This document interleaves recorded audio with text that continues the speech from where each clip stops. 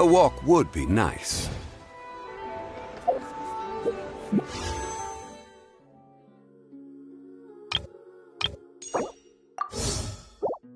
This world. Even the wind cannot blow on forever. Once, there was a glorious kingdom established among the heavens. From that kingdom came a crowned heir, tasked with seeking out the Genesis Pearl from the kingdom of darkness. The first crowned heir began her journey of seeking the pearl. But she was deceived, and the memory of her noble origins faded. She now believed that she was the queen of the kingdom of darkness. But take heart. A second crowned heir had already taken up the path where the first had stumbled. This is the story of your journey, of your tale to be told.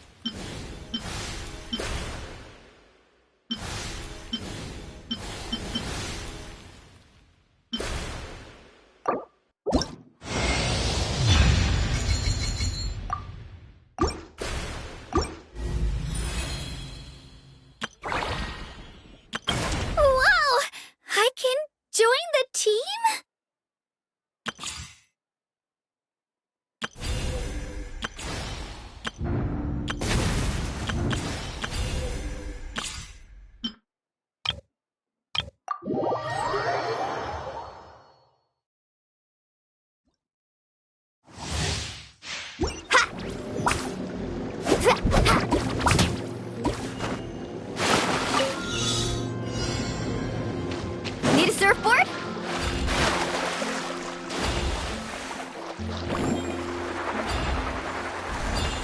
Yeah! Catch an epic wave!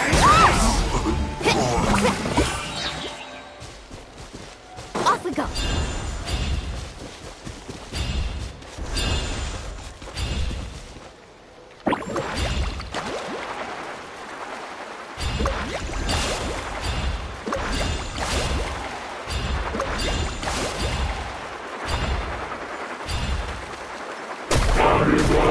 Let's shred, Sharky! Enhanced Animal Module 75. Stand clear. I got you covered! Fire it up! Ready, go!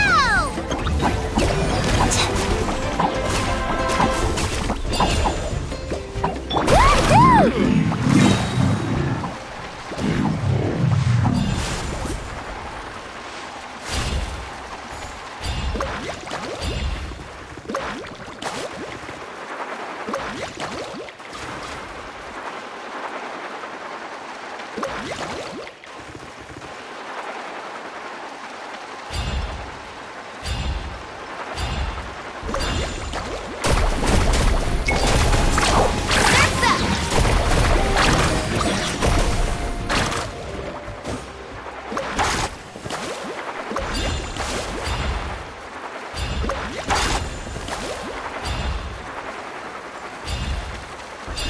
Let's Show me your moves, shall we? Rain of bullets! Here's Becca! Don't get too close! Swirl, Mark 2, absorption test. Epic wave!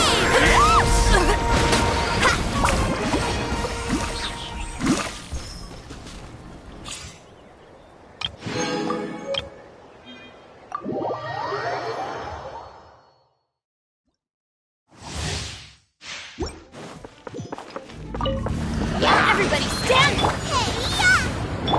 Lights out. As one with wind and cloud! Into the wind.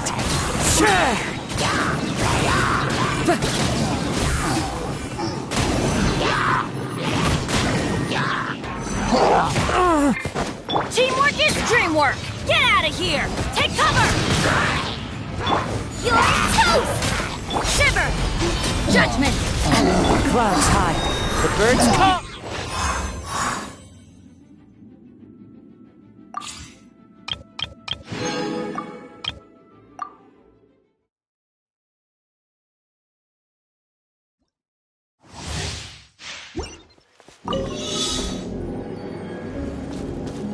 Let's go, Twirly!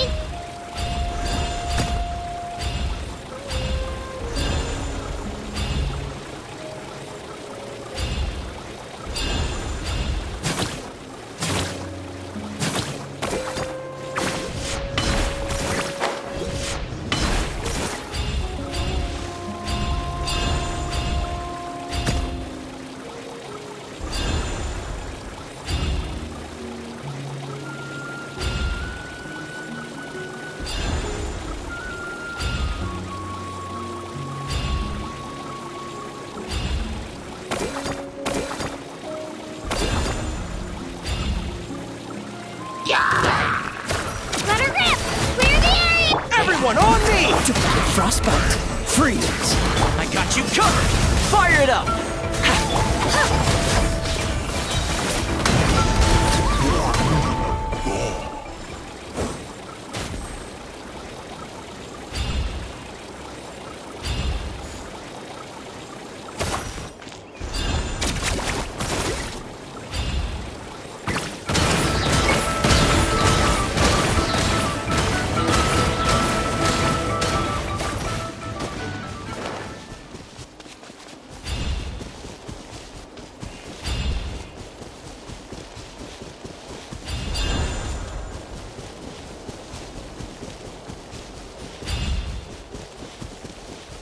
Shockwave!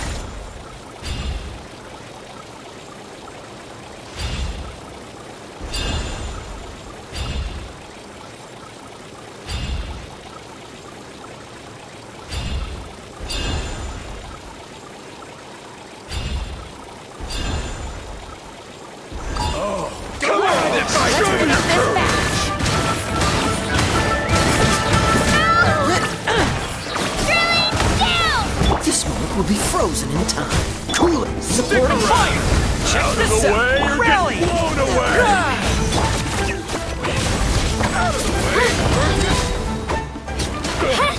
Forget it!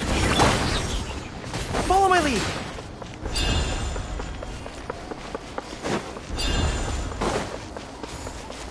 Right here!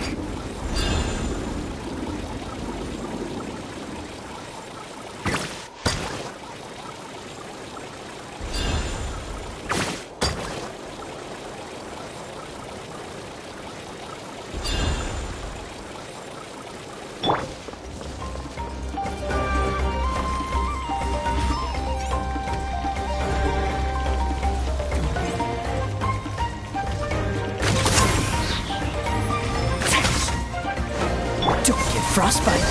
Freeze. Here's Becca. Fire it up. Everyone on me. Get back! Shabam!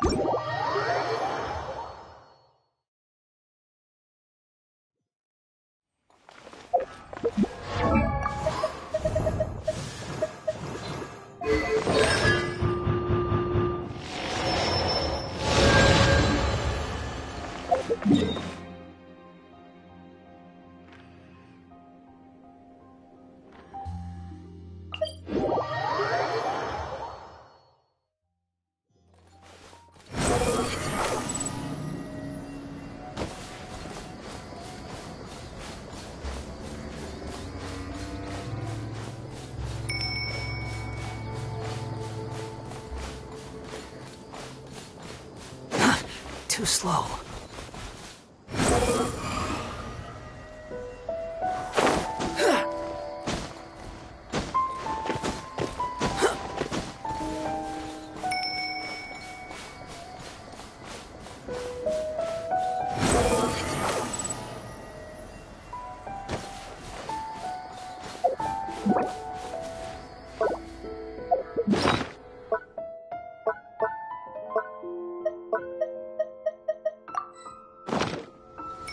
wind rises.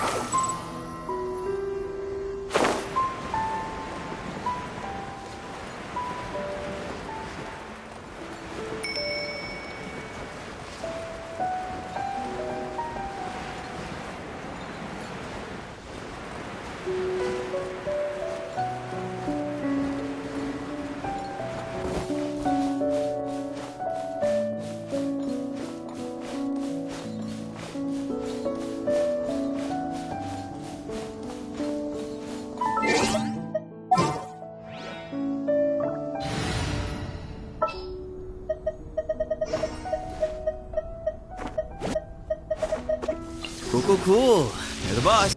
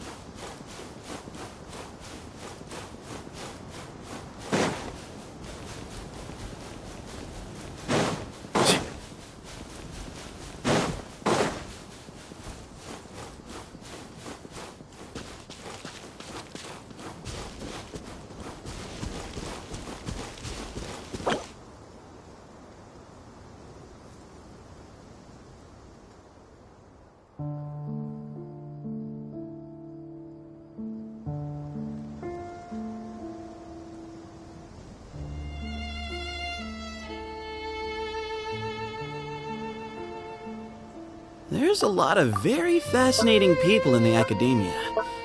Kinda makes me want to go study there.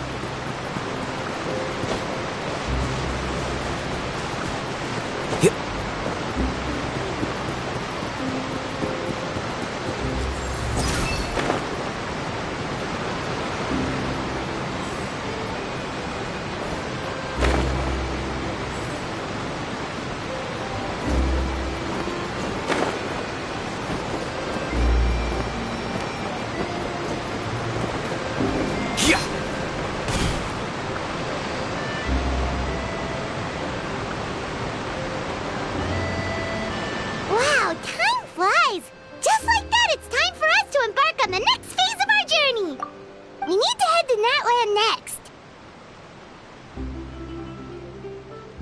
Natlan called it a nation of dragons, but that description doesn't give us much to go off of. Exactly! Even when Inazuma was completely closed off, we still managed to run into people from there in other nations. Huh. Could it be that there are no humans in Natlan? Yes, yes! That look of surprise and excitement is perfect! Hold it right there. Now look at the camera, and big smiles on 3. Ready? Okay, just make sure you get Paimon's good side. Wait, hang on a minute! What's with the photo shoot, Charlotte? Well, I heard you two were about to leave for the next part of your journey. After everything you did for Fontaine, the Steambird simply had to follow up on a scoop like that. Oh, I have a feeling we're going to be short on material once you're gone. Oh, so you knew we were leaving. We don't need a big send-off. That's not really our thing. Yeah, that's definitely not your style, but we got to thinking. And, well, a little change never hurt anyone, right? We? All those obstacles we overcame side by side. Oh, feels like it was just yesterday. Don't be a stranger now, partner. If you encounter any troubles along your journey, you need only let us know, no matter the distance between us. Partings are inevitable, of course, but distance makes the heart grow fonder, right? One thing will never change, though. We'll always have the memories we made together during this time. Whoa, you're all here! Already thinking about taking time off? Any excuse for a party, huh? But yes, you can count on us. We wouldn't let you miss out on all the fun. Well, in light of your impending departure, shall we take a photo together? Ooh, great idea! We even have a professional photographer with us. Charlotte, would you do us the honor? Leave it to me. Now just give me a moment to set the camera up.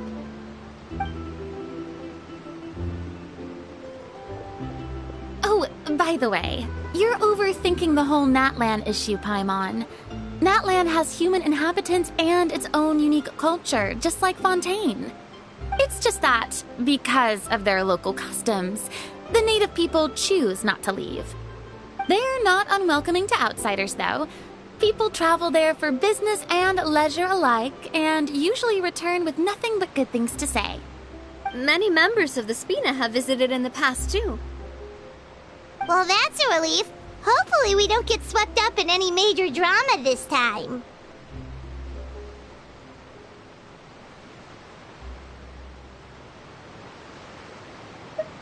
Well, given your experience and skill in that regard, I have no doubt you'll be able to overcome anything that comes your way. Still, I hope you can avoid danger this time around. An uneventful trip might be a nice change of pace.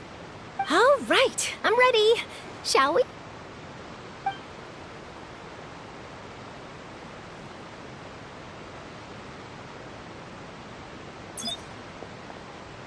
Well then, traveler. Bon voyage!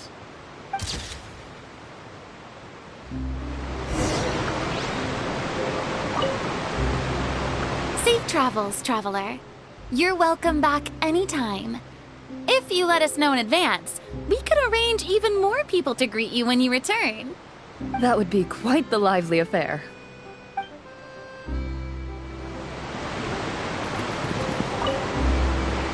Safe travels. That would be quite the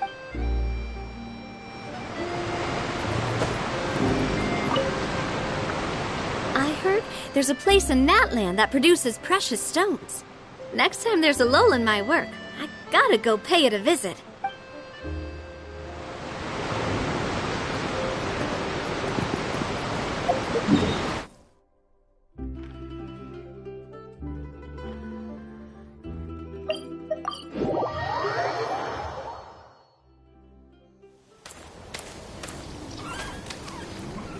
Wow! So this is Natlan! So many strange mountains, and so many animals Paimon has never seen before! Doesn't look like there are any cities around here, though. Where should we start? Good idea. Finding people means we can learn information about the local Archon. And once we've met the Archon, we should have a better idea of what to expect during our journey. Well, Paimon hopes this one is easy to get along with. As long as we don't get on their bad side, we should be fine. Come on, let's keep following the road.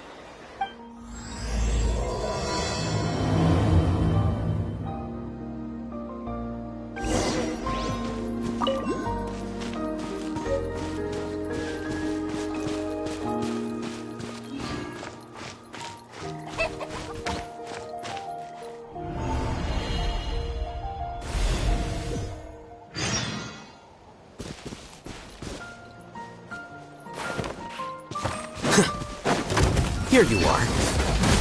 Stand with me. The doctor was singular. Taking a turn for the better. A process of elimination. No, my sword! Rain cutter!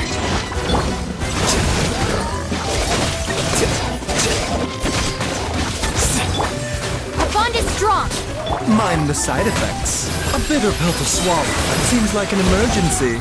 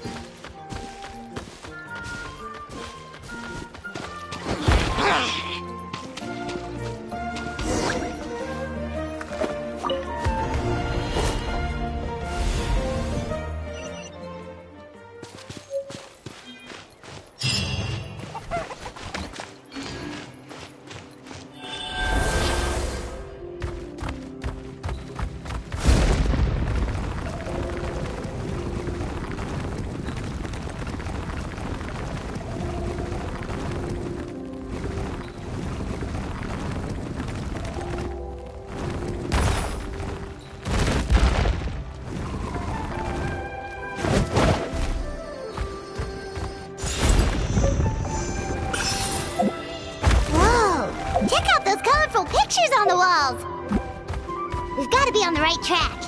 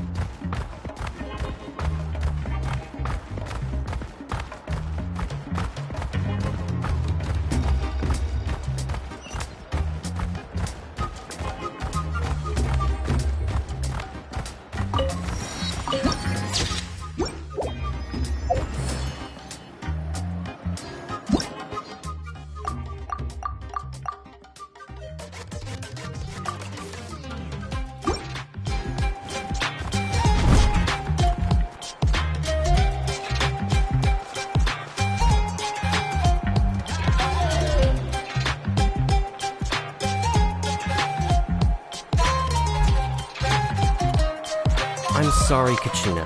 I know it's not right for us to go back on our word like this, but Kempoa and I have to do well during this pilgrimage. You can't seem to find other people to join our team, and we don't have time to sit around and wait. But if you two leave, I'll be the only one left. We really are sorry, but you still have plenty of chances. You're young, and you bear an ancient name on top of that. We're just ordinary tribal warriors with years of battle under our belt and no glory to show for it. Not to mention the physical toll of all that fighting. We're no longer in our prime. We barely had a chance last time, remember? We can't expect a better result with even fewer people. Pilgrimage registration closes tonight. This is our last chance to switch teams. Well, alright. I guess it is what it is. I just wish I was stronger. I'm nothing compared to the other ancient name bearers. But never mind. Guess this is just par for the course as Uthabiti, huh? I'm sure I'll figure something out. Well, if we do well this time, there's still a spot for you at the victory feast. Yeah, even though we're not participating in the competition together, we're... Of course. Anyway, you guys should get going before it's too late. Go form a really strong team, okay? Oh. Guess I'll have to wait until the next pilgrimage. Looks like that little girl over there was just abandoned. Wonder what happened. Oh, she looks so sad, too. Huh? Oh, gosh, I'm fine. Don't worry about me. Wait, I haven't seen you around the tribe before. Are you travelers? Yep, we just got to Natlan. Oh, welcome, welcome! I'm Kachina, Uthabiti Kachina. Oh, that's something we call an ancient name. It's a tradition we have here in Natlan, although it's kind of complicated to explain. You can think of it like a title for now. If you're here for the pilgrimage of the return of the sacred flame, you'll find out what they mean soon enough. So, this pilgrimage, is that what you were discussing earlier? Oh, yeah! It's a competition we hold every so often, where everyone competes to try and get the highest ranking. The competition receives tons of attention, so if you place highly, you're guaranteed instant acclaim, and you earn the right to take part in the Night Warden Wars. Basically, the winners become heroes, and that's pretty much everyone's goal around here. Sounds like a massive fighting tournament or something. Do you have to be in a team to participate? Well, due to the sheer number of participants, the pilgrimage is actually divided into 2 phases. Phase 1 is a team competition. Usually an ancient name bearer serves as the team captain and leads their team in various battles around Natlan, with the goal of capturing Sacred Flame.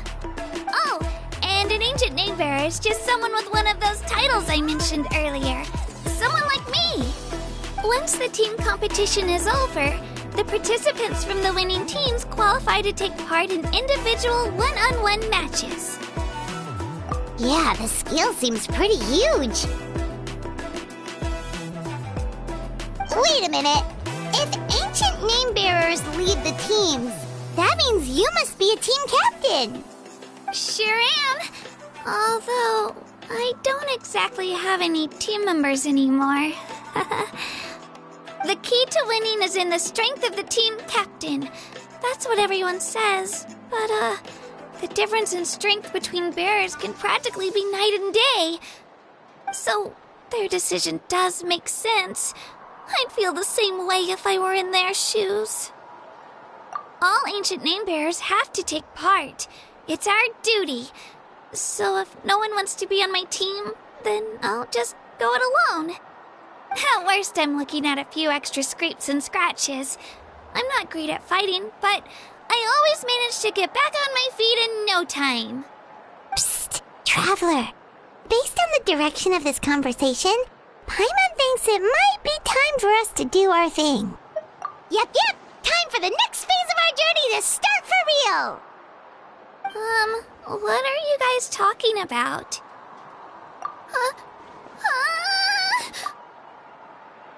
Sorry, didn't mean to freak out on you. I really appreciate the offer. That's so unbelievably generous of you. But only people from Natlan are allowed to take part in the pilgrimage. Oh, Paimon thought we could just join your team and fight our way to the top and then become heroes. It's alright. Really. I mean, no one's ever offered to join my team before. Really? We're all usually on good terms, but whenever pilgrimage registration rolls around, it feels like everyone starts avoiding me. They don't make eye contact or bring up the pilgrimage. It's like they're afraid I'll ask them to join my team. I probably don't even need to explain the reason.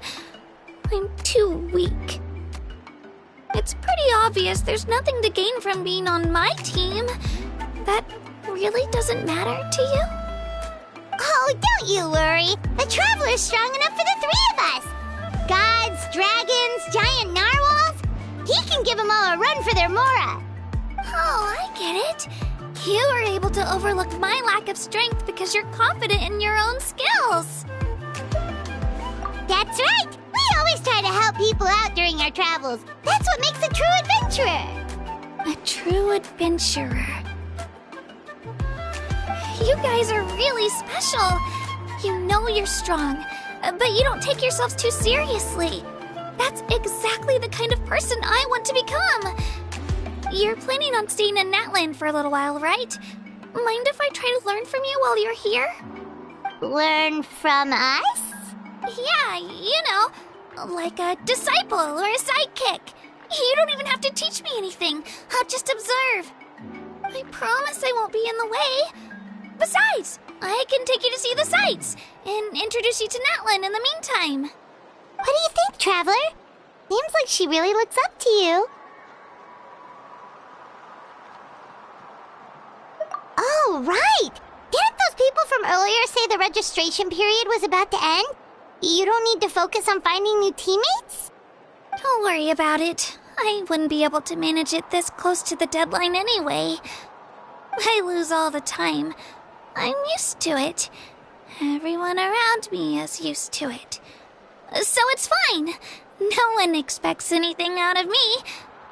But if I manage to learn a thing or two from you, I might just pull off a win next time.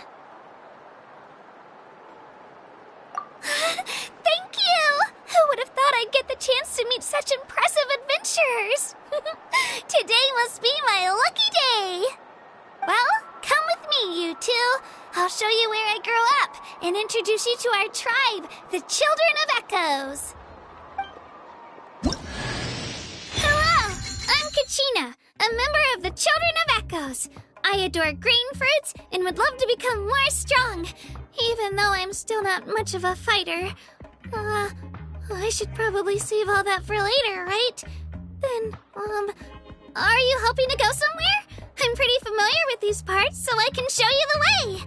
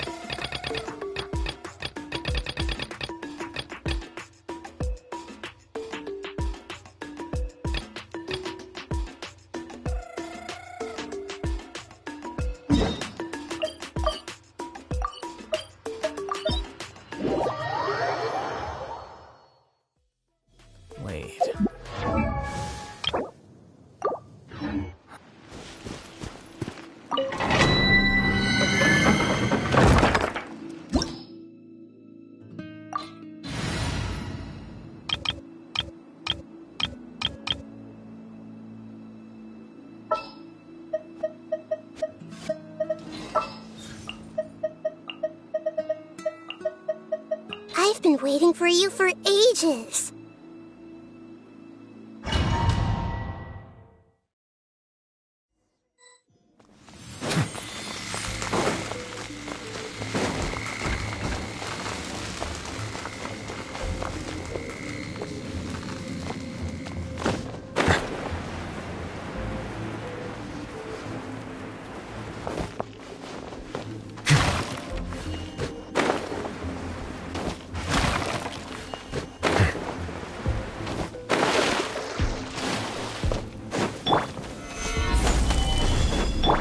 No escape! I see everything! Settle down!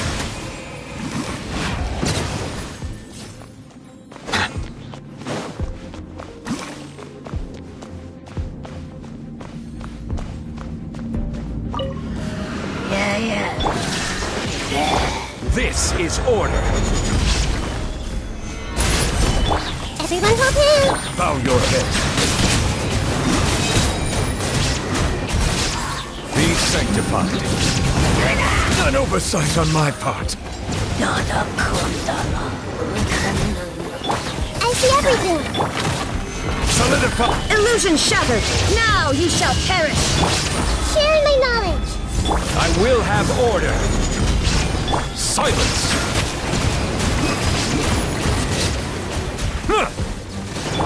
Everyone hold hands! Gather! Let the mighty be humbled! Settle down! Shine down! Inazuma shines eternal!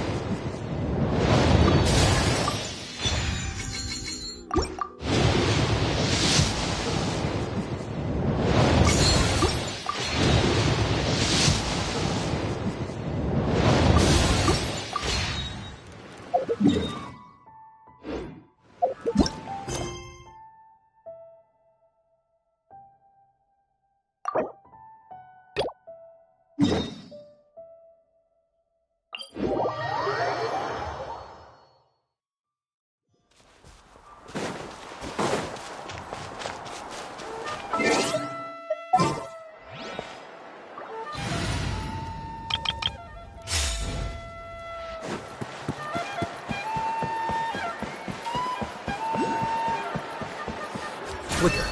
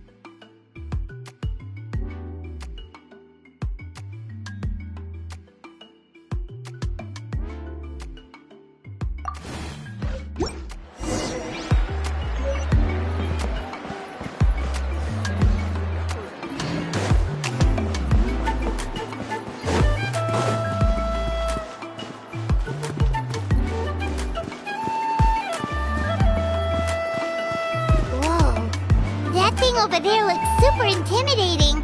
You sure it's not gonna fall off? Don't worry. Our tribe works closely with stone. That's one of our symbols, actually. It's not going anywhere, I promise you.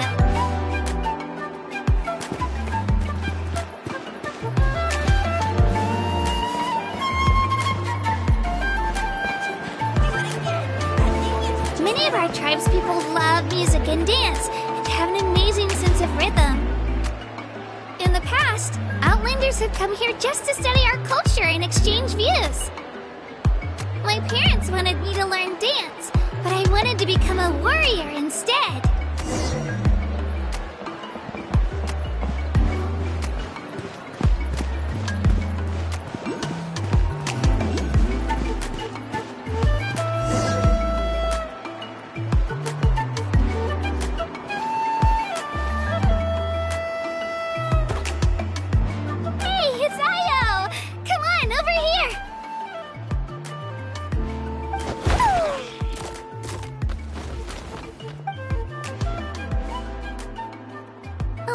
Introduce you. This is Io, my Saurian companion, and also an important member of my family. He's saying hello. I think he likes you. Saurian? So in Natlan, you consider Saurians to be part of your family? Of course. Natlan is not only a nation of heroes, but also a nation of Saurians. They occupy an important place in every tribe. Outlanders always seem to think of Io as my pet, but that's not the case at all. Io and I go on adventures together, but he also has a Saurian family and a place to stay of his own. Sometimes he even brings his entire family over to eat at our house. The children of Echoes have the closest ties to the Tepetlisaurs, which are naturally very friendly to humans. That's how our relationship became what it is today. All Saurians have their own personalities, but I think calling them our companions pretty much sums it up.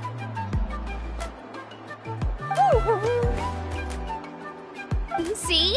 Io agrees with me. Oh! You're here too! No way! You have a Saurian companion too! Oh, what a sweet little thing! I think your friend here will get along with Io just fine. Alright, you two go have fun. I've got some important business to handle, and then I'll be right back. No mischief, okay?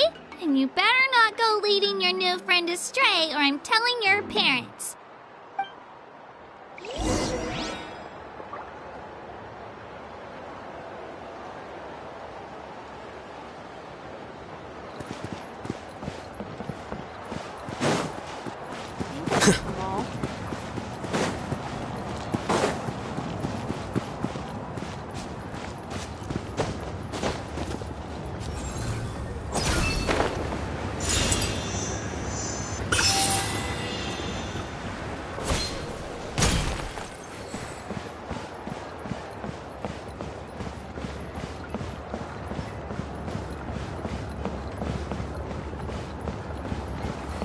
This is the most cherished and most sacred item in our tribe. It symbolizes the Wayab that protects us and grants us blessings. Wayab? Is that a god of some sort? Sort of. We believe the Wayab dwell beneath the earth, while the Pyro Archon hails from above. We hold regular gatherings here, actually. Our chief recounts and interprets dreams relating to our Wayab to decipher its will. The Wayab know the past and can foresee the future. Isn't that extraordinary? Huh. Kachina, what are you doing here? Chief! Oh, let me introduce you. This is Pakal, the chief of our tribe. Chief, these two just arrived in Natlan. They're super accomplished adventurers, and they're letting me stick by them so I can learn a thing or two.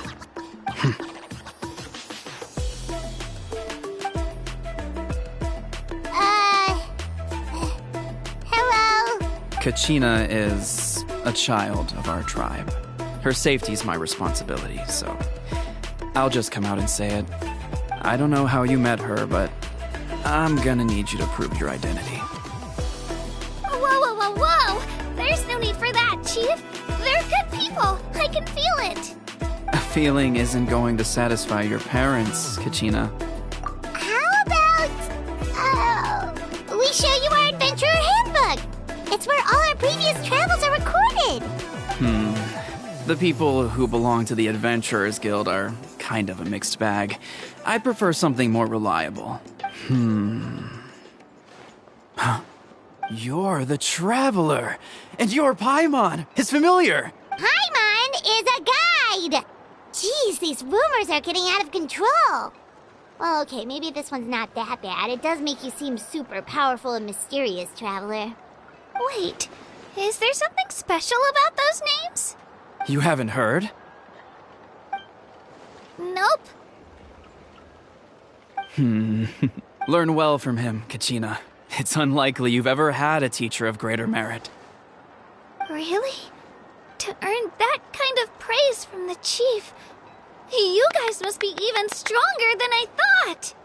Apologies for not trusting your word. Oh, don't worry about it. You were just doing your duty. Well, Kachina's still young, so you can never be too careful. As for you, Kachina, isn't registration about to close? Why haven't you headed out yet? Don't worry, Chief. I told my teammates to go ahead. I'll catch up with them in a bit. I may not be much of a fighter, but I am quick on my feet. Kachina's trying not to worry him, huh? I see. Well, I hope I wasn't interrupting anything just now. If I did, just tell me where you left off, and I might be able to help with the explanations. Let me think. I told them about the Wayab, so now's the perfect time to dive into ancient names. Good thing you're here, Chief.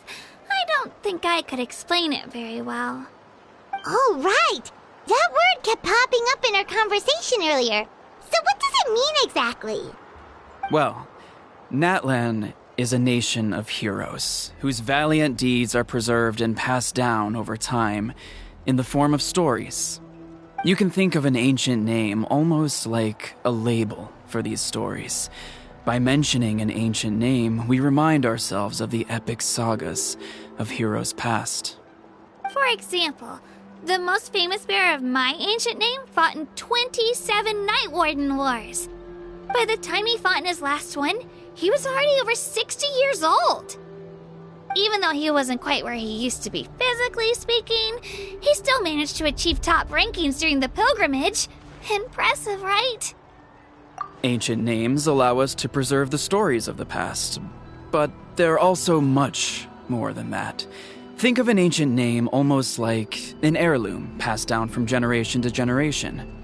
Do you have your stone on you, Kachina? Of course. Here, take a look. Whoa, that black stone looks so mysterious. It's like there's something shiny inside it. The Wayab decide who is deserving of inheriting an ancient name. Once a successor is selected, the name becomes theirs to bear, and their deeds are then preserved within it. As time passes, ancient names come to represent the heroic deeds of more and more bearers, and their value becomes even more profound. In turn, the accomplishments preserved within it serve as an inspiration for the next generation of successors. Just like me. I'm still not sure why our Wayab chose me of all people. But if I didn't know the stories of all the past heroes, how they never stopped fighting, I probably would have given up a long time ago. Then you're saying this stone doesn't have any actual power? Like it's not gonna make Paimon super strong or smart? None at all. And that is precisely how it exercises its unique value. Think of it this way. If you become a hero because the heavens granted you strength, are your triumphs earned or given? Oh, Paimon gets it! If people start to ask those kinds of questions, the stories suddenly become a lot less inspirational. Someone had this to say about ancient names. Our forebears carved miracles into obsidian rock, yet future bearers looked upon them and saw strength. The miracles of the past become the motivations of the present. The limitations of the past become the breakthroughs of today. That's more or less the gist of it. So there's no rush, Kachina. Many people struggle to understand the Wyab's judgment after receiving an ancient name. As long as you never stop trying to improve your abilities and surpass yourself, your time will come. Thank you, Chief. I'll get it together, just you watch. Well, it's getting late. I've got to get to the Stadium of the Sacred Flame. Oh, right. I'm not sure where you're headed, but mind taking a detour with me? Is that where the pilgrimage is taking place? Yep. And outside of competition season, it's the place where our intertribal gatherings are held. Of course! She's the most important figure in the entire event! Sounds like a plan then. Let's go! Well, if the Traveler and Paimon are with you, then I don't need to worry about your safety. Be on your way now. Alright, we're off! See you later, Chief!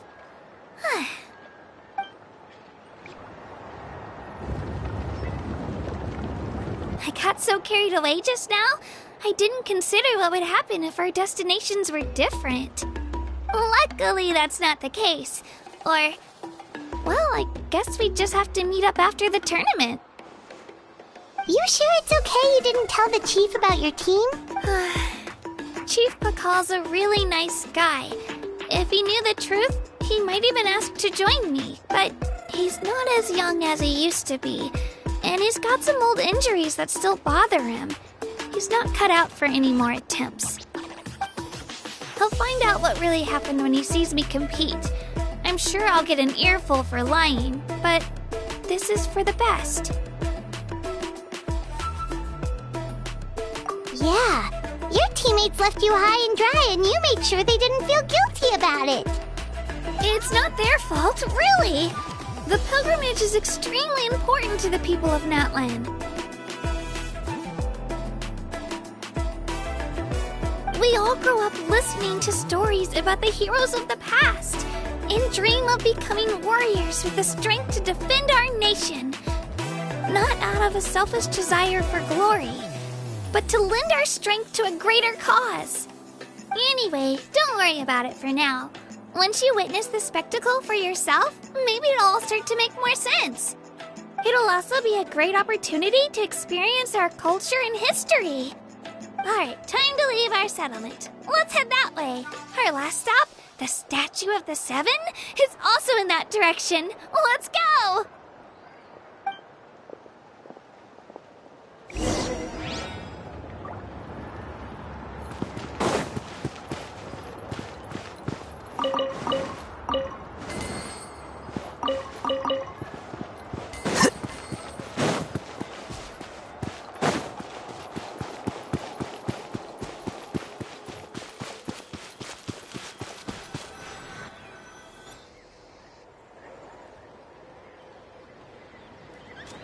The statue is so pretty. Is that what the Pyro Archon is like? You betcha. Beautiful, effortlessly confident, and absolutely awesome. Oh, since we're here, you might as well go get your shiny new elemental powers, Traveler.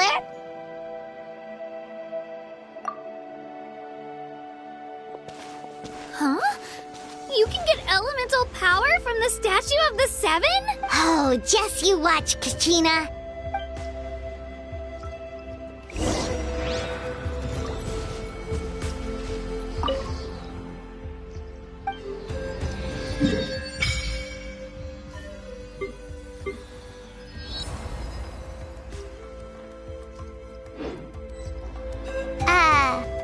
Huh?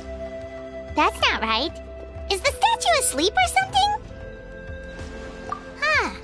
Shouldn't you be able to shoot fireballs or summon flame pillars by now? Strange. Must be something unique to Natlan. Sorry, Kachina. We got your hopes up for nothing. No, it's alright. If anything, I'm even more curious now. Were you really able to gain elemental powers just by touching the Statue of the Seven? That's something only vision bearers can use. Could you show me? Only if you want to, I mean.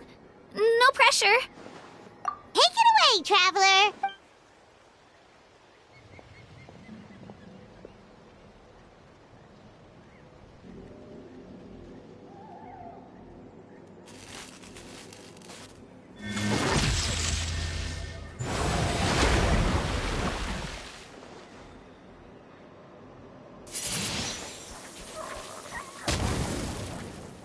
Wow! Different elemental powers, wielded by a single person! I've never even heard of something like that! Let me give it a try!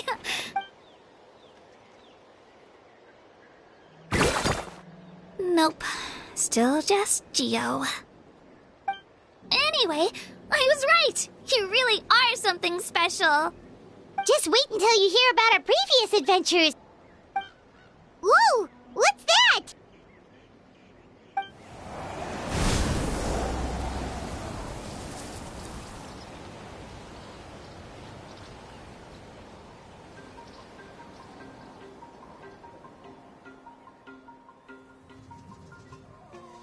Oh, that's a cuckoo soar. They fly high and fast, and they're always full of energy. Right? It's been ages since that day we first saw Dvalin. We've come so far. Oh, before I forget, we've got a pretty long trek ahead of us, so here, take this. They look like shiny little gems, don't they? Don't be fooled, though. It's actually candy. My mom made them. I always bring a few when I know I'm gonna be out and about for a while. A little boost of sugar can really come in handy in a pinch. Woo! Paimon loves candy, thanks! My pleasure, my pleasure! I've got all sorts of bits and bobs on me. I'm sure they'll come in handy at some point.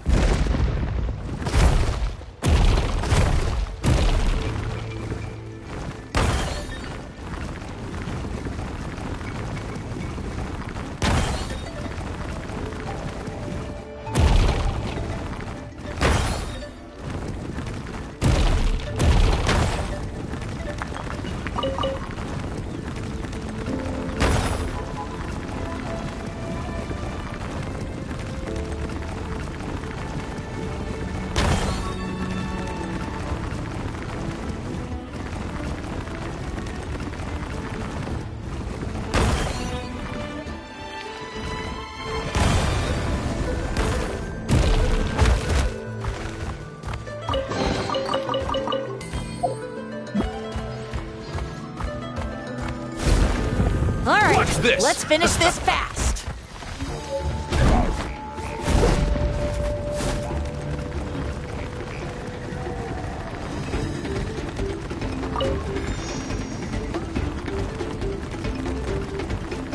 Watch this.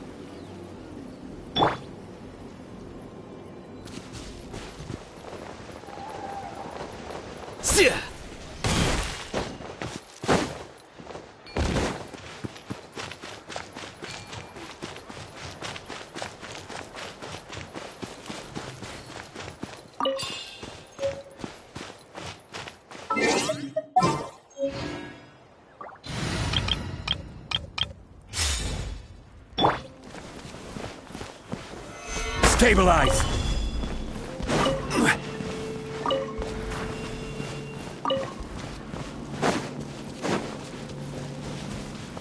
Order guide you.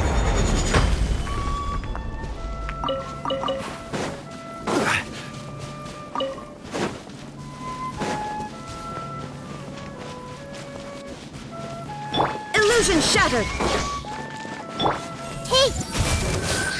Stick around! Gather! That was quick! Forget it!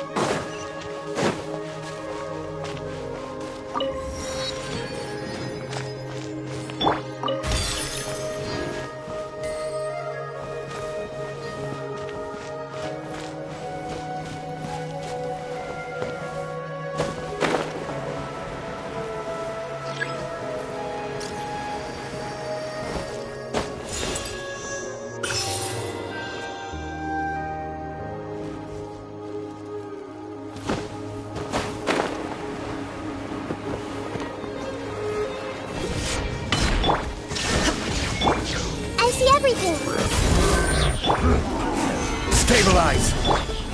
The tides beckon.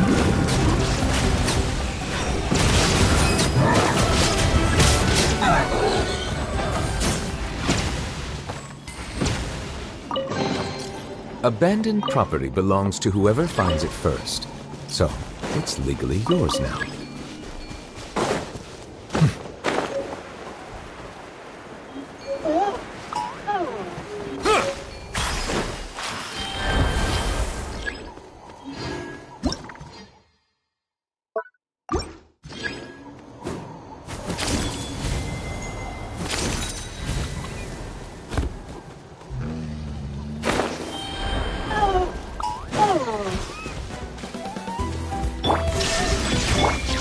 I will have order.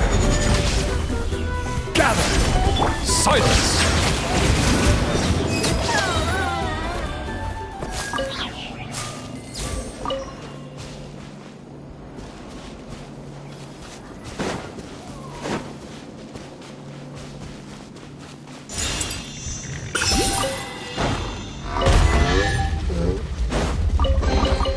Abandoned property belongs to whoever finds it first.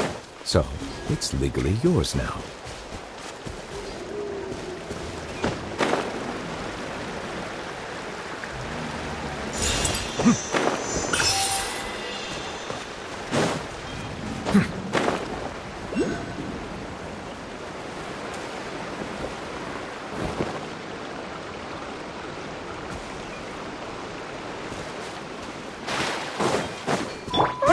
Escape! Everyone hold hands!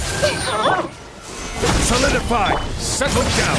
Let the mighty be humbled!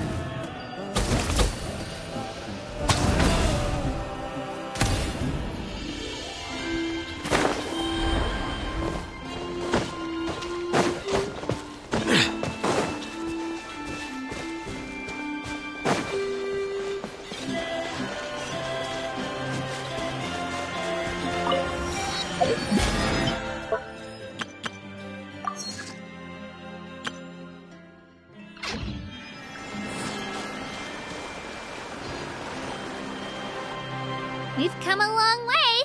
How does a break sound? Great idea! All this sightseeing is making Paimon hungry. Oh, are you all out of candy?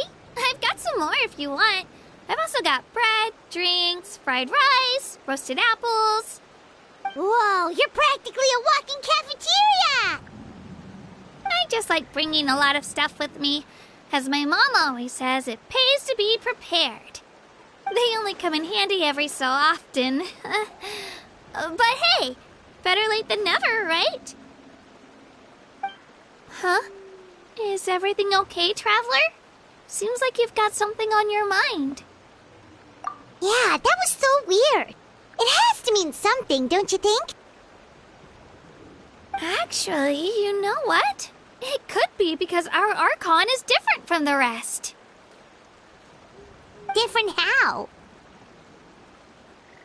Well, I heard that other nations' archons live a long time and belong to a class of extremely powerful beings known as gods.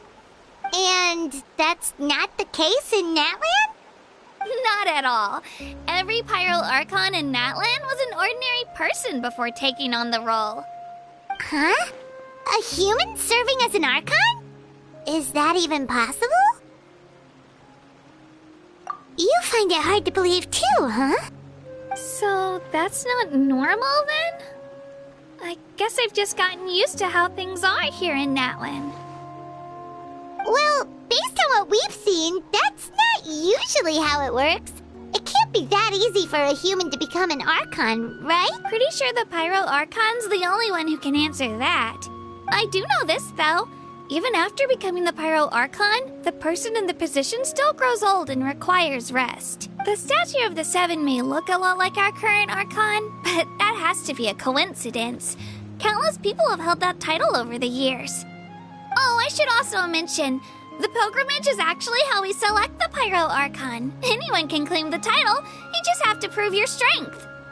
So the contest is all about how strong you are. That's right. We believe performance in battle is the most comprehensive test for a future Archon. Plus, when someone emerges victorious, it's hard to argue with the results. Our current Archon achieved an overwhelming victory. The result was obvious from the beginning. Don't just take my word for it, though. Even the tribe elders said they've never seen an Archon with such strength before. But it's just as Chief Pakal said. Today's limits are tomorrow's breakthroughs. Our future Archons will go from strength to strength. Okay, Paimon's gonna ignore the whole human becoming an Archon thing for now. It's just, if she's really that strong, do you think that's a good thing or a bad thing for us? If we think back to what happened in Inazuma... I wouldn't worry about it.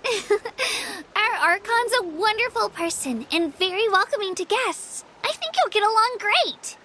Yeah, you're right. It's not like we're planning on causing trouble either. It'll all work out. You'll meet her soon enough. Alright, Paimon's just about ready to... Oh, we call this a phlogiston chisleth. Good things happen if you infuse it with phlogiston. Sorry to disappoint, but only people from Natlan can use that power.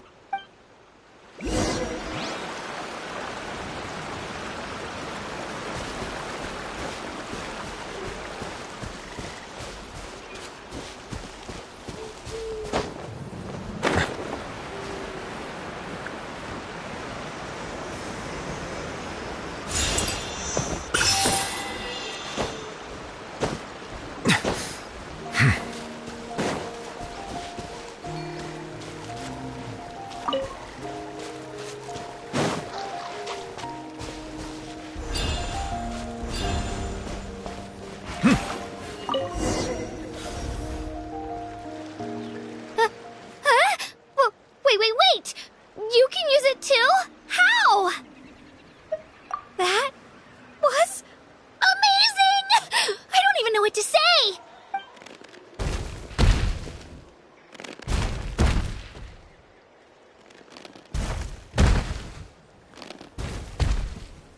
Wait, look behind you! Something's coming! What do we do? Is something after us? Should we get ready to fight? We're fine. This here is Toto. Hiya, Toto. It's me, Kachina.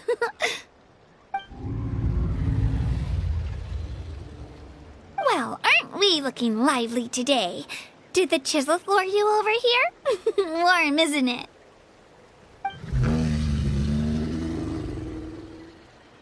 Oh, so it was just a friendly Saurian. That's right. There's quite a few of them around here, and Toto's the friendliest and gentlest of the bunch. He's always hanging around these parts. I swear he does it just to show off to any Outlanders that might come this way. Don't let his size fool you, though. He's just a big softie. What does the crouching mean? That's an invitation. He's offering us a ride. Paimon's not so sure about this. It's kind of scary, don't you think? He's huge! Oh, good point. You guys have fun with that then. Paimon will just float alongside.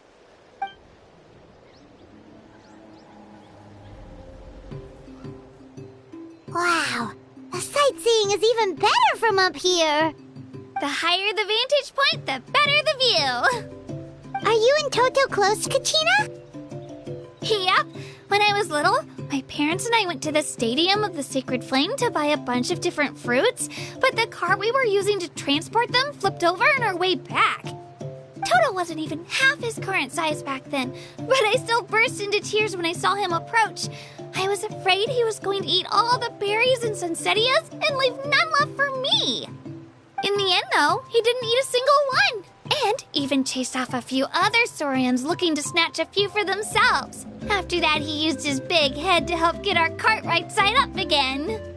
I've been bringing him fruit ever since. Oh, and I was the one that named him Toto, actually. With the sheer amount of food he can eat, he pretty much grew like a weed. Before I knew it, he was already this big.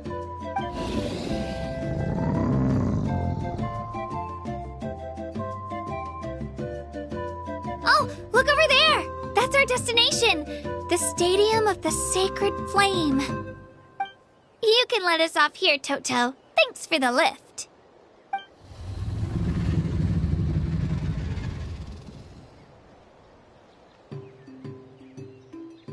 It's an easy walk from here, so I say we head the rest of the way on foot.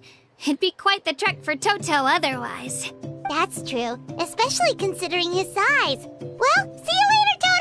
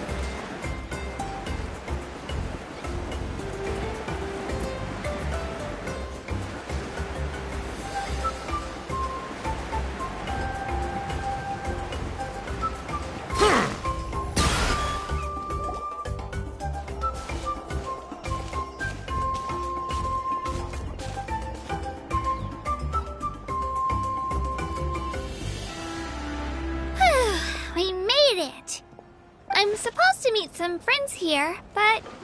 I don't see them anywhere. Maybe they're not here yet. Open your eyes, Slowpoke! Ugh, we've been here this entire time. I've already lost track of how long you've kept us waiting. Listen here, you. It's not just Kanish and Moalani's time you're wasting, but mine, too! Mine! What the heck? That's a strange-looking Saurian. Or, wait, is it even a Saurian? Take it down a notch, all right? You don't even know some of these people.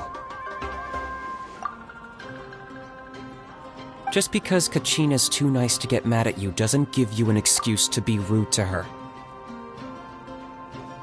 And what are you gonna do about it? You think you're the boss of... Hey! Oh, what do you think you're doing? Alright, I've put him in a timeout for now. Sorry about that. Aw, you didn't have to do that. Hal just doesn't have much of a filter, that's all. I don't mind. He got what he deserved. Let's just hope the lesson sticks this time. Moalani, there you are. Looks like you made some new friends. And here I was worried you ran into trouble on your way here. Hello, Paimon's Paimon.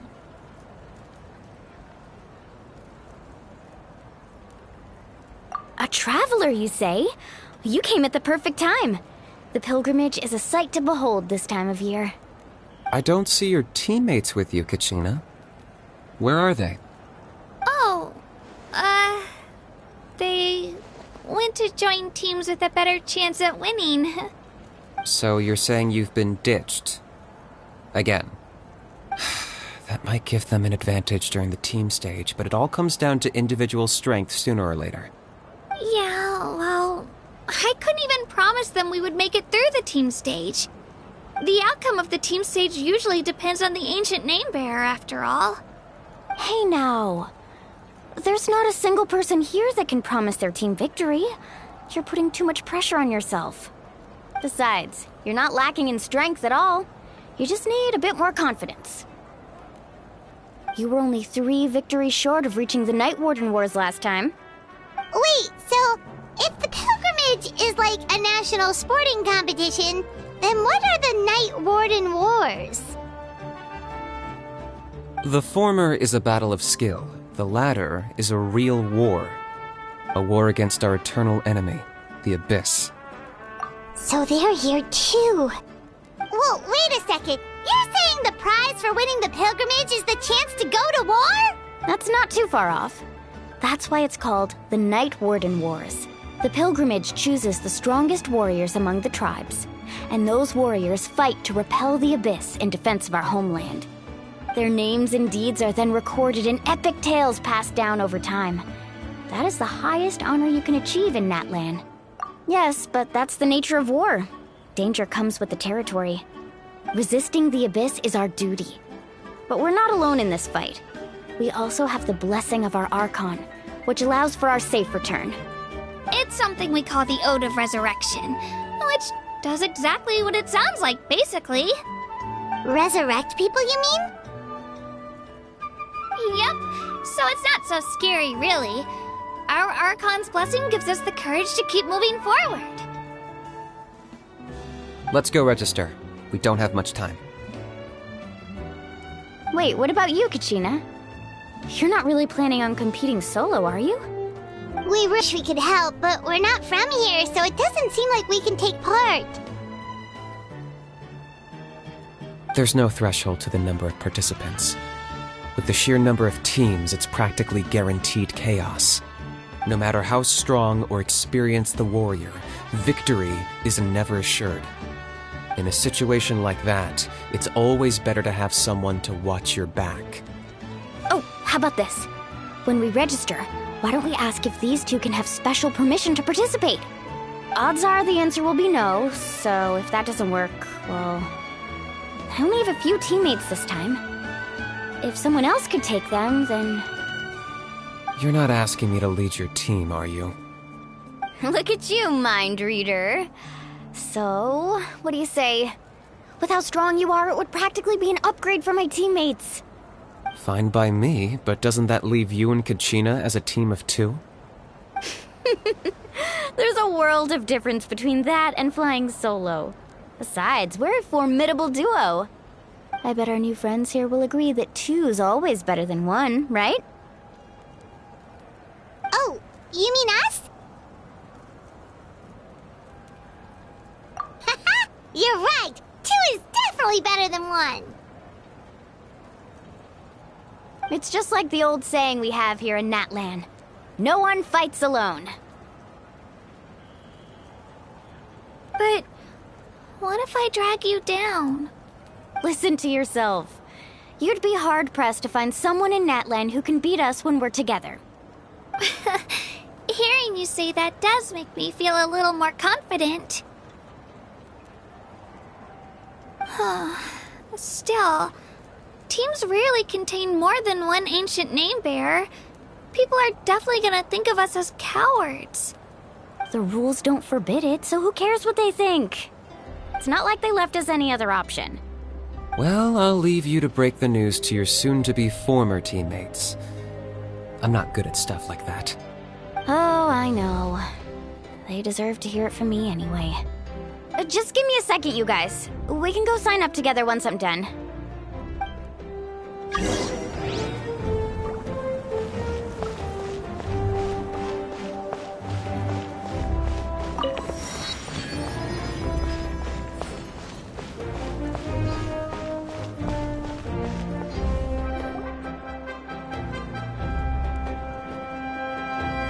This is the place. Let's wait for Mualani here. Did you see the flags at the front gate when we entered? Oh, yeah. There were flags, weren't there? Those are our tribal flags. One for each of the 6 tribes that make up Natlan, including the Children of Echoes. Why the sudden tour guide routine? I said I'd introduce them to Natlan, and we've got nothing better to do, so I might as well deliver on the promise. Fair enough. Well, I'm from the Scions of the Canopy. We live high in the mountains and have the closest ties to the Yumkasaurs. My friend Mualani belongs to the people of the Springs, a seaside tribe. The scenery over there is beautiful, and you can find some really tasty fish. That just leaves the Flower Feather Clan, the Masters of the Nightwind, and the Collective of Plenty. If we get a chance after the pilgrimage, I'll be sure to show you around. Well, if we're talking tribes, allow me to stand in for our chief and welcome you on behalf of the people of the Springs. Mualani, you're back! We were just talking about you. Everything's settled on my end.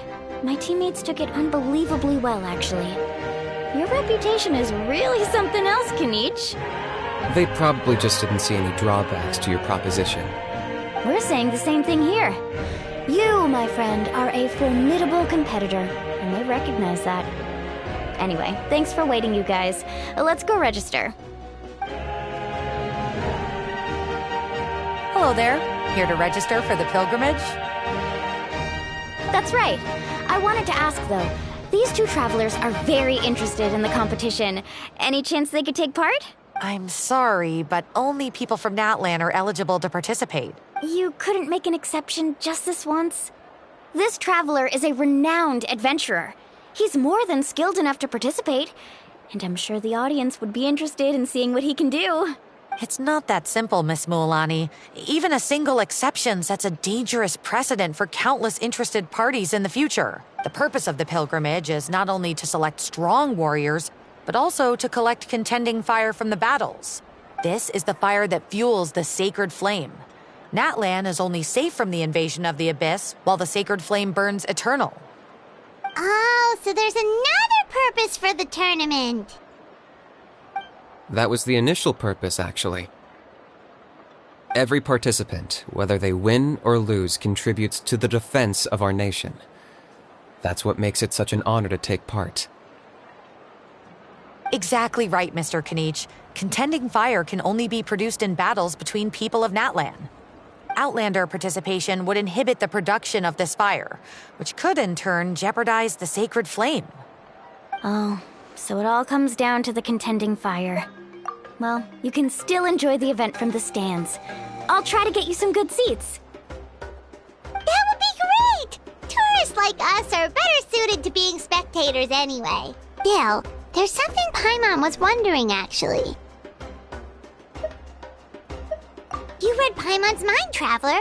Why doesn't everyone just fight together? You know, since you can bring them back to life. The power of resurrection has its limits. For starters, the ode only works on those who bear an ancient name. That's also why ordinary people who emerge victorious in the pilgrimage aren't sent to fight the Abyss. It's for their own protection. Although, they're still afforded the same honor as those who triumph over the Abyss in battle. That brings us to the other condition for resurrection. Not much to this one, actually. Just one word. Victory. Victory? The victors shall burn bright, while the losers must turn to ash. Only those who triumph over the Abyss earn the right to be revived. Defeat in battle not only means death, but also the destruction of your ancient name, preventing it from ever being inherited again. The tales of the vanquished are eventually forgotten, and an ancient name cannot survive when the stories of its bearers are lost to time. Yeah, they won, right? Isn't it the defeated ones who need reviving? You have to think about it at the team level. For example, 5 representatives will be sent to repel the Abyss this time. Even if 4 of them were to perish, the Ode of Resurrection would still take effect. All you need is for 1 person to return victorious. Because every victory is a building block of our legacy. Of course, the team needs to be strong enough for that to be the case. Otherwise, the price of failure is still very high. That's why the first stage of the pilgrimage is divided into teams, to instill in us the importance of working together. No one fights alone. That is what we believe. A lone warrior is one whose defeat is final. This all sounds pretty dangerous. Well, that axiom is meant to be a warning as much as a source of inspiration. Danger is always present, but together, we can move forward, united in the knowledge that behind every hero charging into battle lies the support of all of Natlan as well as our Archon. Not to mention, the Abyss isn't an enemy with a concrete form. We're often just dealing with the fallout of its scheming. I've actually fallen in battle before. I spent some time wandering the realm of the Wyab. It was unlike anything I'd ever experienced before. The realm of the Wyab? Does that mean the Wyab exists somewhere in Natlan? Hard to say. The realm's not somewhere you can access by ordinary means, and very few people are capable of establishing a mental connection with the Wyab.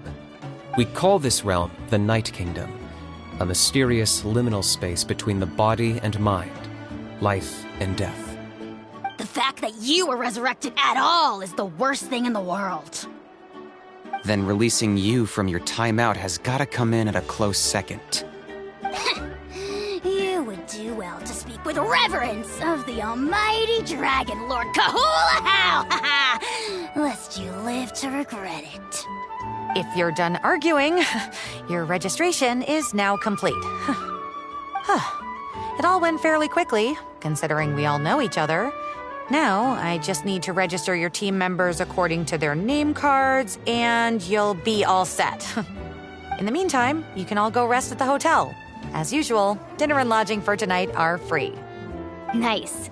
Oh yeah, I forgot to mention, all food and entertainment before tomorrow's matches are on the house, courtesy of our Archon. Family and friends included, which means you both get in on it. Come on, let's go have some fun!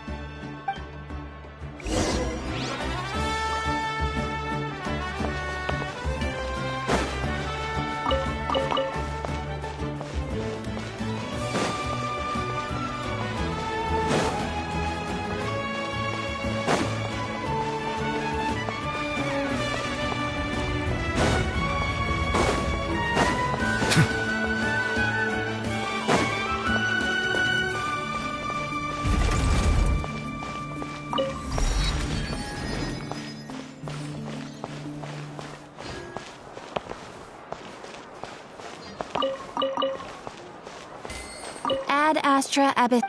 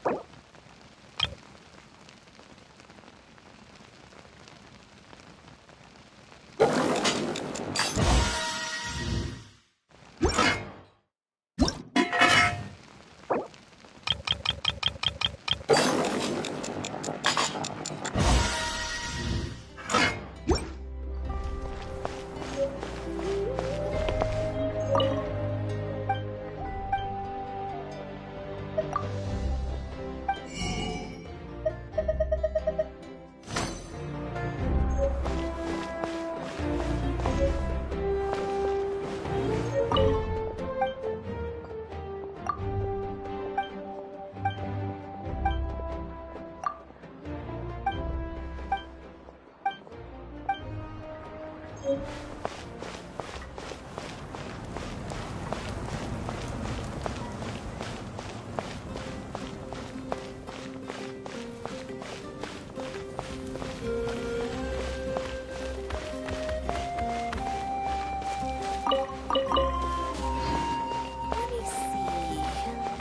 me see.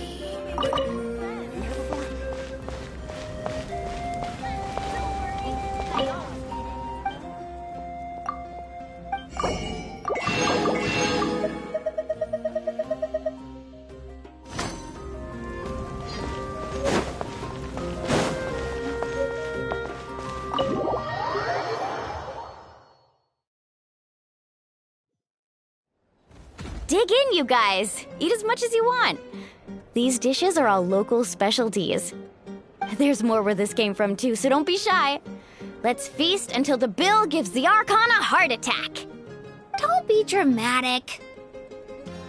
The Pyro Archon is very generous, even if it does cause some trouble for all the hotel workers and volunteers. Speaking of trouble, I've locked Ahau away for now, so you don't have to worry about him being a nuisance. Wait, isn't that a little harsh? Nah, Kanich and Ahau are always like that.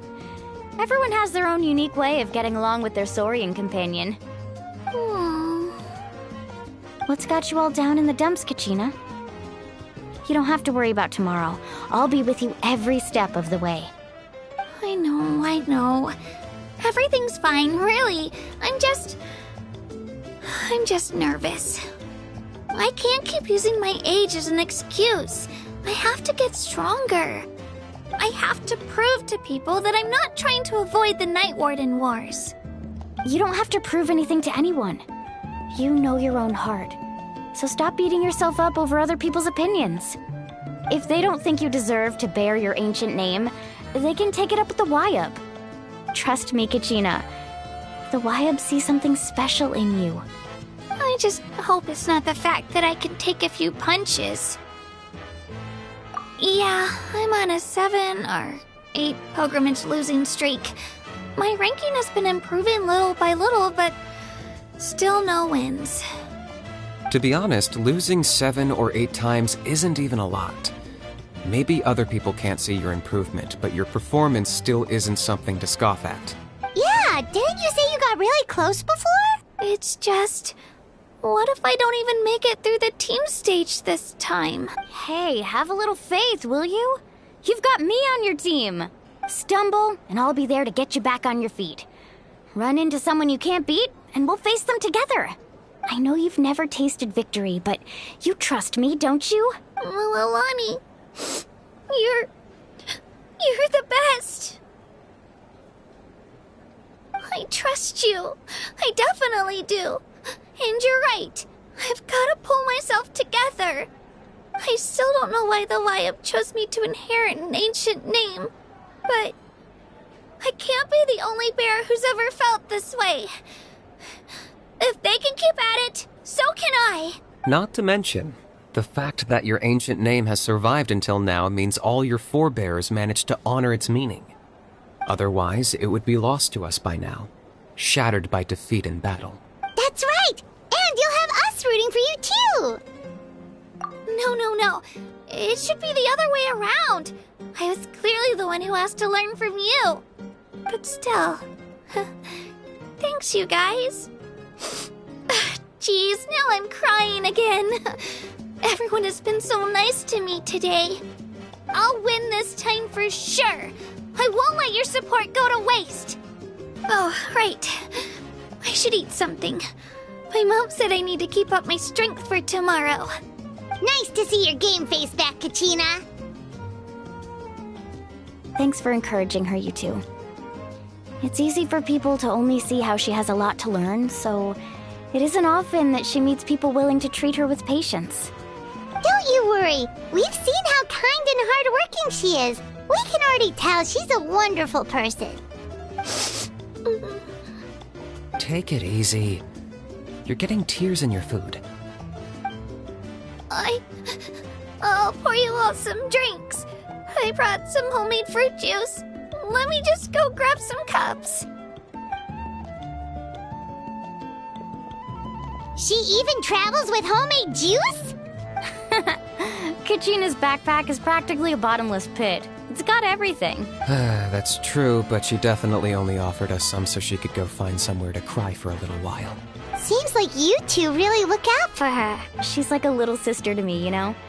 She's already so talented. She just needs that one decisive win to convince her of it. And I have a feeling this is the one. This could be the win that finally gives her that confidence. Why are you so sure? Is that what happened to you? Oh, no. I was just born confident. Mulani's being modest. She's already a 3-time veteran of the Night Warden Wars. Came out on top each time. And she's never had to be resurrected. Wow, that's amazing! Nah, it's no big deal. The opponents I had to face were pretty tame, that's all. Ooh, no wait, that makes it sound too unimpressive. Either way, the challenges haven't been that difficult so far. But I'd love to fight alongside Kachina and experience the glory of victory together. The flowers, the applause. Paimon gets it! That's how Paimon and the Traveler are too. Of course! Just think about it, Traveler! Where would you be without your guide? Drinks are here. Better try them while they're still fresh. Feeling better now, Kachina? Me? I'm totally fine. Really, I promise. That was just nerves earlier.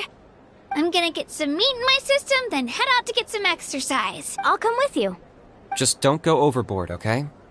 The last thing we need is for someone to oversleep. We've got an early day tomorrow. If only we had a friend who never oversleeps. Alright, fine. I'll make sure you guys are up on time. Attaboy. I knew you'd catch on. So full. I'm so sleepy. We should get a good night's sleep before the competition tomorrow.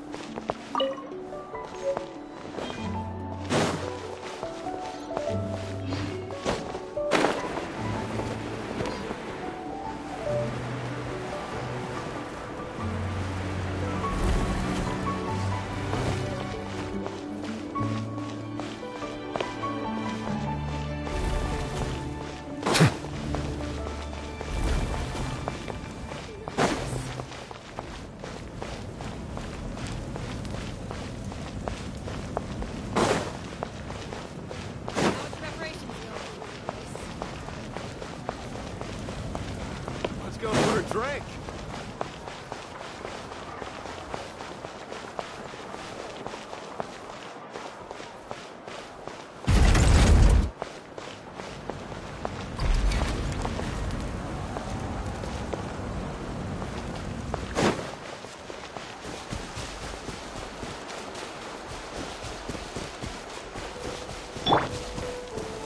Gather! Shine down! Hey!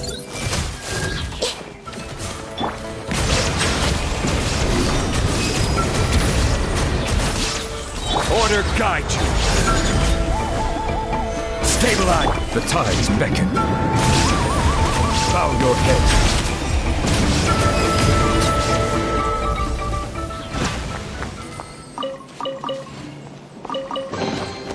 Let the record show that I verbally consent to relinquishing these items into your possession.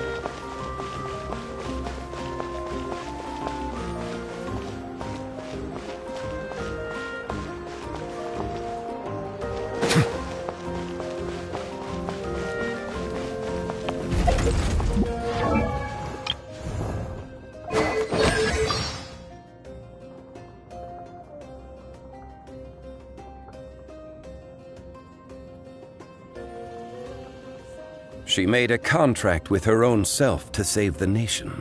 Strictly adhered to it for over 5 centuries.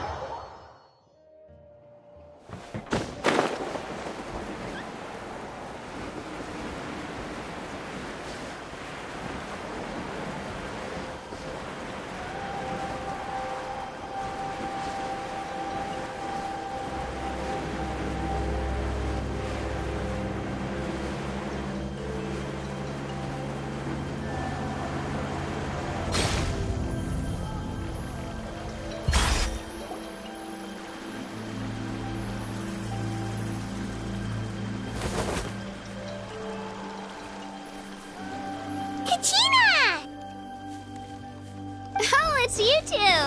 I I just finished training with Mualani. What's up? Well, you worked so hard to introduce us to Natlan, we wanted to return the favor. Wow, you guys are exactly like Kachina described. No wonder she's already your biggest fan. Guess I should make myself scarce, though. Kachina was the one who helped you out all day, so I don't want to intrude on your secret teachings. Huh? What do you mean? Observation? Yeah, the person who hits the hardest isn't always the one who wins. Oh, I think I get it. You're saying, fight smarter, not harder. Having the strength to win is just as important as knowing the right strategy. Atta girl, Kachina! Exploit your opponent's weaknesses while maximizing your own strengths, and you're sure to find opportunities to turn the tides in your favor. You're right. I just need to focus. When I get nervous, I forget to assess the situation, and end up rushing in without a plan. Mind sticking around a little longer, Mualani? I want to try out some new moves. Sure. Thanks for taking the time to teach me, you two. I won't let you down. Just give it your best shot.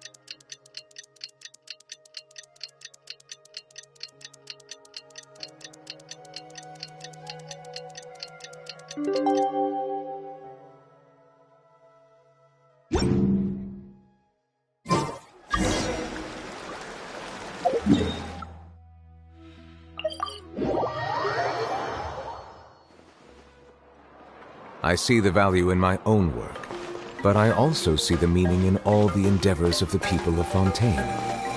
I believe I will continue to take pride in fulfilling my duties.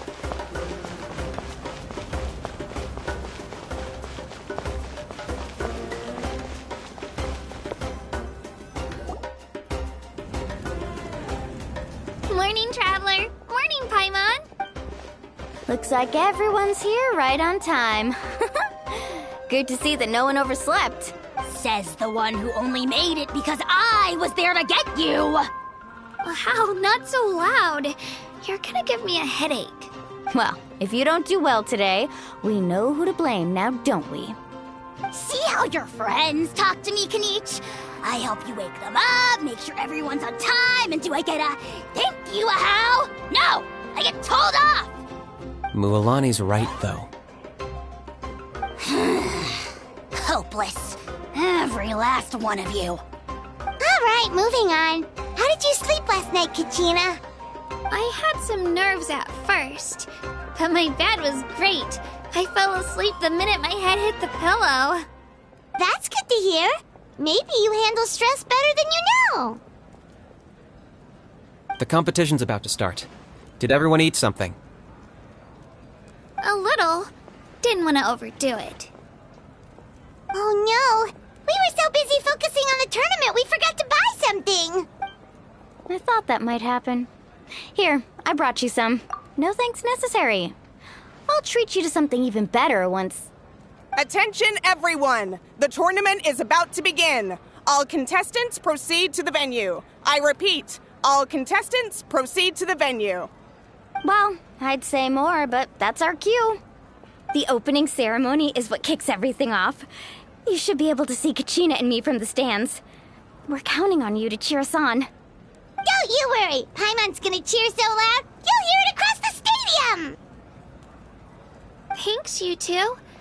I'll be sure to keep an ear out. Well, we should get going. See you later.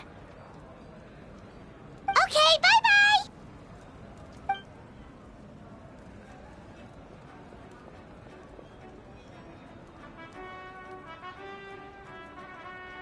Attention, everyone! The tournament's about to begin.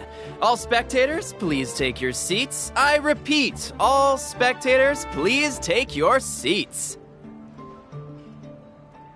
Oh, that's our cue!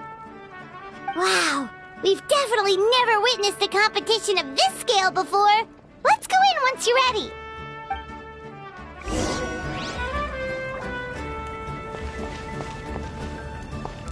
Entering the Stadium of the Sacred Flame, you won't be able to leave the arena once the tournament begins.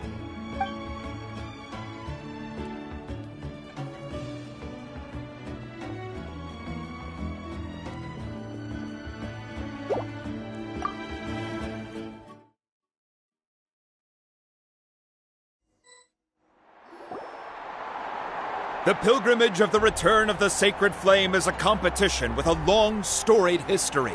Countless hopefuls have gathered here today, each vying for the same prize, the right to serve their homeland in the Night Warden Wars. Before we begin, allow me to remind everyone of the rules. Today's tournament begins with the team stage, before advancing into individual competition. Each team will board a hot air balloon, which will land at a random location. Contestants must search for fire towers within the contest grounds, accumulate contending fire through combat, and bring a sufficient amount back to the stadium. Defeat in combat, departure from the contest grounds, and running out of time all lead to elimination. Only the strongest teams will be able to withstand the onslaught of battle and return to the arena, blazing fire in hand. Only those who emerge triumphant in the team stage earn the right to take part in the individual battles.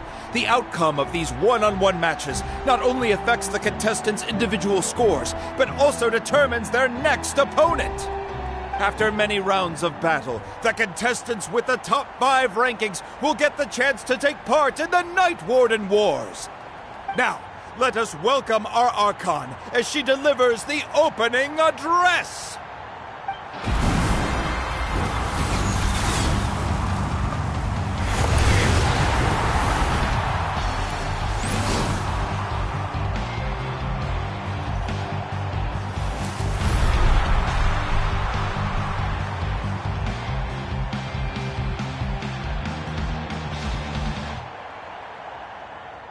Skill, strategy, fortune, form.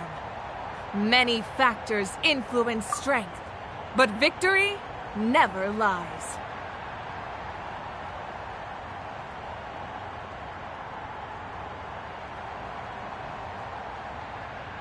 The pilgrimage is not merely a trial to determine the strongest among us, but also a stage upon which to showcase your individual growth.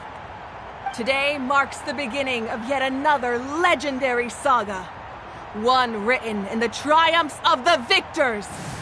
So, without further ado, let the games begin! So that's the Pyro Archon? Is it just Paimon, or does she seem kind of intimidating? Kachina said she was friendly and welcoming, but, how did she come to that conclusion? Yeah, but it would be kind of rude to bother her during the pilgrimage, don't you think? We should wait for a better time. Oh, look! It's Kachina and the others! Well, folks, it's clear the contestants are already raring to go. The teams will now board their hot air balloons and make their way to the competition grounds. Chaska! Chaska! Yeah, cool girl! Kick their butts, Itzna! Go, Mualani, go! You can do it, Kachina! And the crowd goes wild! The hot air balloons are about to ascend. Contestants, prepare yourselves to take flight! Remember the rules. The balloons will take you to random locations, and your battle starts the moment you land. best your competition, collect sacred fire, and bring it back to the stadium. Good luck, everyone!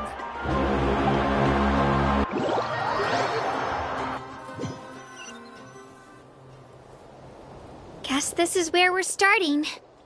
Let me see. This seems pretty quiet around here. Looks like we get to ease ourselves into combat today. Let's head that way.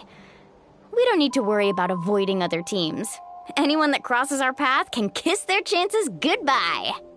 Okay, I'll follow your lead. Just remember, don't hesitate. The team matches are all about keeping the energy up. So let's do it! And with that, the pilgrimage is now underway. Time for the contestants to give it their all! Ooh, a fire tower! And an unoccupied one from the looks of it. Be on the lookout for an ambush. Careful, we've got company! All right, let's finish this fast. Looks like we've got ourselves an easy start. Perfect timing. We've got to fight to generate continued fire in the first place. So let's go. Winner takes all, loser gets lost.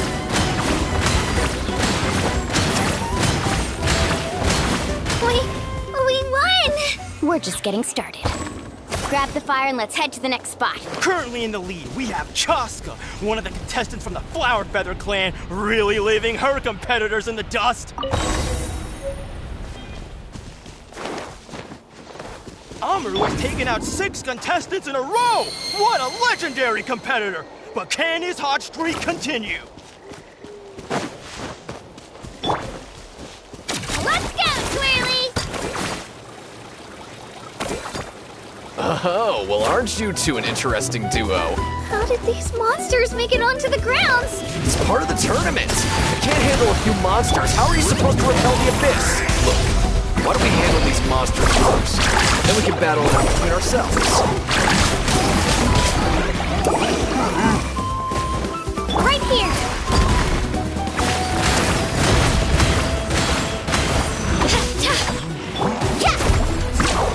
Nicely done, Christina! We actually beat a legend! Come on, don't just stand there. Let's grab the fire and go! We have a new team pulling ahead! Mualani and Kachina have already eliminated several favorites for the win!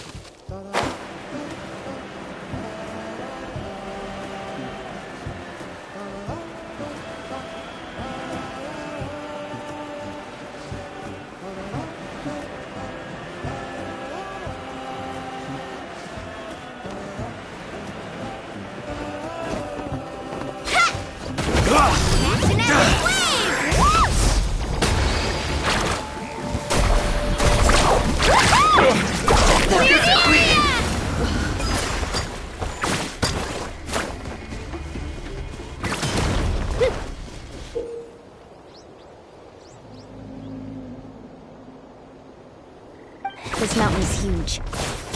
Is the next tower really all the way up there? It's going to take forever to make it to the top. Just leave it to me.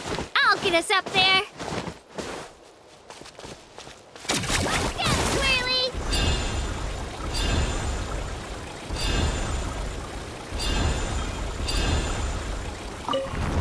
Ah, we made it! Great work, Kachina! Glad I could help. An empty fire tower. Show me your courage! We're too late. Darn it! So close! And And another competitor crosses the finish line. Ian-san from the Collective of Plenty, certainly living up to some lofty expectations. This was new. Woohoo! Kachina! Alright, let's finish this fast. I'm sorry about this, but since we ran into each other, I can't just let you pass. If you want glory, you'll have to go through me!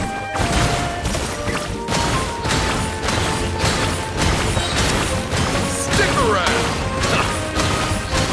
Drilling down! Woohoo!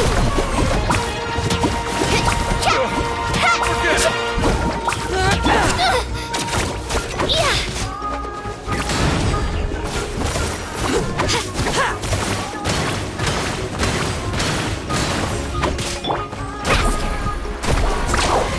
Every minute that passes, fewer and fewer contestants remain in play. The remaining competitors need to hurry if they want to make it out of this stage. Hold it right there. That fire is mine. In your dreams, I think someone needs a reality check, and I'm more than happy to oblige. Let's hope that. I'd like to see you try. Hey, let's work together. Good idea. No way I'm letting them pull the rug out from under me. Let's go.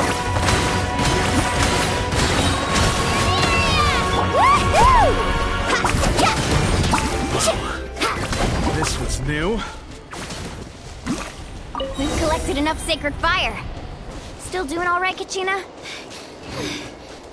Yep, all good. Come on, let's head back to the stadium. Time's almost up. Contestants who have yet to collect enough sacred fire will need to really put... Uh-oh, we're running out of time. Wait, there's the spirit way over there. We can ride it back.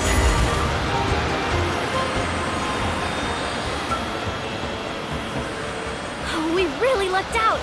Just grab onto me, Kachina. I'm not sure if you remember, but people from my tribe can ride spirit ways over great distances. It's all smooth sailing from here. Thanks, Milani. Hey, what are you thanking me for? We won as a team. There's no way I could have taken on that many people without you. Have a little faith in yourself. You're already a great warrior.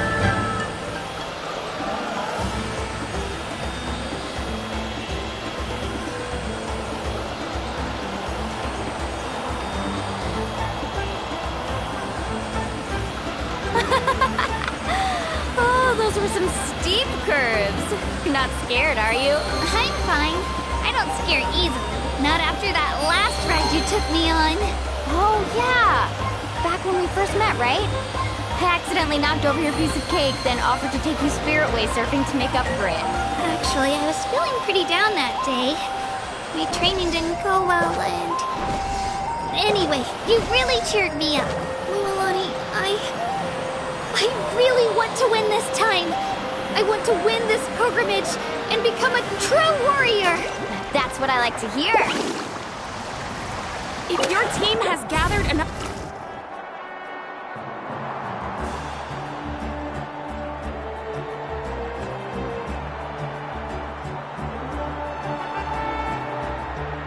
Congratulations, Milani. Congratulations, Kachina. You've successfully cleared the team stage.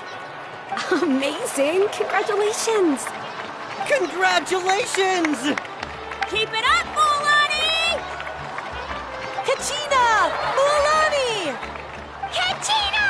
Milani! Woo! Kachina! Mualani! You two can take a short break while the team stage comes to a close. We'll draw names to determine the individual matchups in a moment. After that, we'll proceed to the next stage of the competition. I wish you both the best. You two are assigned to different lounge areas. If you'll follow me, please, Kachina. Solo battle's next. And I was 3 wins short last time. I've got to do better. Just calm down, Kachina. You're in good form. You can do this. Hold it right there. This is the contestants' lounge. Unauthorized access is prohibited. We're contestants too. Let us through.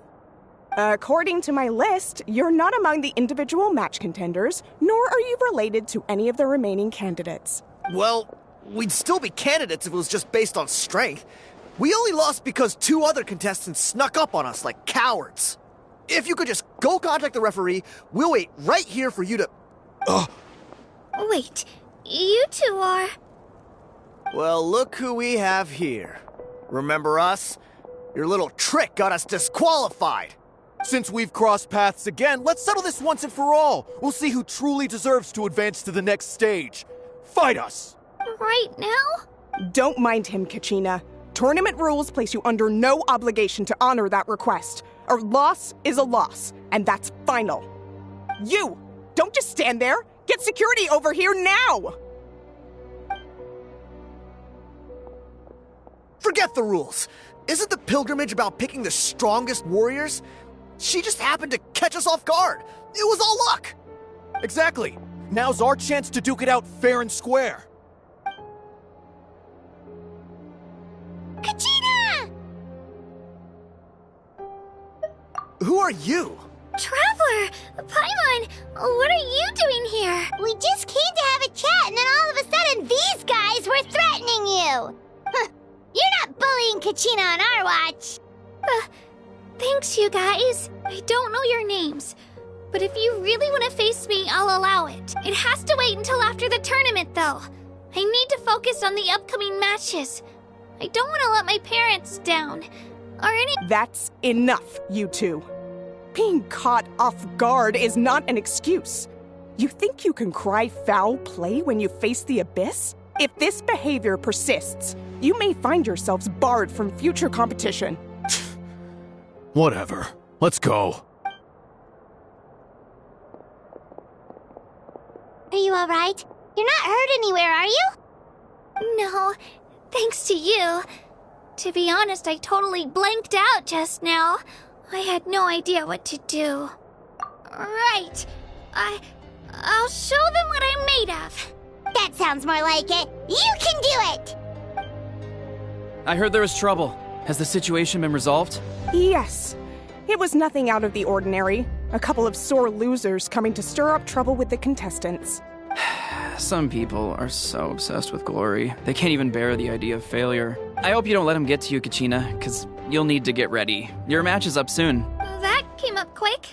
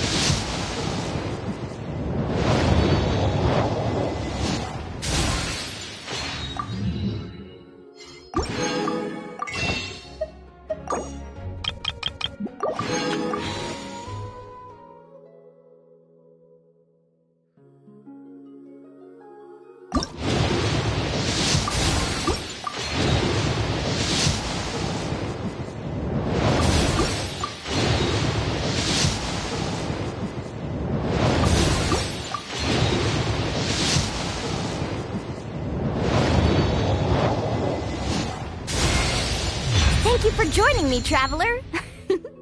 I'm Mualani, a guide from the people of the Springs. If you need anything, just raise your hand and let me know.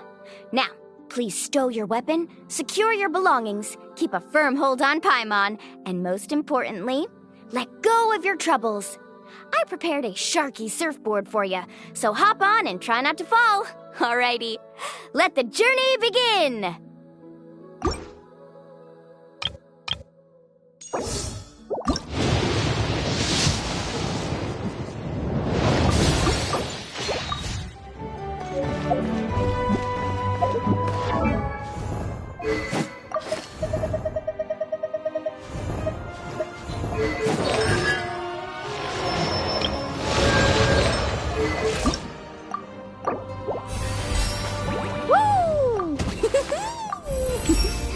Ah, sweet! Just what I needed. Keep them coming!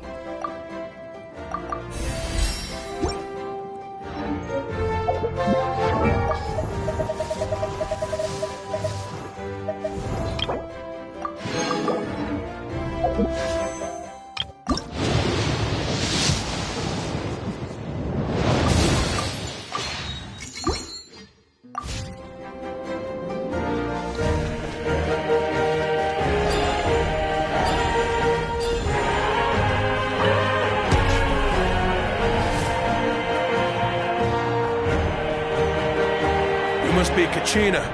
You know, people told me I got lucky in the draw, but I beg to differ. There are no coincidences in the arena. If you're standing here, it means you're strong, no matter what anyone says. So, I'm looking forward to seeing what you're made of.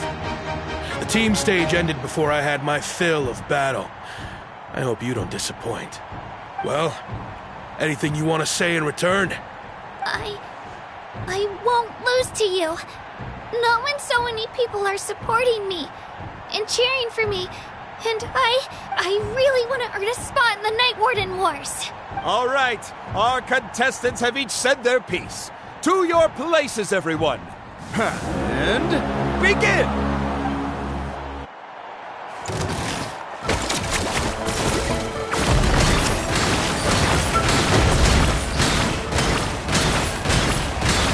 Come on, you can do better!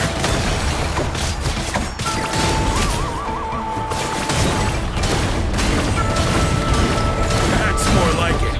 Again!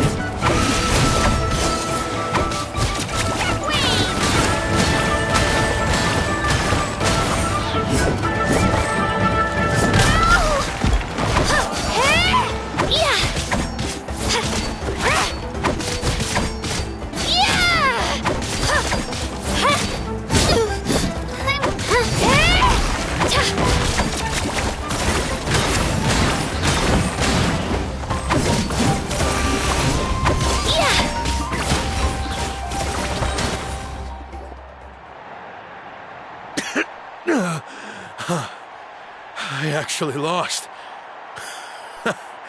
Knew I had an eye for the good ones. Guess that means I was right about you all along. Congratulations to Kachina for taking the win. Let's give her a round of applause, everyone. Now, diving into the other matchups. That's one down! Woohoo!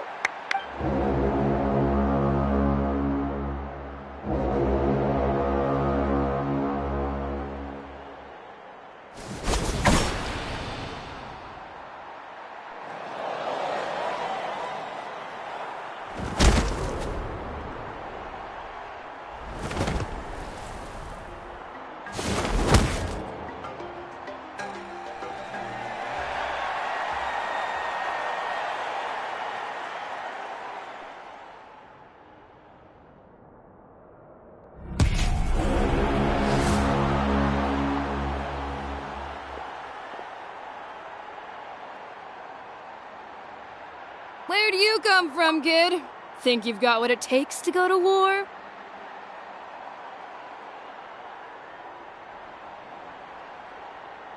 Hate to break it to you, but it won't be easy to get through me. And you are... You don't recognize me? Figures. Our generation's been in decline ever since Ateya and the others retired from the front lines. Either way, once we face off, you won't forget my name anytime soon. Let's do this!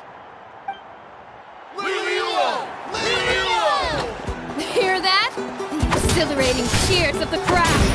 That's why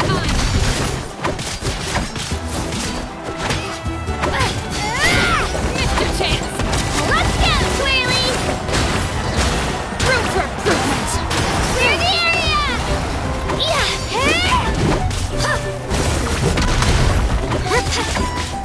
Room for improvement! Mr. Chance!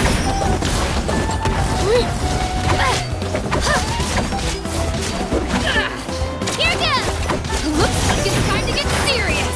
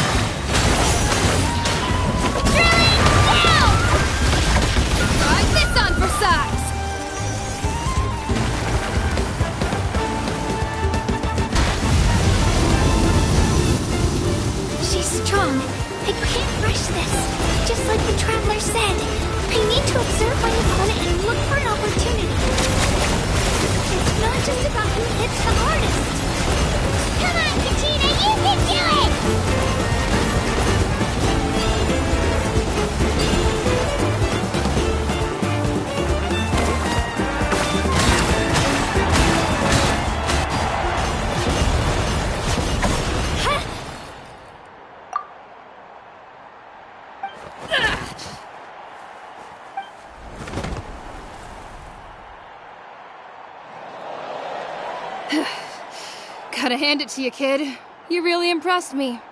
I take back what I said before our match. You've got what it takes, Kachina. Youngsters like you, you'll forge your own miracles.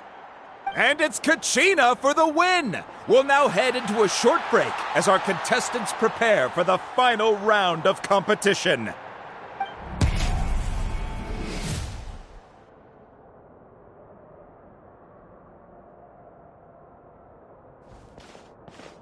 Thanks for cheering me on, you two.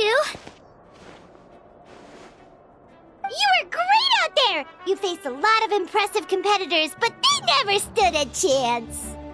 I don't think I did too shabby either. I've never gotten this many points before. You ready for the last round, Kachina?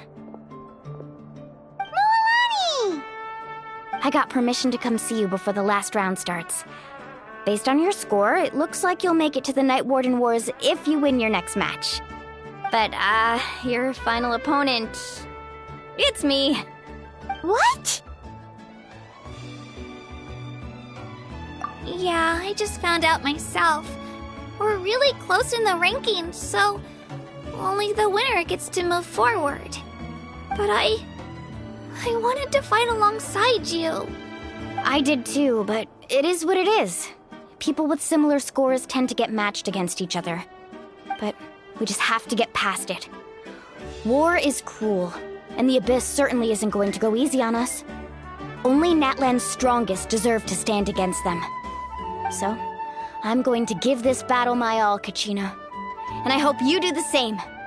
To hand victory to your opponent is to take pity on them. But no one's asking for pity here, yeah? So, you ready?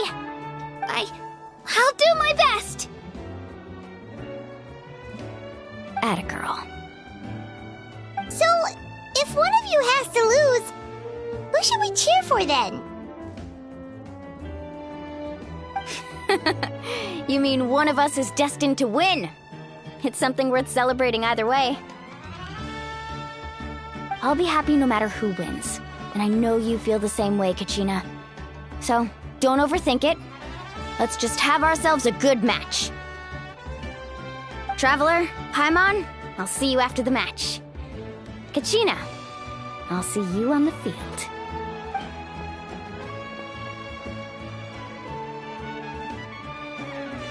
I've been training so long for this, and Moalani's helped so much. I'm going to show her that it didn't go to waste.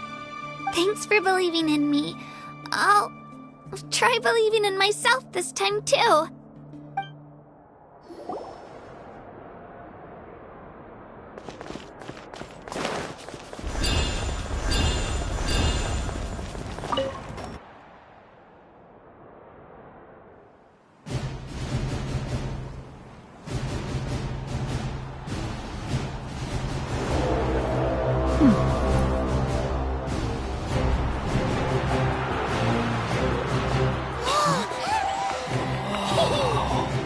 We've arrived at the final phase. The winner of this match will take the final spot among the victors.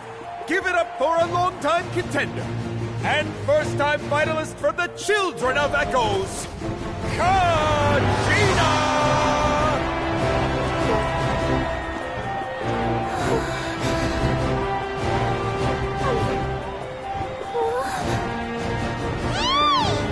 You get this, Kachina! And her opponent from the people of the Springs, a young prodigy and Night Warden Wars veteran, Moalani! This face-off between old friends promises to be an explosive showdown. May the best warrior win! You've come so far. Still nervous? Why does it have to be you? Still, I'm glad in a way. Even if I lose, I won't have any regrets. Come on! Kachina, this is no time to be modest. I know you want this more than me. And it's about time you start sounding like it, okay? I want to win. Moalani, this one's mine!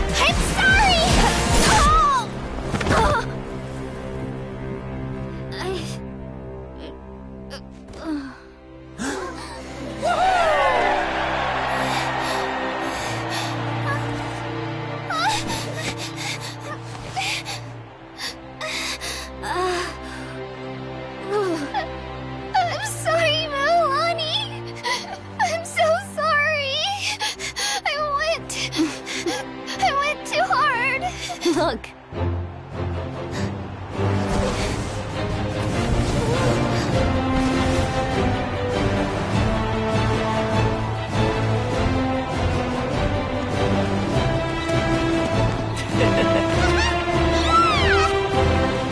The winner is, from the Children of Echoes, Conchita!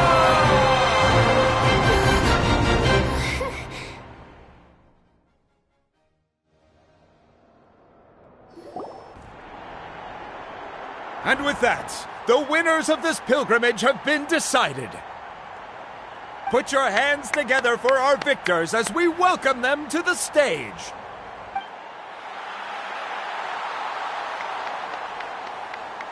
With her 6th consecutive win, Cheska of the Flower Feather Clan.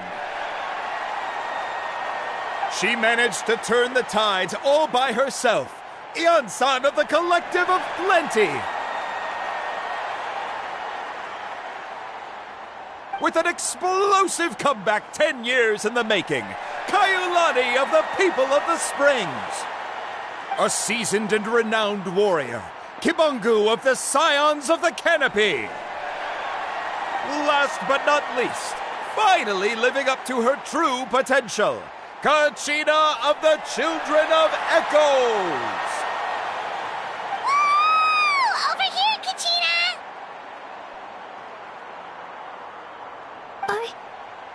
I made it. Feels like a dream.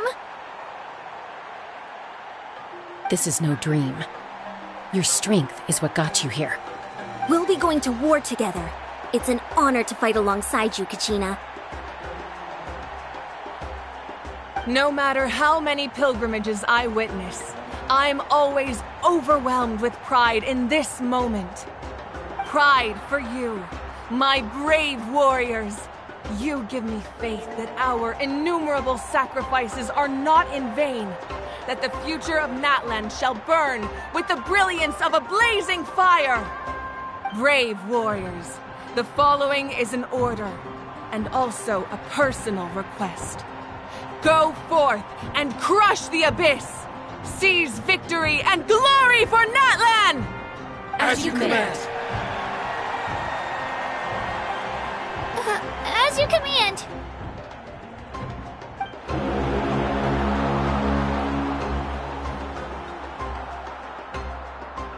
Traveler, Paimon, there you are!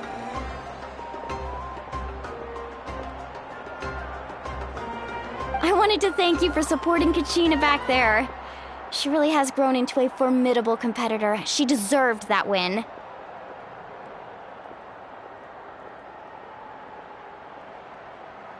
Not that it feels good to lose, but I'm happy for her. Oh, it's definitely bittersweet, though. Hey, wanna go for a walk? Kachina and the others will be busy fighting the Abyss, so why don't I show you around Natlan for a while? Sure. What do you say, Traveler? Something on your mind? Listen, I'd be lying if I said I wasn't worried. But she's got experienced, powerful companions to take the lead. I'm sure they'll be fine. Glory always comes with a risk. If victory was assured, no one would take pride in it. She's not one to fall so easily. She bears the ancient name Uthabiti, after all. We just need to hold the fort while they're gone. Come to think of it, you've never visited my tribe, have you? Come on, I'll take you. The people of the Springs live alongside the Kaholasaurus. Our tribe is an ideal spot for some R&R. I'll take you to all the best spots. You'll love it. Looks like you beat me to it. Kinich? I was planning on inviting you to visit the Scions of the Canopy. Most of the adventurers that belong to the guild come from my tribe, so I figured you might be interested. Hey, first come, first served. You snooze, you lose, Kinich. Yeah, you were first. Still, Traveler, Paimon, feel free to stop by if you ever have time. You're always welcome. Yeah, thanks for inviting us.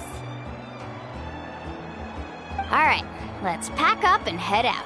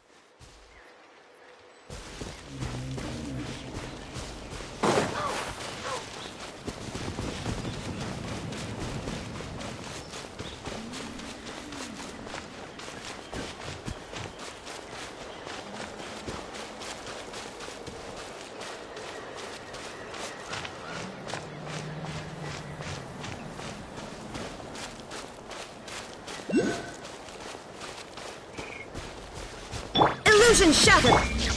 Solidify! I see everything! Settle down!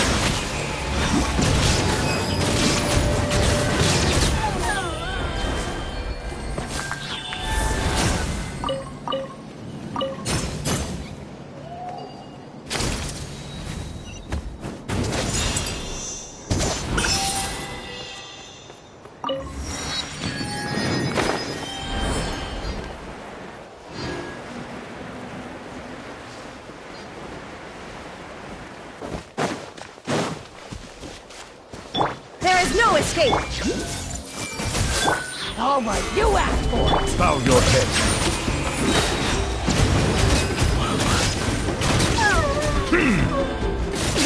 Good show. Is it what you wish to find? Hopefully the excitement of opening a treasure chest has at least made it a worthwhile experience.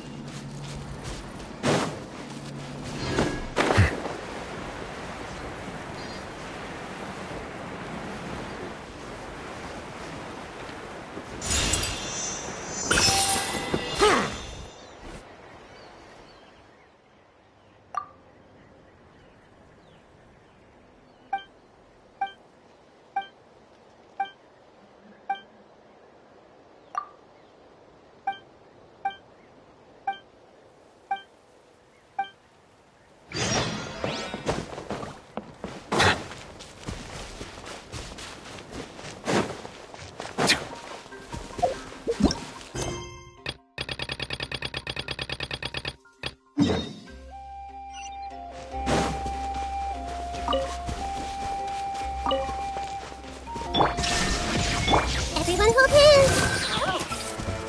This is order. Stabilize. Be sanctified. Settle down.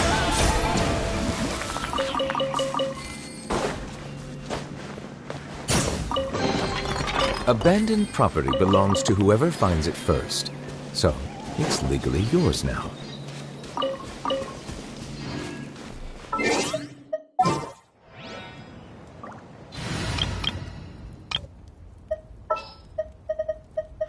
I have high hopes for this journey.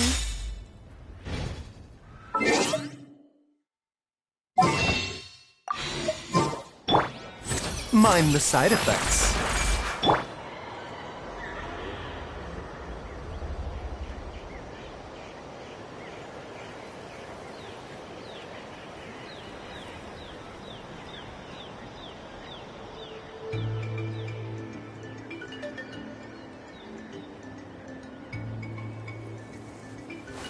Wait. Huh? No. Whatever.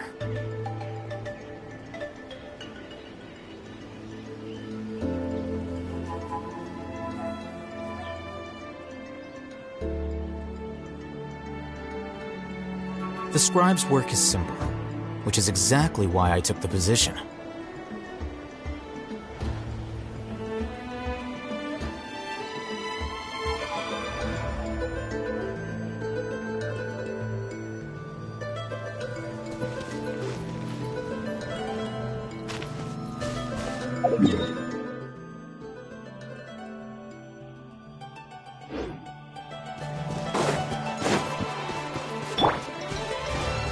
A bitter pill to swallow. The doctor was dissipated. I'll settle this. Here you are.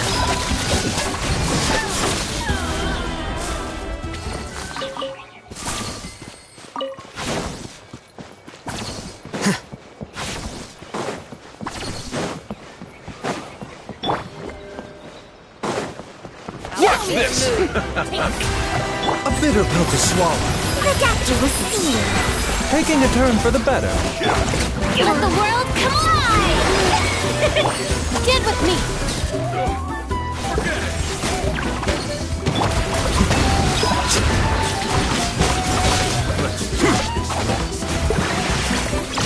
Scatter!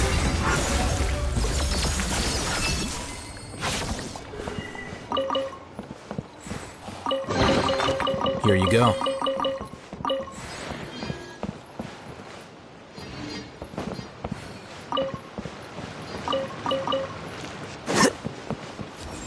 Here you are.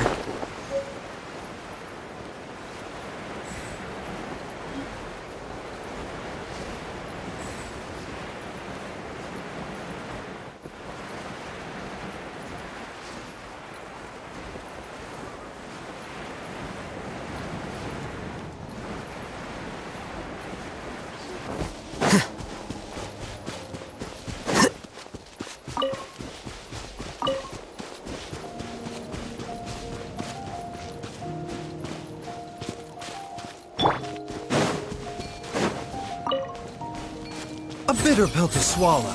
The doctor will see you. Strike a pose! Dissipate! Flicker.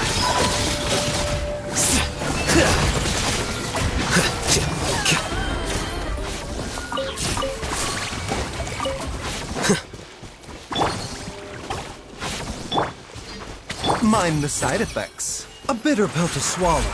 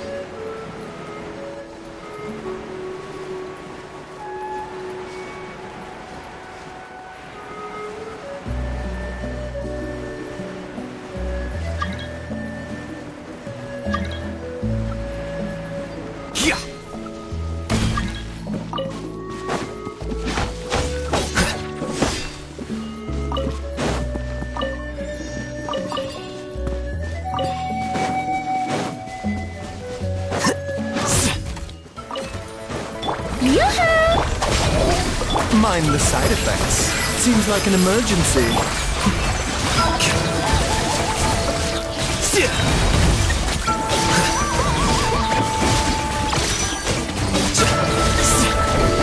Diffract!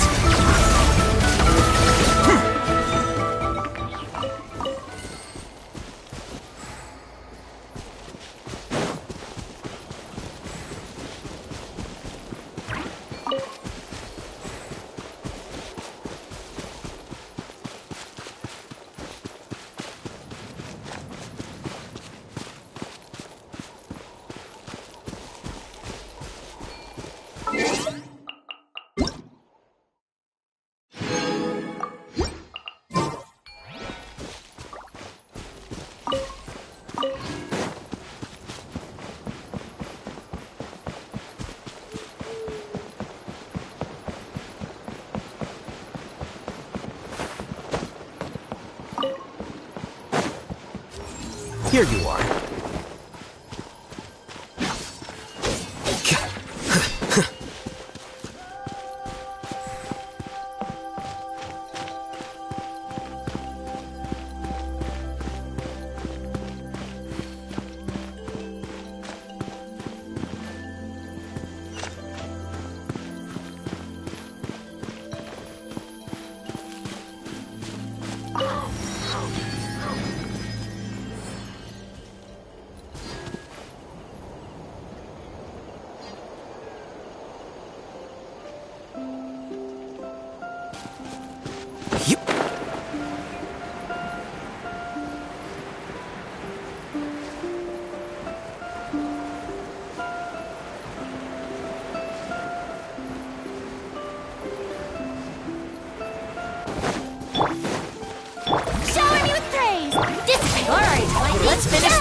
Mind the side effects. Taking a turn for the better.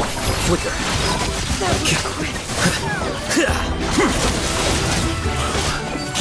This was new. Here you go.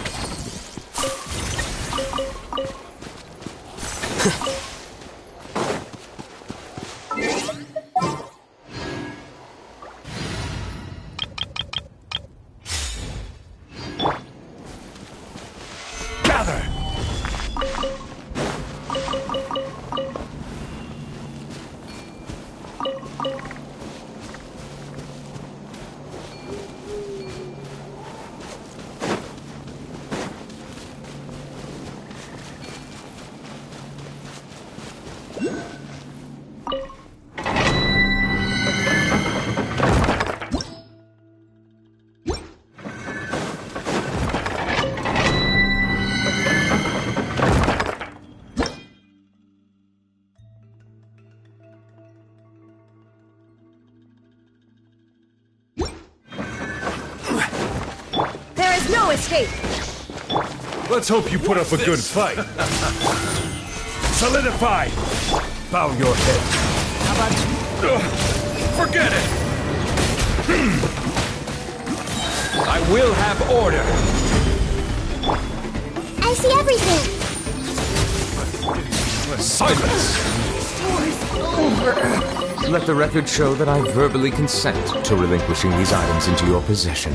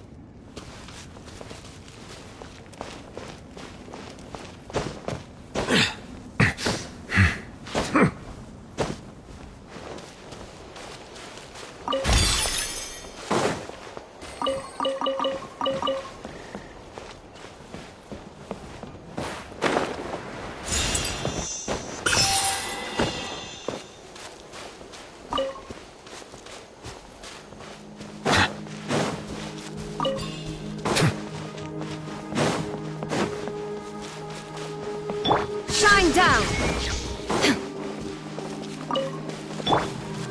Hey! How about this? Take it! Stabilize! Settle down! The tides beckon.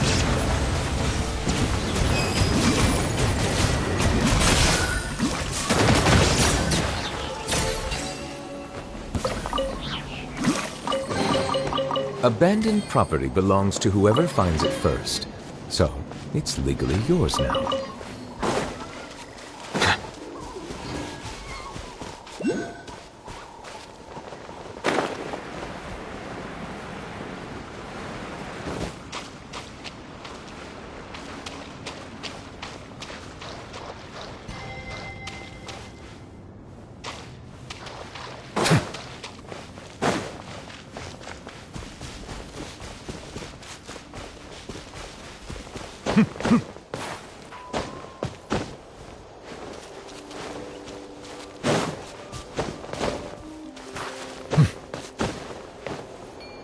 Illusion shattered! Everyone hold hands! Gather! Silence!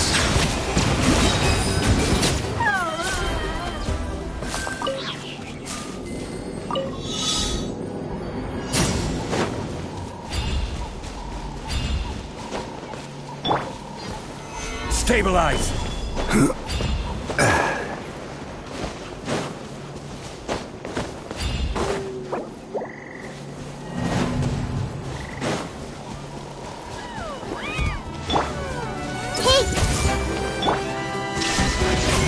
Bow your head.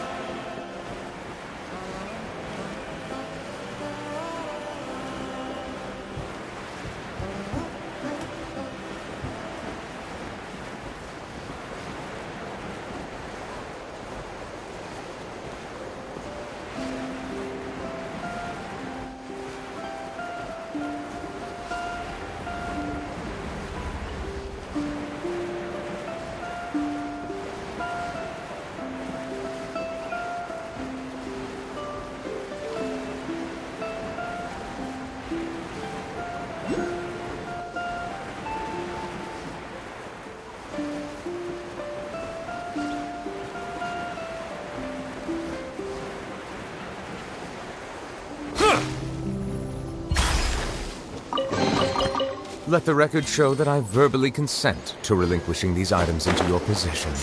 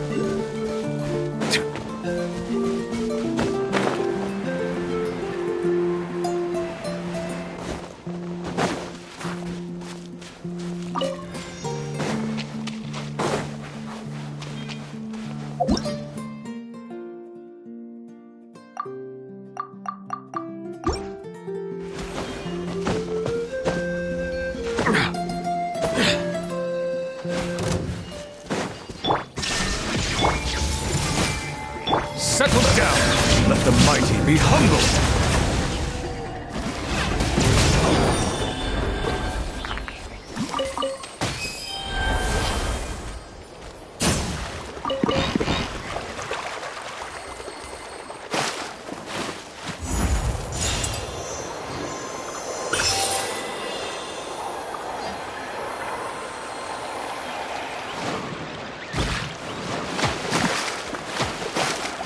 How about Let's have this? some fun, shall Take we? a seat.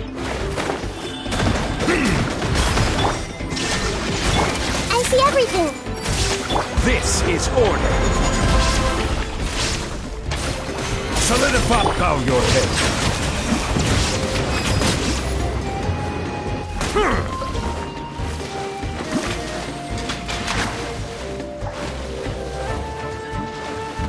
Tide rises! Be sanctified!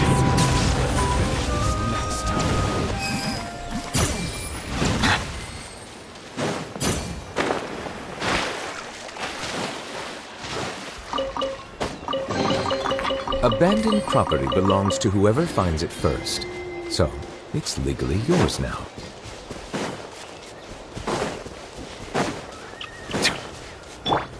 Gather!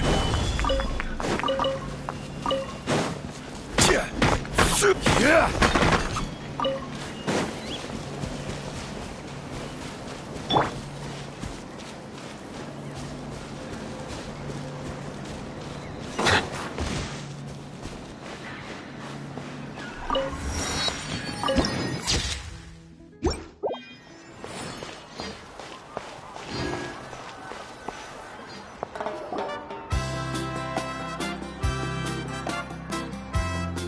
We're finally here! So this is your home, Mualani? Paimon can't wait to have a look around.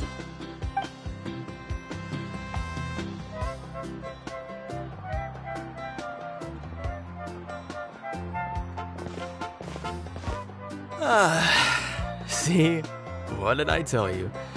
A dip in the hot springs after a battle is just the best.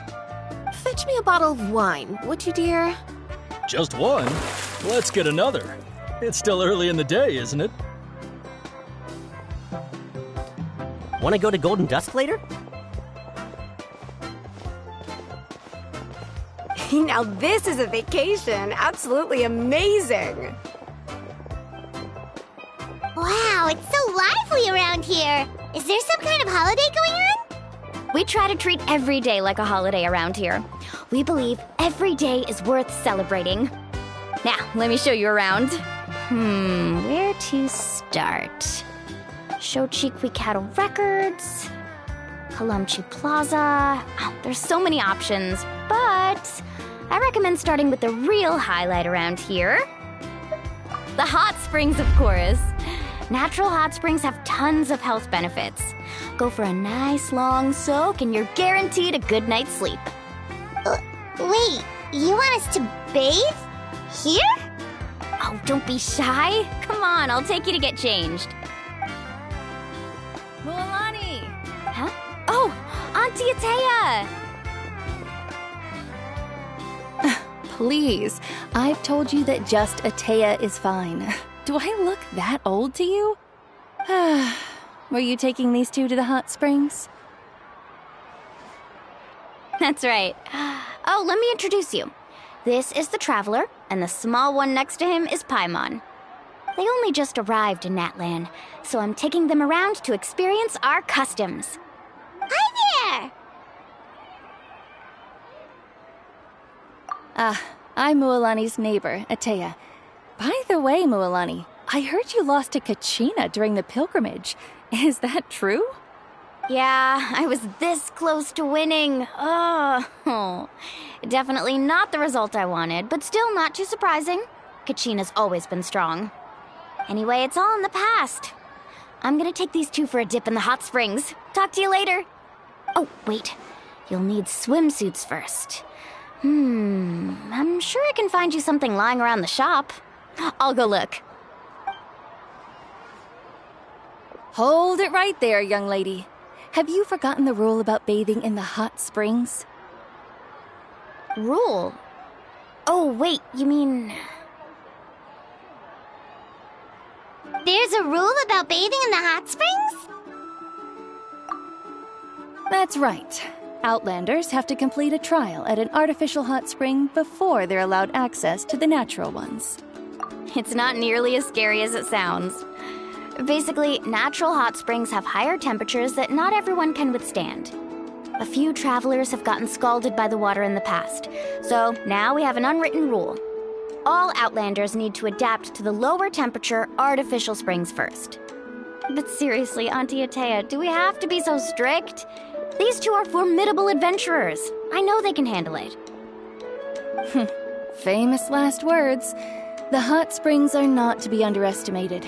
You can never be too careful. Besides, the environment's been unstable lately. Could be a sign that the Abyss is about to attack. Oh, that sounds dangerous. You know, Paimon's really not all that formidable, so careful is good.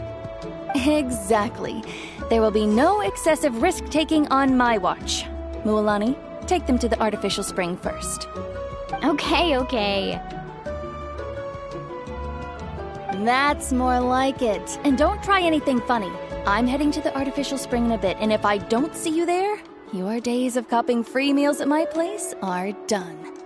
Relax. Oh, by the way, Atea, how have you been feeling lately? Much better. How else would I have the energy to keep an eye on all you rascals? Hey, you over there! How many times have I told you no roughhousing near the hot springs? Oh, shoot! That weird lady's back again! Run! Stop right there! Ugh, you need a stern talking to! She sure has a lot of energy. She's a legend in our tribe. Everyone knows her.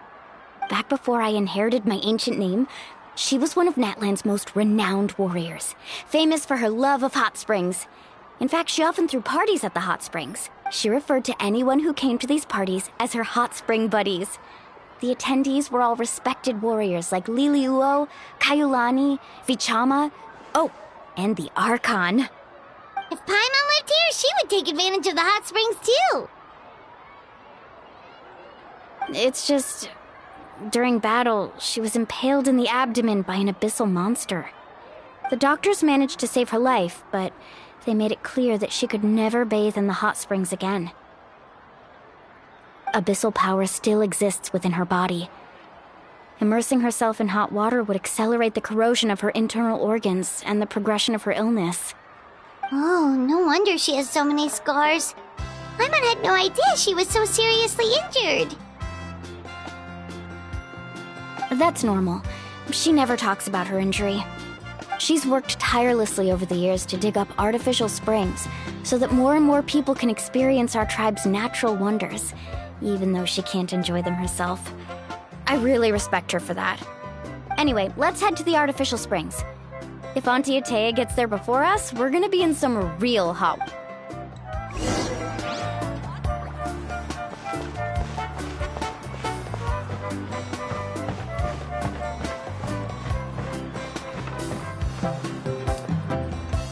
Oh, I see. That's a great idea. I like it. See, I told you the chief would agree. Well, let's get moving then. We can't let a word of this slip to anyone else. Hey, Amina, Hikaru, Marukao! You three seem particularly cheerful today. What's the occasion? Oh, Mulani! You're back! Who are these two? This is the Traveler and Paimon, two very important guests. I wanted to take them to the natural hot springs, but Auntie Atea caught us, so we had to come here first. Oh, what a coincidence! We were just talking about her. We think Auntie Atea's illness has taken a turn for the better. Really? How can you tell? Okay, so while you've been busy with the pilgrimage, we noticed that she's been visiting the hot springs alone at night. Yeah, specifically the hot springs in the cave to the north of our settlement. I'm sure you know the one. Apparently, she used to go there a lot before they became abandoned for some reason. She could never come into contact with hot water before, and now she's visiting the hot springs every night. I mean, it's pretty obvious what that means, right? Yeah, so we got to thinking, what if we renovated the abandoned spring behind her back, then threw her a huge surprise party? Chief Amina thinks it's a great idea too. So, you want in? Of course! How could you even think of pulling this off without me? I'm a little busy right now, though. I'll come find you once we're done at the hot springs. Of course! Take your time. You should focus on our guests for now. These artificial springs are pretty new, but the experience is just as good as the natural ones if you ask me. We really worked hard on them, so I hope you enjoy. And you two, I know you want to focus on Atea's surprise, but don't forget your patrol duties in the meantime. The Abyss could attack at any moment, so we need to stay vigilant. You got it, Chief. We'll keep an eye out. You can count on us. All right, we're off then. See you at the abandoned spring, Mulani.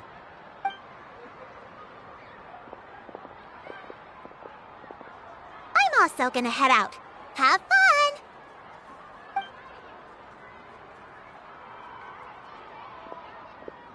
Finally, it's hot spring time! Oh, I already arranged swimwear for you guys, by the way. Come on, I'll show you to the changing room.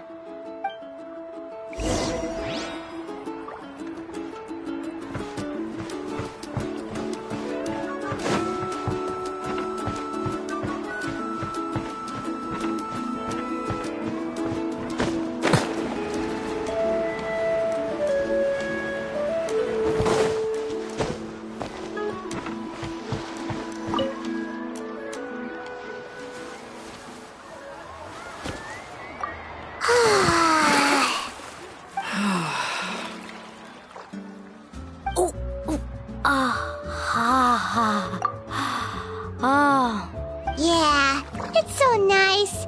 The steam is warm too. The first time I came to the hot springs, there was no calming effect whatsoever. I was such a little ball of energy, the moment my parents looked away, I ran off to the high-temperature pools. It was actually pretty funny looking back on it. They were absolutely frantic, looking for me all over, until finally they saw my head slowly poke out from under the water.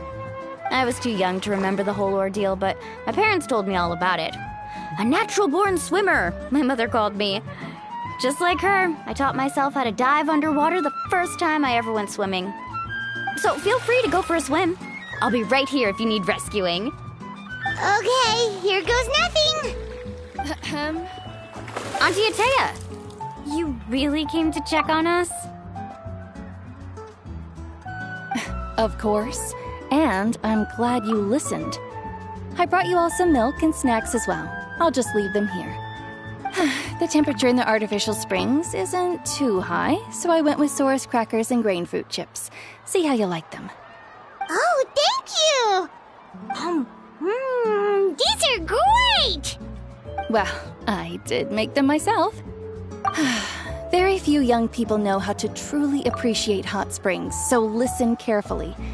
The temperature of the hot spring not only determines the type of snacks you should choose, but also the amount of time you should spend in the water. To bathe in a hot spring is to completely empty your mind. As such, swimming around the pool is incredibly disruptive and impolite, and something you should absolutely not learn from Mualani. Hey! All right, looks like you were able to adapt to the temperature, no problem. You should be able to switch to the natural springs then. Well, I've got to get going. Oh, and make sure you drink your milk. I'm looking at you, Mualani. I still remember how you used to pour it into the water when you were little. That better not happen again, whether I'm here to catch you or not. Okay. Paimon didn't think you were the type to do something like that.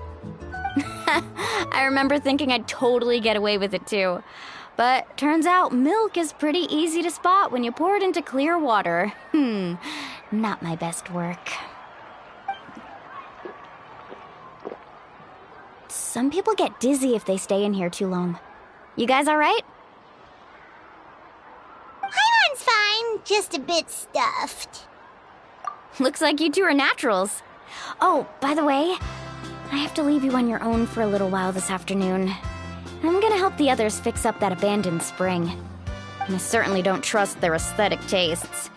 Who knows what will become of the place if I leave them unattended. In exchange, though, I can recommend a couple of shops that are worth a visit. Huh? Yeah, she brought us snacks and taught us about the hot springs. We want to do our part, too. Friends are supposed to help each other out. We'd feel bad otherwise. Well then, the more the merrier. All right, we should get going. Let's organize the best hot spring gathering Natlan's ever seen.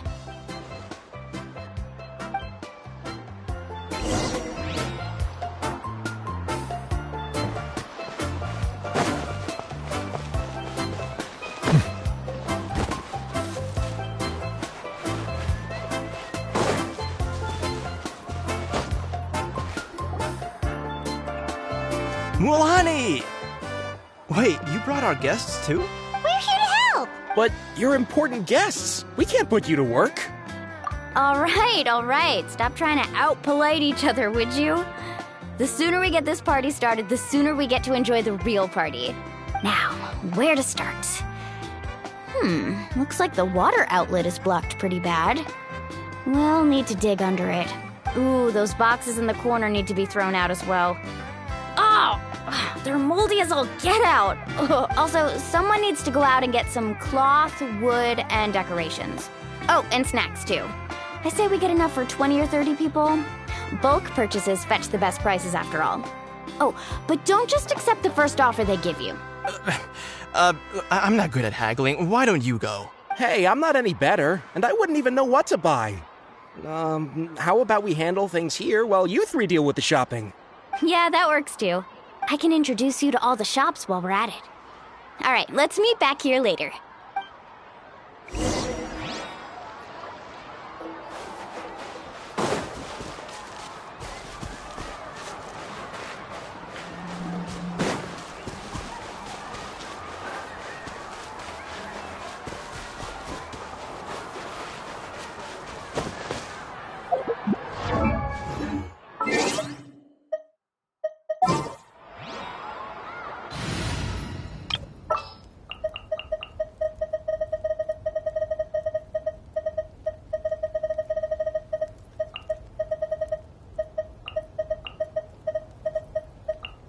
An insurmountable problem, I presume?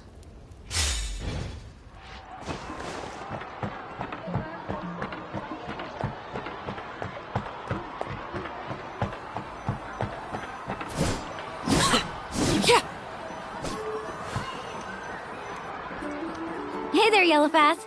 Hope business has been going well. Well, if it isn't Mualani, back from the pilgrimage? That's right. Didn't make the cut this year, though. Well, it wouldn't be a competition if everyone got to win. So, what'll it be today? Here, it's all on the list. Quite a sizable order, as you can see. So, can we expect a discount? Wow, that is a large order. What's it all for? A party? That's right. Keep this between us for now, but we're throwing a hot spring party for Auntie Atea. Wait, you're saying she can go in the hot springs again? That's great news! How about this? You can have the decorations on the house, and I'll give you 20% off the cloth and wood. Come on, I know you can sweeten the deal. That pile of wood's been sitting there since I left for the pilgrimage. At this rate, you need to get rid of it or it's gonna go moldy. All right. Such a handful. Just give me a moment while I pack all this up for you. Wow, that was amazing, Mualani! All in a day's work. By the way, Yellowfath, are these 2 stones for sale? Interested? They won't come cheap. I'm not planning to haggle this time, I promise. Package them separately, would you? Nope. Kachina likes shiny little trinkets, so whenever I come across something like that, I always buy it for her. I'll hold on to them for now. It'll be a nice little surprise for her when she returns victorious from battle. I'm sure she'll like it. All right, that should be everything. If you could just double check, make sure nothing's missing. Let me see. Huh? What's this crate of juice doing here? That's on the house. 7 years ago, when the Abyss attacked our tribe, Atea saved my brother's life. She never asked for anything in return, but I could never forget what she did for my family that day. So, send her my regards, would you? And have fun! Oh, we will. It's gonna be a party to remember. Thanks a lot, Yellowfath. Well, that's our shopping done. Let's head back.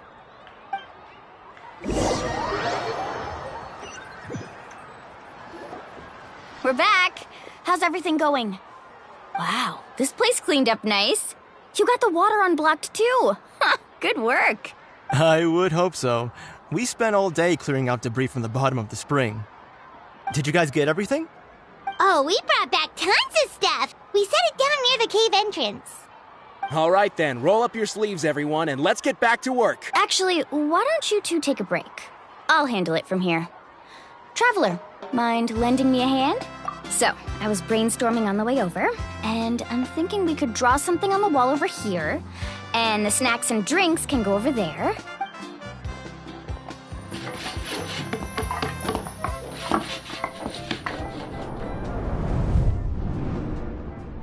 So, what do you think? Not bad, right? It looks amazing! Paimon had no idea you were such a great designer!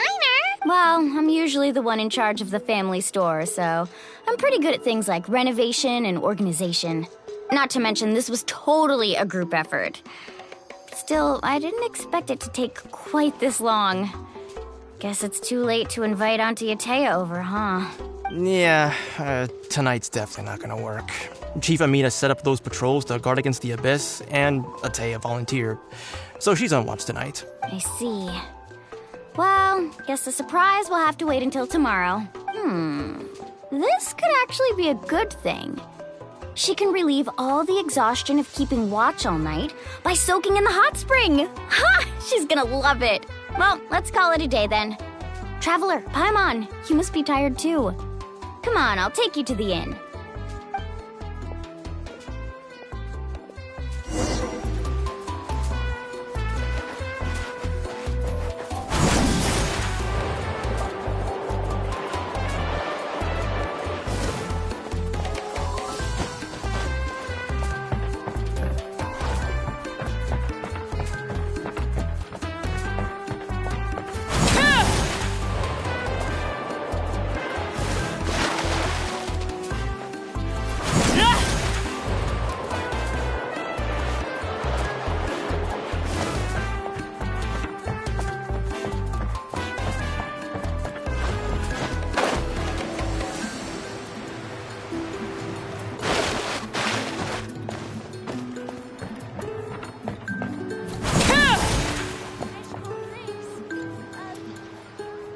All right, this is it. Get a good night's sleep, okay? I'll see you tomorrow. Yep, good night! Paimon's exhausted. We really went all over the place today, didn't we? Anyway, we need to be well rested for the party tomorrow, so let's head inside.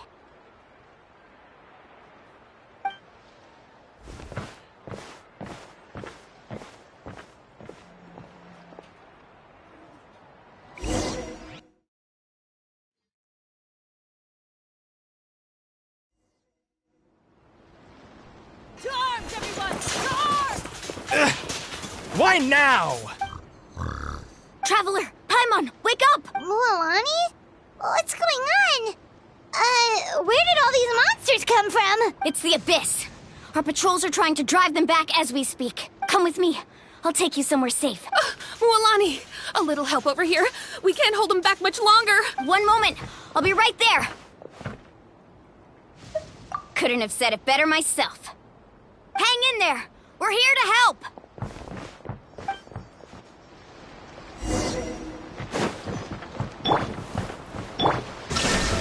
Yoo-hoo! Let my name echo in Stabilize!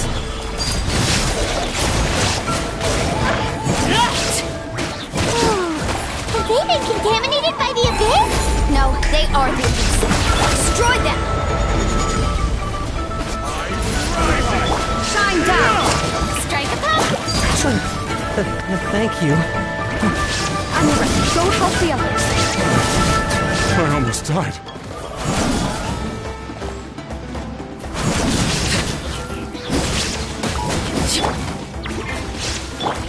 Now you shall perish! Let's ride! We've cleared out most of the monsters over here. Thanks for your help. It would have taken me ages on my own. Looks like we're still in for a long night, though. We still have no idea where these creatures are coming from. Let's go ask Amina. She'll have a better handle on the situation.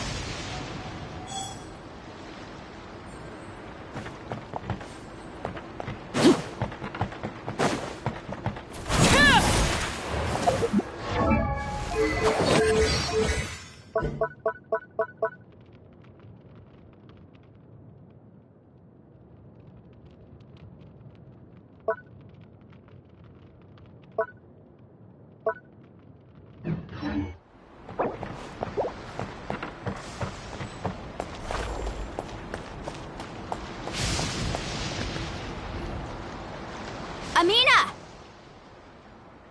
Oh, it's you three. Thank you for helping clear out those monsters. We were prepared for an attack, but we didn't have enough people to prevent them from breaking through our defenses. No casualties so far, though. Where'd they come from this time? The east side. We've pinpointed the position of an abyssal pylon, but we don't have enough manpower to take it down. An abyssal pylon? What's that? A kind of gate created by the Abyss. One that allows monsters from the Night Kingdom to enter the physical world. The only way to end the attack is to destroy the pylon as soon as possible. Otherwise, the endless hordes of monsters will exhaust our defenses. Exactly. That's what I'm most concerned about. Their numbers suggest there might even be multiple pylons in the area. We're searching for them as we speak. Alright, we'll go seal off the one to the east. Traveler, Paimon, can I count on your help again? Of course! We can't just sit back and do nothing! On behalf of the people of the Springs, you have my thanks. We're counting on you. Let's go. There's no time to lose.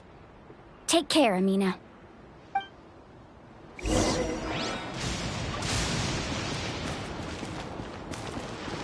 Faster! Off you go!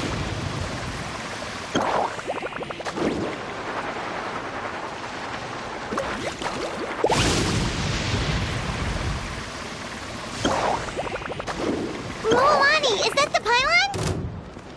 That's it, all right. Come on, let's get rid of this thing.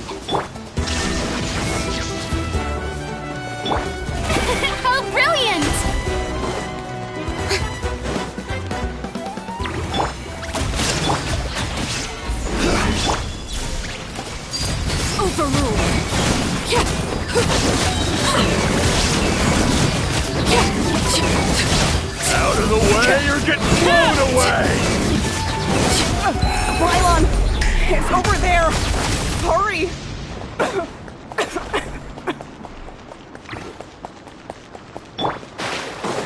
Shine down!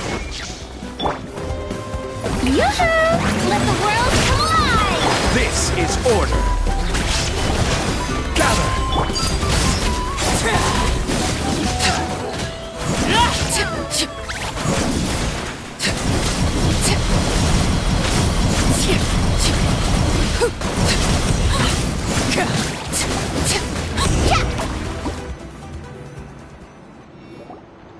Whew! That should do it, right? I don't see any more monsters, so... Looks like we're in the clear. Do these attacks happen a lot? Must be hard on your tribe. Yeah, it makes things hard sometimes, but... that's how our ancestors have always lived. Besides, the Abyss doesn't care how difficult our lives are. Fighting back is the only option. Come on, we should head back. Huh? What are you looking at? Is there something over there? You're right. Mualani, look! They're coming from that direction! Wait, that area looks kind of familiar. What? How unlucky can we get? We just finished the renovations. We probably don't have any reinforcements over there, so it's up... Huh? Seems like the monsters are decreasing in number. Come on, everyone! Keep it up!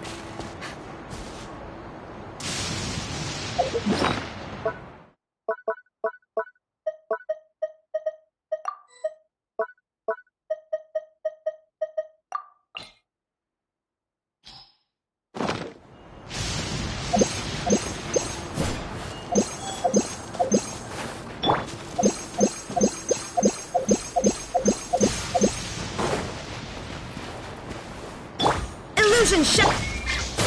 The show begins!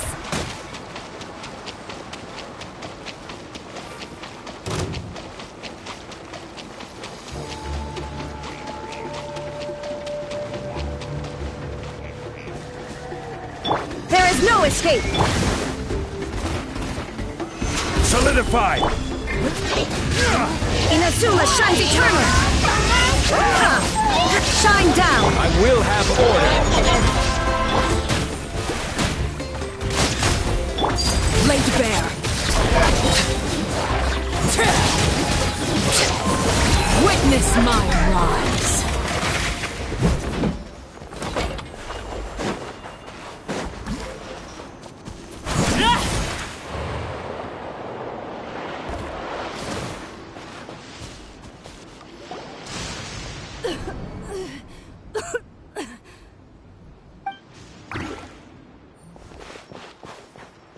Ateya, what are you doing here? Where's the pylon? Where do you think? If I'm here, means that thing is long gone. I was in a hurry, so it's not my best work. You should check if all the important stuff is still here. Stop talking for now. That wound looks bad. The abyssal power is corroding your body. Is this the right area? Hello? Anyone there? Mualani and Ateya, what's going on? We were told the second pylon was over here. Ateya took care of it, but she's injured. Quick, someone get a doctor! All right, stop fussing. Don't you think I know my own limits? The main thing is they didn't destroy anything. This is a beautiful hot spring, by the way. I can tell how much work you put into it. Wait, no! This was meant to be a surprise. For me, right? I know. Ateya! You think I couldn't tell you were avoiding me on purpose? Not one of you stopped to say hello today. It couldn't be more obvious that you were hiding something. And you, Mualani, were you the one that brought the snacks? How many times have I told you, you have to choose them based on the temperature of the water? Oh, forget about that. The doctor's almost here, and you're gonna get all better. Then we can have a meal together, and I'll help you make whatever you want, okay? You just have to hold on.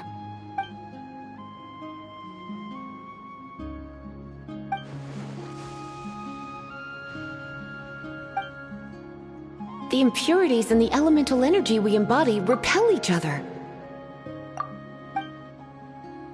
What? The crystal has been purified? When? The anguish he feels has brought him to tears. I also came across a teardrop crystal. Can you purify it? Atea! Atea!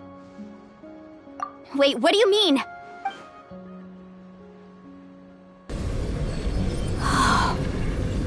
What is this? Some sort of purification? The abyssal power, it's being cleansed away! How can that be? I never knew that was even possible. Atea!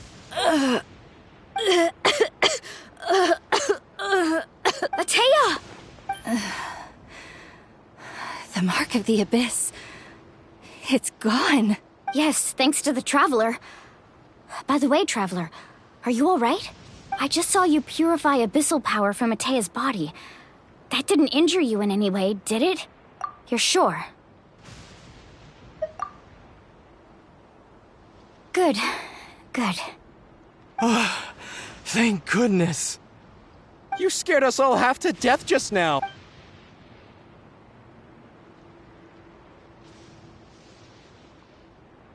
Alright, everyone, head back and get some rest. We'll meet here tomorrow. We'll celebrate Atea's recovery and our triumph over the abyss.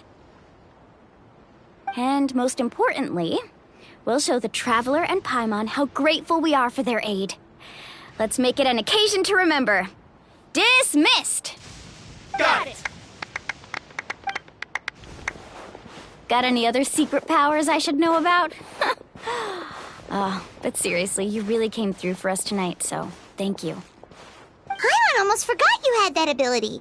You used it back in Mondstadt to cleanse Dvalin's tears, didn't you? That was some quick thinking, Traveler. Huh?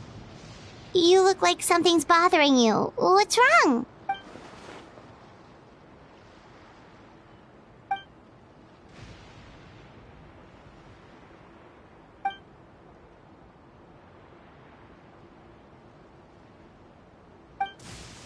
Abyssal power still exists within her body. Immersing herself in hot water would accelerate the corrosion of her internal organs and the progression of her illness. We think Auntie Atea's illness has taken a turn for the better. She could never come into contact with hot water before, and now she's visiting the hot springs every night. I mean, it's pretty obvious what that means, right?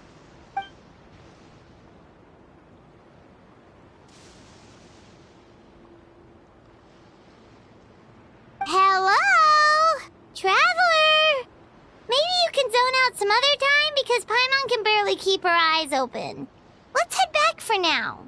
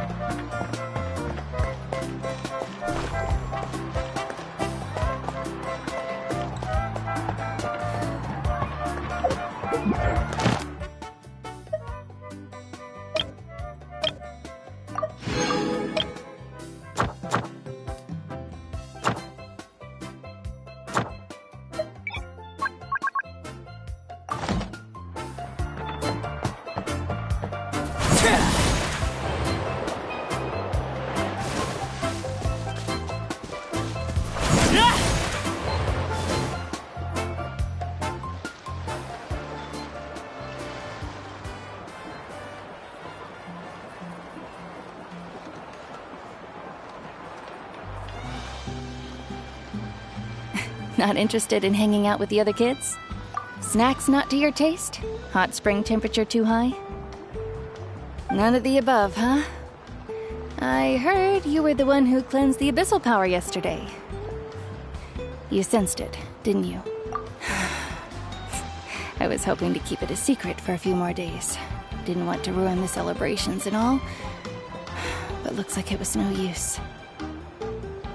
Hey, kid! Who, me? Yes, you. Come on. Let's go for a walk. Hey, where are you going? Did something happen? Just going to get some air. It's too noisy in here. You have fun. We'll be right back. Oh, and there are extra snacks in that box over there if they need replenishing. Baked them all fresh this morning. All right! Sounds great!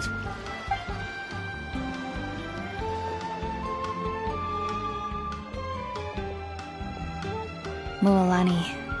Yeah? You've gotten so tall. You know that. Feels like just yesterday you were that rambunctious kid causing trouble all around the hot springs. It's like all that time passed in the blink of an eye. Tell me, how are your parents? They're away on business. Seriously, Atea, what's going on? You're acting strange.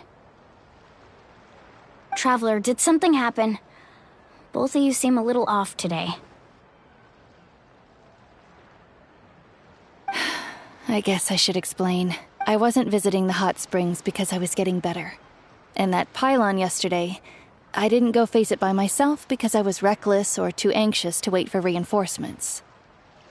It's because my body isn't going to last much longer. Your friend saved my life in that cave, and because of that, I got to enjoy this celebration with you all. But I'm just a few days shy of the end. The hot springs, I'm just trying to enjoy them for as long as I have left. Oh. Mualani? That better not happen again, whether I'm here to catch you or not.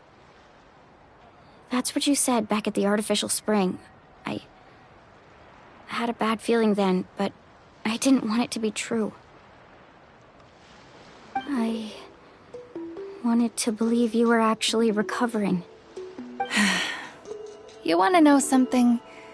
Recovery, death, to me, the two aren't all that different. Both are worth celebrating. You've never been resurrected, so you might not understand. But Death and I, we're old pals by now. There's nothing sad about being reunited with an old friend. I lived with regret for a long time. Regret that my illness meant I could no longer take to the front lines, especially as our nation slid deeper into crisis. But yesterday, I was finally able to let go of that regret. Not only because I found the strength to fight the abyss, even at the end of my life, but because I got to see you in action, Mualani. Seeing you out there, it made me realize that I don't need to worry about our tribe or our nation's future. You have the capacity to bring us all together. Even if I was never injured, old age would still take me one day. But I've done what I needed to do. The future is in your hands now. Just remember, whether in life or death, I am always with you. I understand. Seems like you've given this a lot of thought, Atea. Thank you for telling me all this. I'll do everything in my power to protect our tribe, our nation, and live up to the example you set for me. Good. Oh, and if any of you have the chance to meet with the Archon, could you give this to her for me? A talisman I've carried with me my whole life. It may seem strange to say while I'm still alive, but just think of it as a relic I'm leaving for her. It's brought me good fortune in battle. Even after I became too sick to fight, I never took it off. Just tell her it embodies fond memories and my strength of will. She'll know what I'm trying to say. Don't worry. We'll make sure she gets it. All right. That's all I wanted to say. Let's head back to the party. No use spending what little time I have left being sad.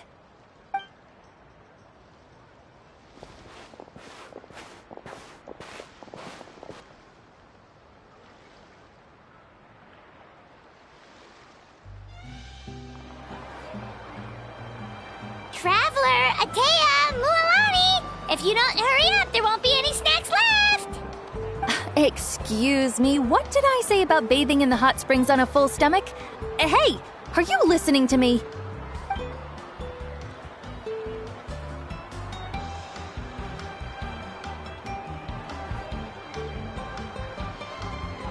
Life is a journey in which there's no turning back. So forge ahead and don't hold back.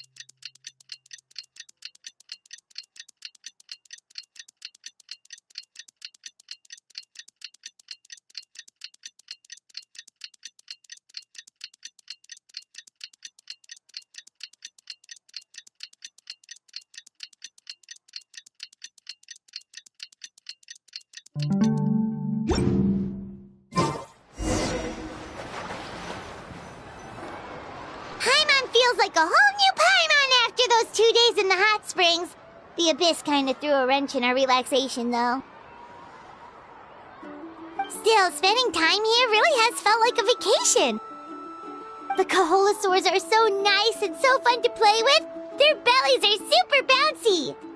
Oh, and Atea's snacks were so delicious. She gave Paimon some for the road just this morning, actually. Yelling at some kids who got caught throwing stones in the hot springs, so not much has changed since we first met her. Hey, you guys. Sleep well last night? Yep, this area is so nice. Glad you like it. I was thinking of taking you guys out to do some sea fishing. Later tonight, we can eat whatever we catch. Fresh fish is absolutely delicious right off the grill. Hey, Mualani! Yeah? What do you need? The team sent out to fight in the Night Warden Wars has returned. And Kachina? Is she back as well? Kachina fell in battle.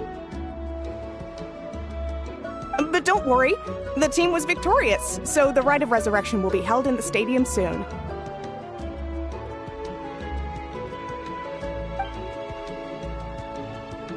That's a relief. The Abyss is cunning, and it was her first time. Mistakes are bound to happen. Exactly. She deserves to hold her head up high. All right, thanks for letting me know. We'll head out in a bit. Jeez, she sounded a little anxious there. Had me thinking it was bad news for a moment. Mualani, you said the Abyss was cunning just now, but it seems like the Abyss just wants to destroy everything. Like, think about all those monsters that attacked your tribe. If there really was some sort of cunning plan, wouldn't it make more sense to send them to attack Kachina and her small team? Not that Paimon wants them in any more danger, it's just... Relax, I get it. The Abyss is difficult to understand, that's for sure. At a glance, it certainly seems like the only goal is total destruction. The Abyss isn't a living entity after all, so what capacity for logic or planning could it possibly possess? But through our long history of fighting the Abyss, we've realized things aren't quite so simple. 500 years ago, the Abyss invaded Teyvat. You know about that, right? That's right. Conria suffered greatly during that time.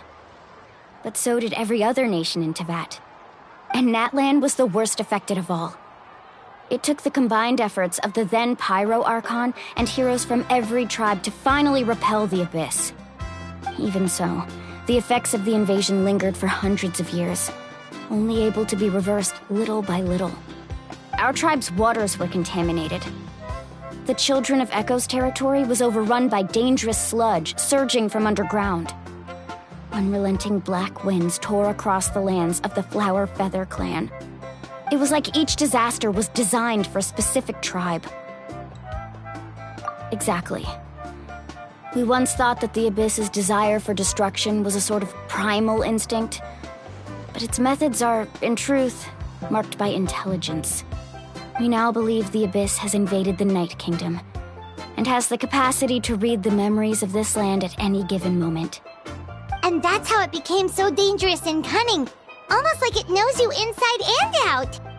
Yes, and that's why we've been unable to fully eradicate it, even after all this time. Luckily, the problems left behind by the Abyss have been successfully addressed by the various Pyro Archons we've had over the years. Now every tribe is prospering and things are looking up. I mean, just look at what we managed to do a few days ago. We totally fought them off.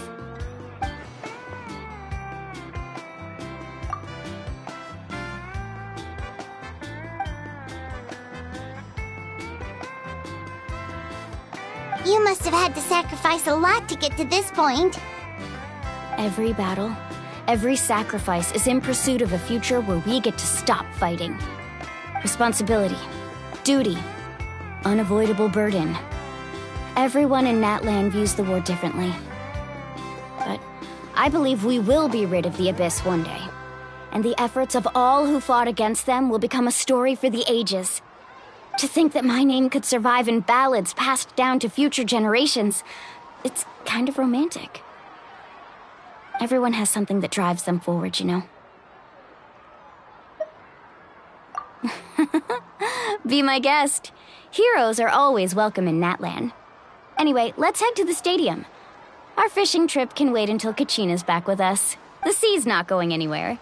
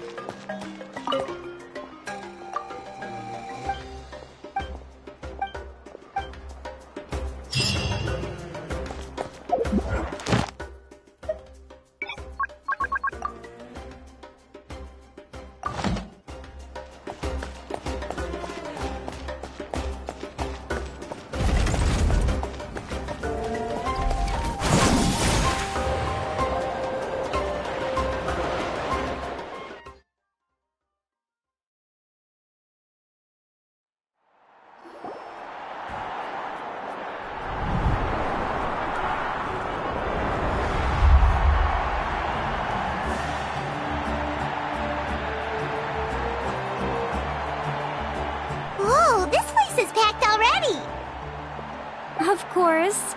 No one's gonna miss out on the chance to welcome our heroes back from battle. It's their moment of glory. Kachina's gonna be so flustered. She's never had this many eyes on her before.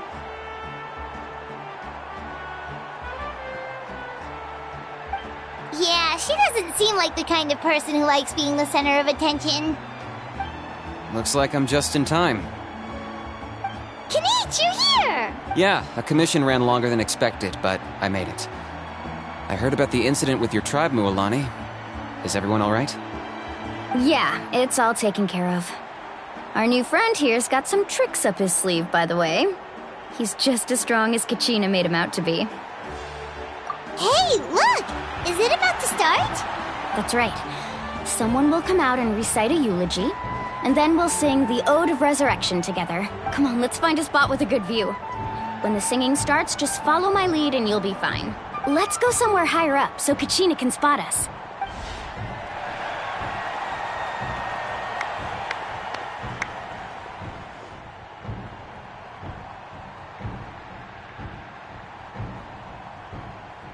Warriors of Natlan, heed the call of life. We are the inheritors of memory and legend. Those who grew alongside sun and wind. Those who forged our own destiny and future. That is Natlan's fire, the lifeblood of our nation!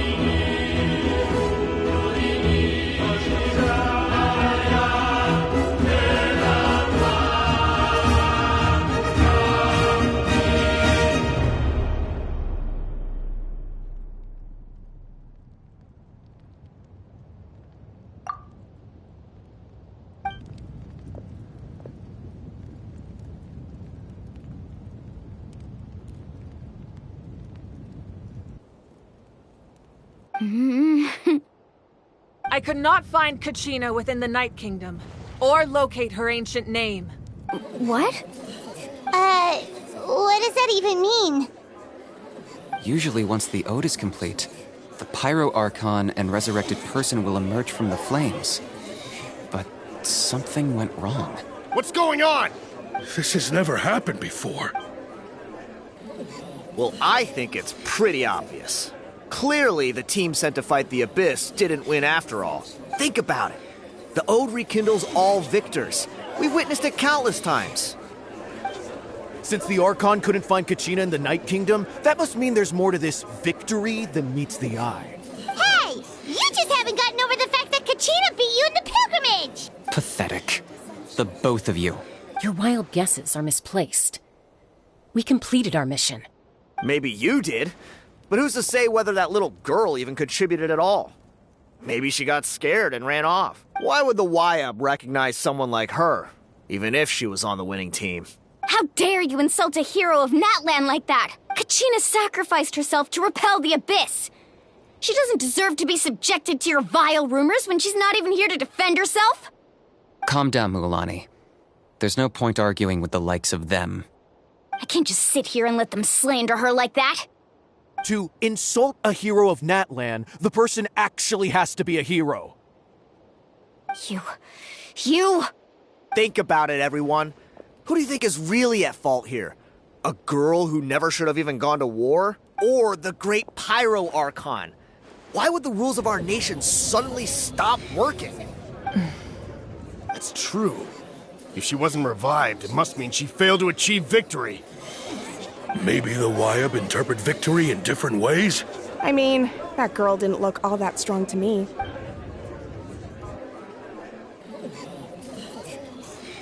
Kachina wouldn't have run! That's not like her at all! No, she's been waiting for this moment for too long. No matter how daunting the situation, no matter how scared she might feel, she's always the first person to stand up and face it head on. We don't even know what happened. So don't you dare try to use this as an excuse to vent your anger or slander her reputation. Fine. We'll find out what happens soon enough. Then, we'll see who truly deserves glory. That's enough. There is no doubt about today's victory, or Kachina's part in it. She is a hero worthy of our admiration and celebration. However, the failure of today's ceremony is undeniable.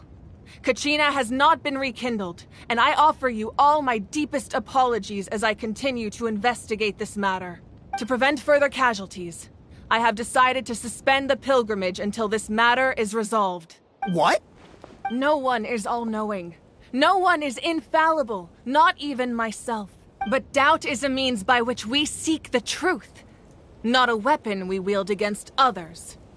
I didn't mean it that way, Archon. If there are things you wish to clarify, then ask me directly. Doubt my answer if you wish. But now's your chance. You have concerns? State them. No, of course not. Even though I have said nothing to change your mind, then it would seem the truth never mattered to you at all. That guy doesn't even have the courage to answer the Pyro Archon's question. So much for all that glory talk earlier. I have a question, Archon. My friend Kachina. Do you have any idea where she is? It's extremely important to me. I know you said you were investigating the situation, but I'm sorry, that's not enough. I've already shared everything I know. If you want to learn the truth and rescue your friends sooner, you should join. So, what do you say? Of course I'll join. In that case, come see me in the speaker's chamber. We should join them. Oh, and if it's not too much trouble, could you drop by as well, Traveler? I'd like to have a chat. Rest assured, everyone, I'll keep the tribal chiefs informed on the progress of the investigation. Once again, I apologize for the outcome of this ceremony. If there are no further questions, let's part for now. Did she just ask us to come along? I believe she did. Let's go. I'd like to know what's going on myself.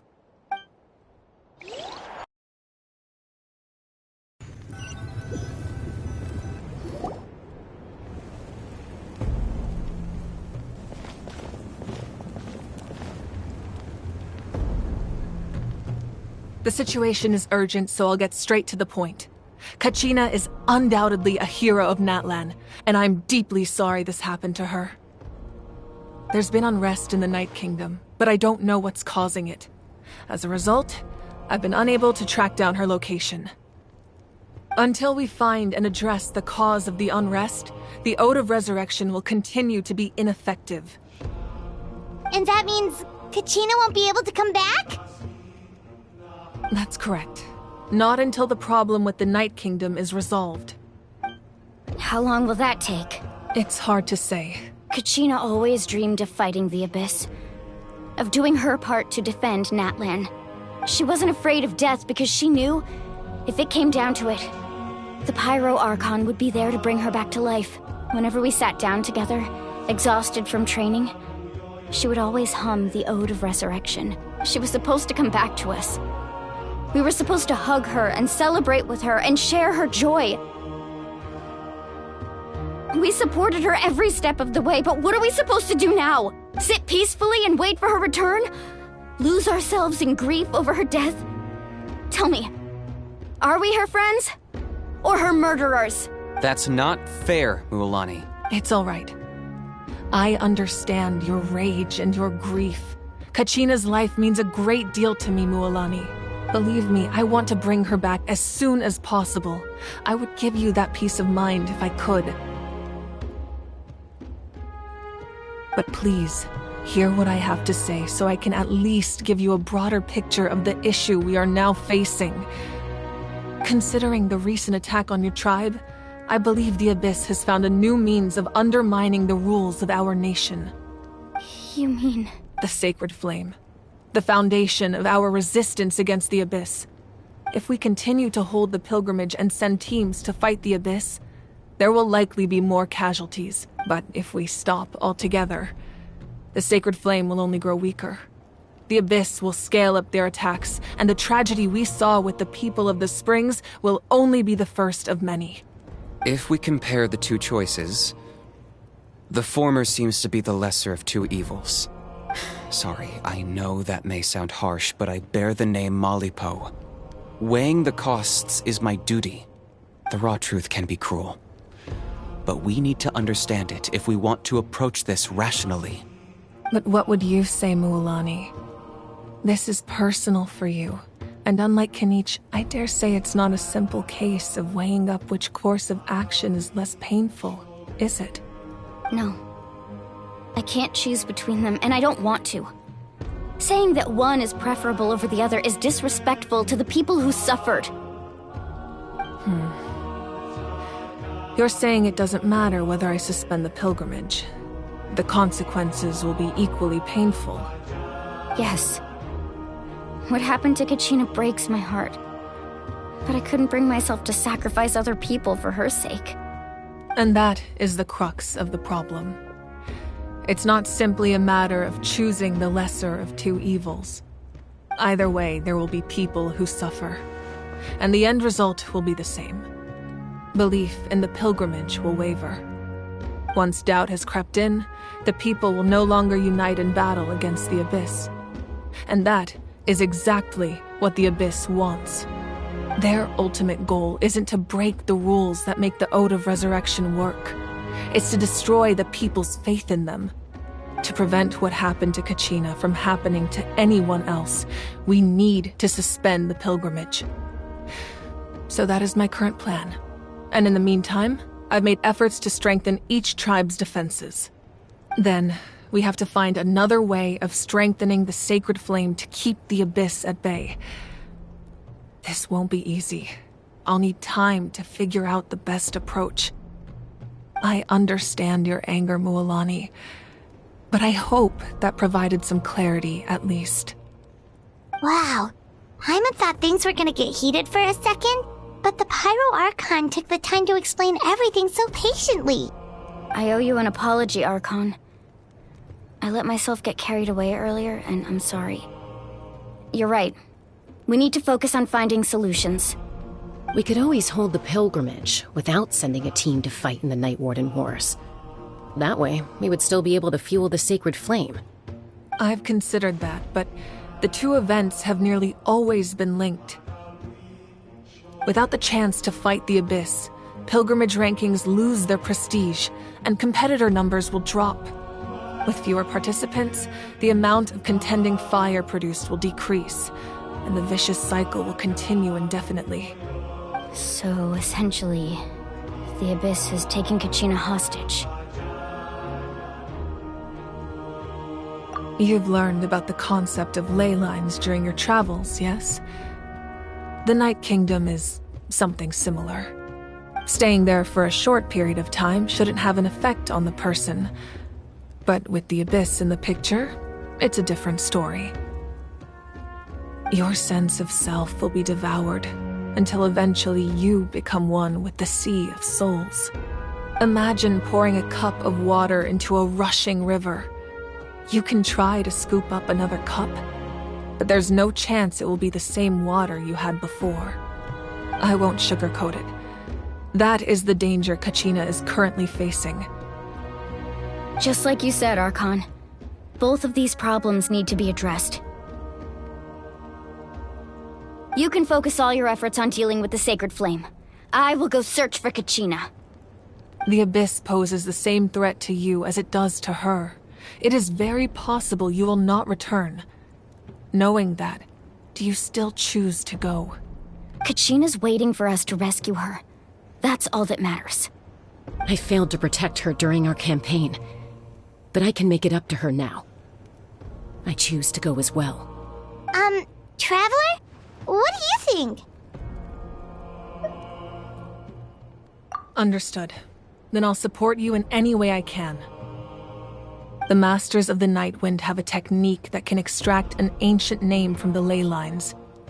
If we can find Kachina's ancient name, I can use the link between them to pinpoint her position within the Night Kingdom. Then comes the hard part. You need to visit the Night Kingdom in person and rescue her. But isn't the Night Kingdom a land of souls? Can we even go there? Under normal circumstances, only the consciousness can enter. But there is a way to go there in person. However, know that the Night Kingdom will attempt to repel you, and the Abyss certainly won't leave you be. That's fine by me. Same here. Fighting the Abyss is nothing new for me. So, Paimon's the only one who's scared? Well, if you're going, Traveler, Paimon's going too. Citlali of the Masters of the Nightwind once created an artifact that can be used to communicate with the Wyab. We call it the Spirit Speaker Stone. It was originally used as a ceremonial artifact wielded by the tribal chiefs. But that spiritual quality also means it can be used to search for an ancient name. That was the artifact I delivered to the Scions of the Canopy a few days ago. Didn't think I'd be hearing about it again so soon. Thank you so much for your help, everyone. Your thanks are unnecessary. I will offer you whatever aid I can, but your fellowship and courage are what will truly decide the success of this operation. Besides, you're the ones helping me. I can only focus on one thing at a time, after all. Traveler, I certainly didn't expect our first conversation to be so serious. I've heard all about your accomplishments. Ever since you arrived, I've been hoping to meet you and offer you Natlan's highest level of hospitality. Why? Why? Is that not what happened in the other nations you visited? Yeah, things were pretty complicated at the start. And, in the middle. But our reputation's solid nowadays. That's more like it. After all, I've heard you're someone who transcends fate. Perhaps even more than you can imagine. But we can talk about that some other time. Ideally, this would be the perfect night for a drink and some musical ambiance. But there are important things to be done. Oh, I almost forgot. Atea was wounded in the fight against the Abyss. She wanted us to give this to you. It embodies fond memories and my strength of will. That's what she asked us to tell you. She said you'd know what that means. I didn't think this day would come so soon. The flames of her life force. I can feel them flowing within the talisman. If things were different, the two of us could have enjoyed the hot springs together while she gave this to me in person. We're supposed to be hot spring buddies after all. But don't worry. This talisman means a great deal to me. I'll take good care of it. And once this is all over, I'll pay Atea a visit.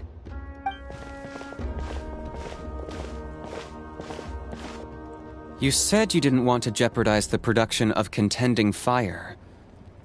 But that's not at all why you decided to suspend the pilgrimage, is it? You're right. Even now, the production of Contending Fire is far from sufficient. The gradual corrosion caused by the Abyss has resulted in a massive shortage of pyro energy, and we're currently at the breaking point, as things stand. The pilgrimage is a lost cause. Suspending it allows us to save our strength to defend the tribes. The Abyss has brought catastrophe to Natlan, and Kachina's disappearance in the Night Kingdom is a direct consequence of that. We can't let the general public know that. No. If the public learned that Natlan's destruction was close at hand, there would be immense panic. But if I said nothing at all, they would have continued to question the integrity of Natlan's heroes. Another simple choice. The latter was clearly the better solution. But you chose otherwise. I have never subscribed to the belief that the right choice is the one with the fewest sacrifices. Let's go. There's still a way for the sacred flame to last a little longer. You mean? Yes. Come with me.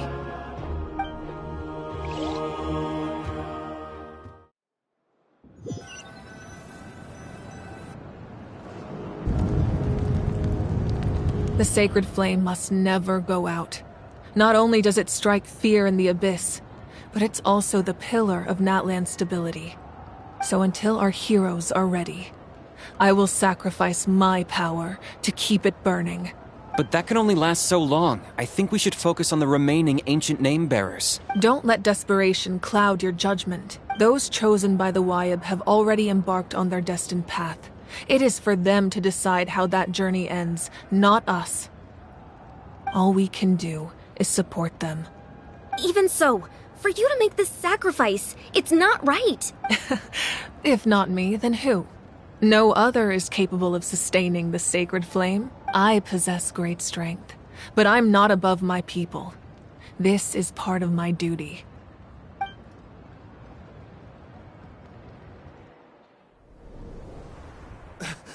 Archon, it's the Fatui!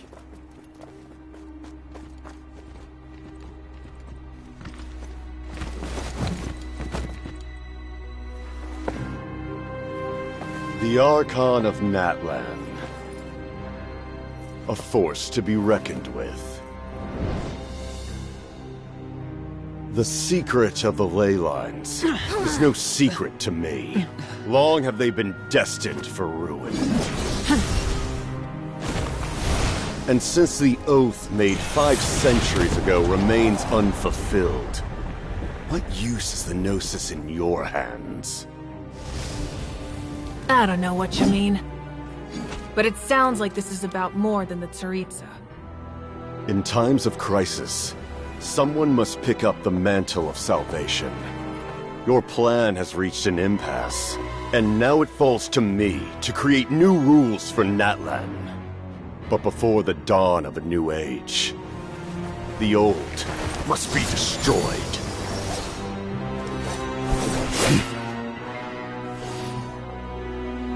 I assume that's the end of your speech? Good. People like us. Let our blades do the talking!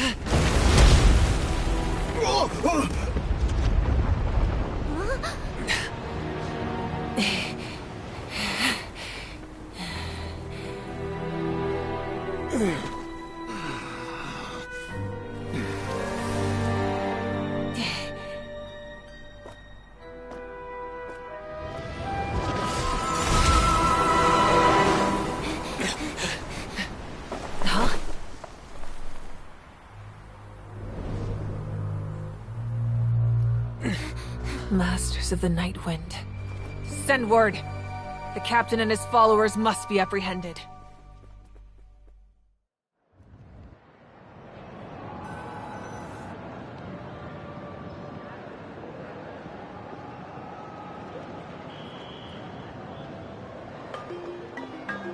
Are you alright, Archon?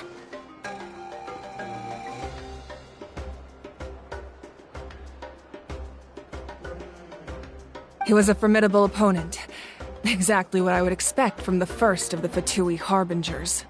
I never imagined someone could match you in combat. If the Tsaritsa sent him here, why would he bring up what happened 5 centuries ago? Yeah. And how much does he know about Natlan? The Harbingers are all driven by their own personal goals. The only purpose that unites them is collecting the Gnosis. But I'm sure the captain has his own reasons for being here as well. Whatever his motive, we should shift our focus to the Fatui. If they attack again and we're not prepared, we're done for. No, we're running out of time. The wound I inflicted should hold him back and weaken him for the time being. Besides, I'm sure you noticed, the power that came to his rescue just now came from the Masters of the Nightwind. In other words, there are traitors among us.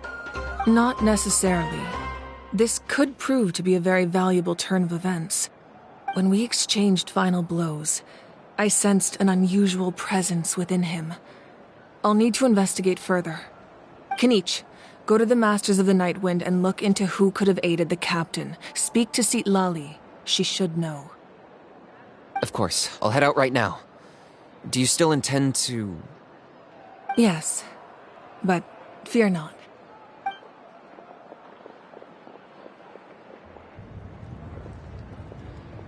Natlan's strength has never rested solely in its Archon.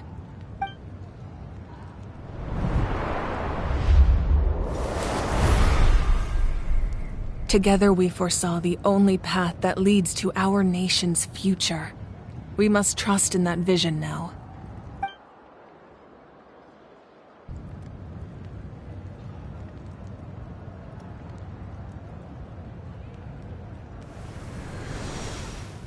Is everything okay, Archon?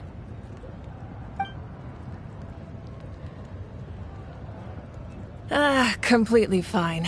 Just lamenting the fact that I never got a picture when I could still turn my hair into flames. Too late now. I just hope the others have a safe journey.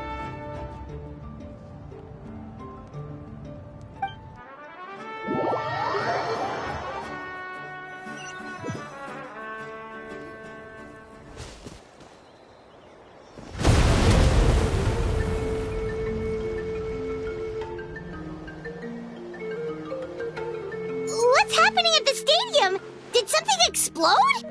It feels like the Archon unleashed her power. She must be fighting a formidable opponent. Should we go back and check what's going on? Have faith in the Archon. She wouldn't lose in a one-on-one confrontation. Once we find Kachina's ancient name, we'll head right back. Okay, let's just keep climbing. Paimon really hopes nothing goes wrong.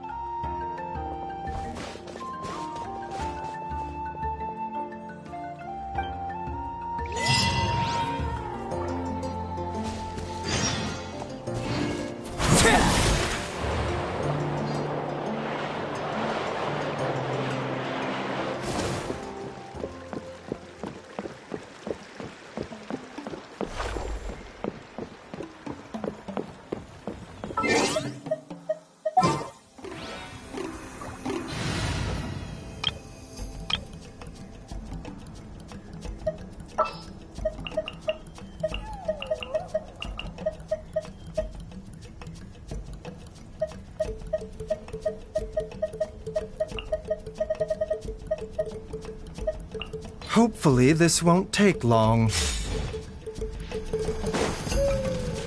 What can you tell us about the scions of the canopy? The tribe's people are very adventurous.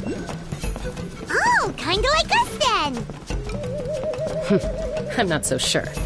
You don't strike me as the type to enjoy danger. The scions of the canopy are a bunch of thrill seekers. They love extreme sports like rock climbing, rappelling, volcano parkour, or even bungee jumping without a rope while a Yunkasaur stands at the edge and uses its tongue to catch them. Sound like something you'd be interested in? Okay, that does sound different from our usual adventures. Paimon's not doing any of that. She can just cheer you on from the sidelines.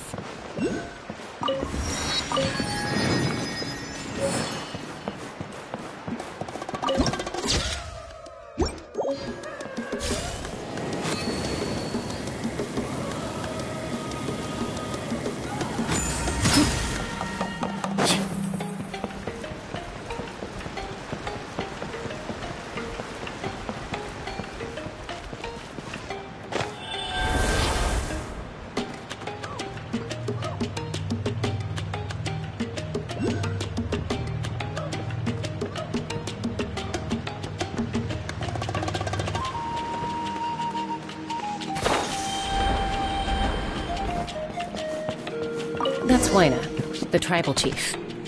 Let's head over to him.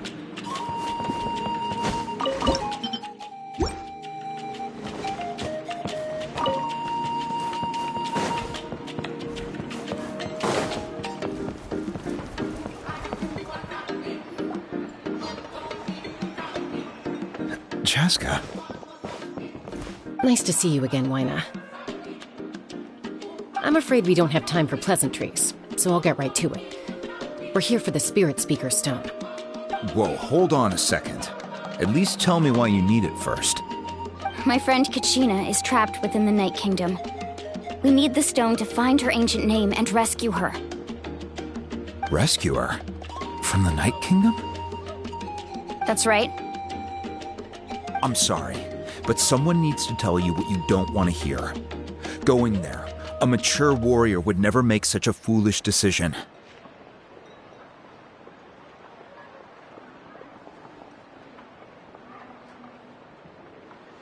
The nature of battle is unpredictable. You never know how it's going to end. Losing a friend is tragic, but when that happens, the best thing you can do is focus on how to prevent further casualties. I appreciate what you're trying to say, Chief Waina.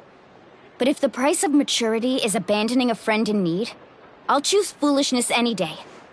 If Kachina's still holding on, then so will I. I thought you might say that. Is something wrong, Waina? This doesn't seem like you. Life isn't complete without taking risks. That's always been your mantra. It's nothing. The Night Kingdom is a dangerous place. Can't blame me for checking if you were up to the task. If you're that determined, far be it from me to stop you. Here's the stone. Keep it safe, okay? It's not like we have a spare. Thank you. Huh. Seems like you two go way back. But aren't you from the Flower Feather Clan, Chaska? Oh, Chaska's a peacekeeper, so she's famous throughout the tribes. She's always the one people call to resolve conflicts, so we slowly got to know each other that way. Her younger sister Quichi's always hanging around our tribe, too. She's helped us out a lot in the past. Oh, you have a younger sister? Yes, I'll introduce you to her sometime. But let's get back to business. Waina, how do we use the stone? As you probably know, your intended destination is completely different from the real world. The Night Kingdom is like a river flowing with concepts, and the ancient name you seek is like a tiny fish swimming downstream. In that sense, the stone is like a fishing boat drifting down the river, but the boat alone isn't enough. You need a fisherman experienced enough to steer it in the right direction. We couldn't do that ourselves? With a little practice, I'm sure you could. You have the strength and the talent. If you want to make sure this works, though, I could recommend someone to you. Who? Vichama, a legendary warrior and scout from our tribe. He's got a keen eye and a well-honed intuition. Even his ancient name means to seek. If you're fishing for a name, you're gonna want him on the boat. Vichama? Why does that name sound familiar? He's one of Auntie Atea's hot spring buddies. I've heard stories about him. Where can we find him? Ever since Malco passed, he spends most of his time gazing out at the scenery from the cliff tops. Follow the path that way, and I'm sure you'll find him. Thank you. We'll go look for him there. Good luck. I hope everything goes well.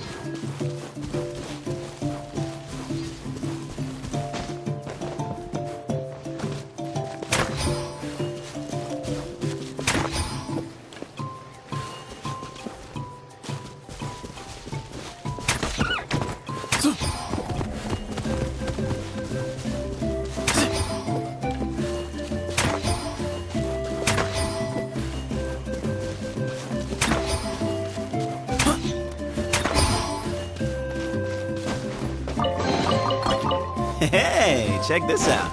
See anything you like?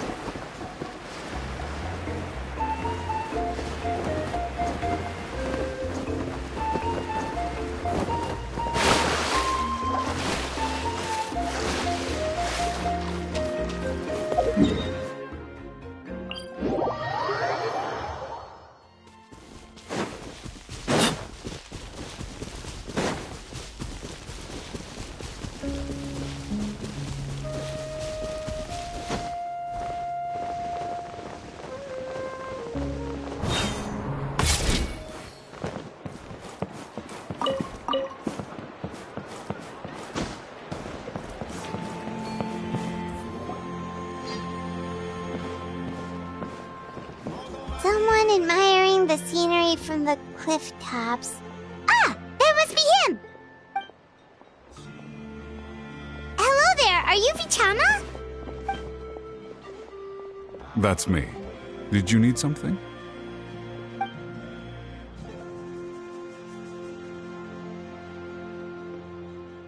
What? You're saying you can bring someone back from the Night Kingdom? How is that even possible? No, if you really think about it, anything's possible in that kind of place. But that would mean... Are you okay? You don't look so good. Everything's fine. I'll help you, but I do have a small request. After I help you find Kachina's ancient name, I want to use the stone to look for my friends as well. Your friend? Oh, why not mention someone named Malco? Is that who you're talking about? Yes, but I'd rather not get into it if it's all the same to you. That's not a problem. We agree to your request. Yeah. Since you're helping us find Kachina's ancient name, it's only right that we return the favor. Then we're agreed. Can I have a look at the stone?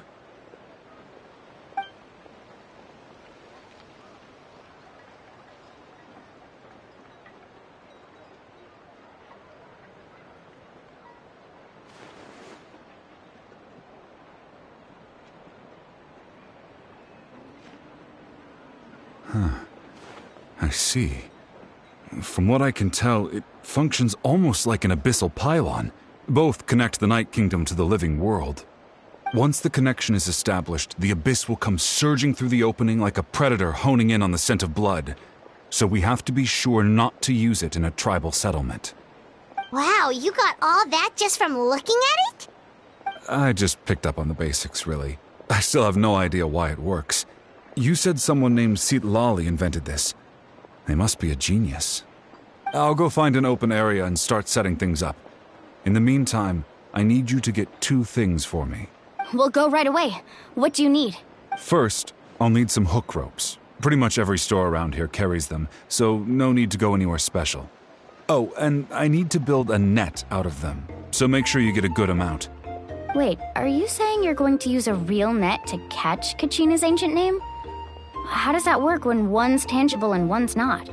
By creating something tangible in our world, like a net, we can create a connection to a corresponding concept in the Night Kingdom. Basically, I'm going to use the concept of a net to catch something equally intangible, an ancient name. Oh, I see. What about the second thing you needed? Right. I need 2 chunks of obsidian. Once we bring the ancient names into our world, we'll need a place to store them. Normally, you can only get obsidian from the Children of Echoes, but I heard there's a traveling merchant from that tribe around here somewhere, so maybe you can try your luck there. Gotcha! All right, let's split up. See that clearing? Let's meet over there when you're done. Oh, and you can send someone with me if you want. In case you're worried I might take the stone for myself. What do you think, Chaska? There's no need. Lena spoke highly of you. That means you're trustworthy. I appreciate it, even though that doesn't mean much to me anymore. Anyway, it'll take some time to set everything up, so no need to rush.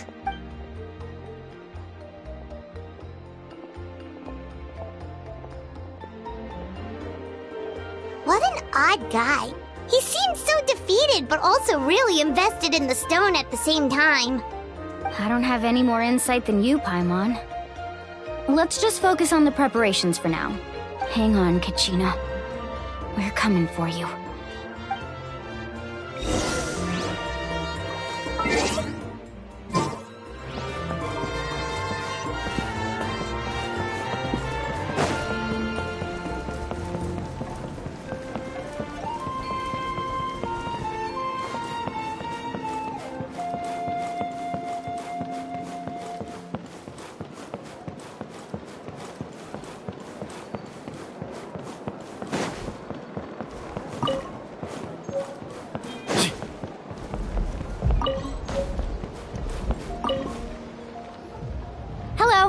Do you have any hook ropes for sale? Hook ropes? As in rock climbing equipment? Yes. How much for your whole stock? Oh, the whole thing? Let me see. That would... Deal. Wait. What, you want me to drive down the price? We just need these as fast as possible. Thanks. Oh, no problem at all. I'll even pass along some information on the house. These ropes are usually used by rock climbing enthusiasts. If you want to learn, Roka's the person you want to ask. All right. That's everything. Here you go. Now we need the obsidian. Let's go talk to the traveling merchant Vichama mentioned. No one can catch me. Excuse me?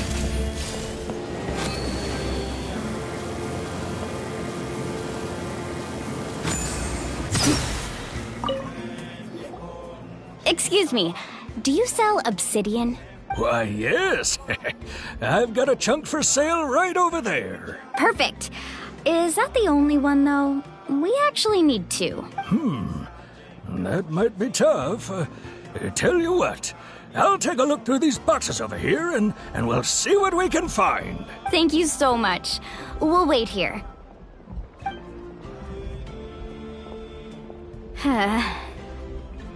Relax. Everything's going according to plan. I know, it's just... I could tell Vichama feels the same way about his friend that I do about Kachina. I hope this chunk of obsidian isn't the only one. Kachina always carries all sorts of shiny stones with her. If I was the one trapped in the Night Kingdom, she'd have a whole pile of obsidian ready in a heartbeat. Well, would you look at that? I did bring an extra. Here you go, young lady. How does it look? Perfect! Thank you. How much do I owe you? If you hadn't shown up, these stones would have just sat here collecting dust. I'll take 3,000 mora for both. Here you go. By the way, I heard you mention Vichama just now.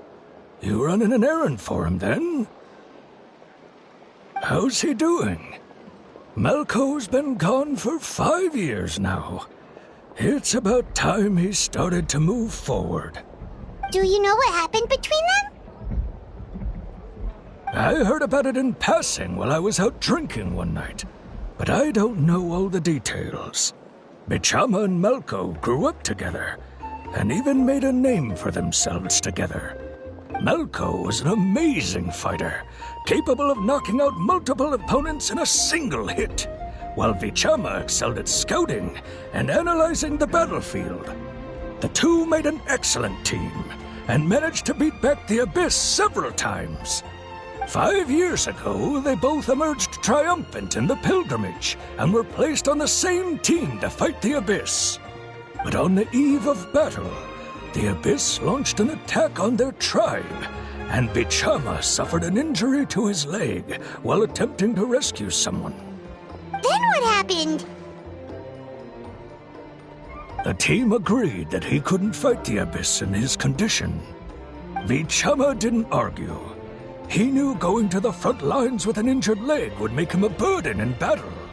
So they raised the issue with the Pyro Archon, and she agreed to let him stay behind. It's just... Melko and the others ended up facing hordes of abyssal monsters in numbers that far exceeded anyone's expectations. The team made an error in judgment, and they fell to the onslaught. Vichama went into a deep depression after that. He blames himself for everything.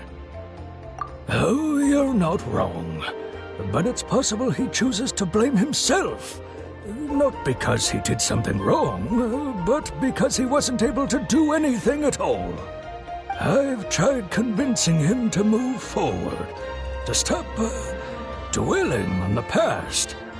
But the shadow of Malko's death hangs over him still. The Abyss has caused so much suffering, and some wounds never heal. I wish there was something he could do to make himself feel better. But... anyway, that's the gist of it. Maybe you could help him talk things through sometime. I would really appreciate it.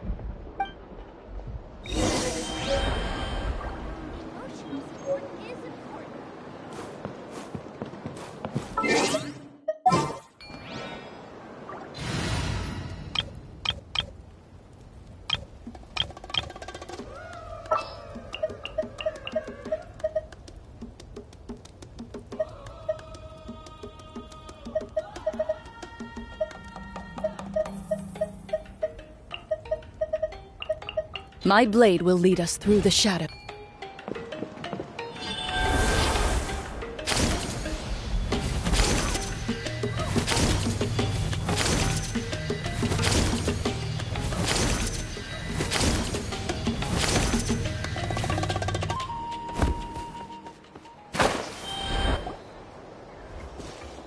Did you get everything?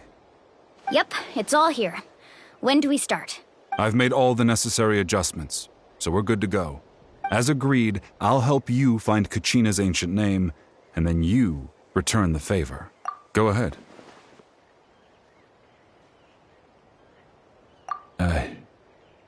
After Malko fell, I scoured the battlefield to see what happened. It turned out he wasn't bested by some impossibly powerful foe. He was dragged to his grave by the sheer number of enemies. If I had been there, I would have been able to sense the danger. I could have warned them not to advance. I've always blamed myself for what happened. But when you told me about Kachina, I realized there's a chance Malko might also be alive, fighting for survival in the Night Kingdom. But that happened several years ago, right? The Pyro Archon said all life within the Night Kingdom eventually becomes one with the Sea of Souls. There might not be much hope, but I still have to try. Malko and I promised each other, even if we never managed to root out the Abyss for good, we would fight together until the end. All right, let's get to it. I'll start searching for the conceptualized version of Kachina's ancient name.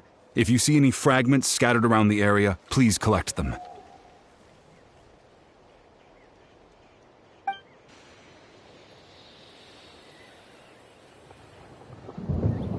Make sure you prepare yourselves for battle. As I said, the stone will link the mortal realm to the Night Kingdom. The Abyss will likely emerge in response. Look at that golden thing! It must be one of those fragments Vichama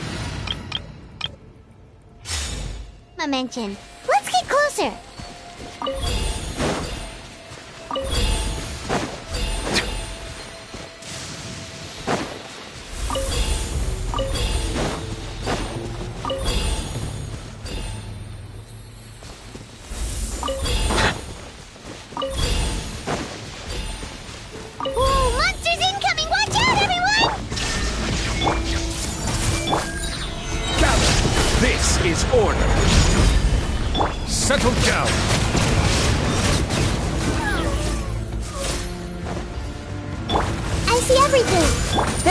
stage! Let the mighty be humble! Silence!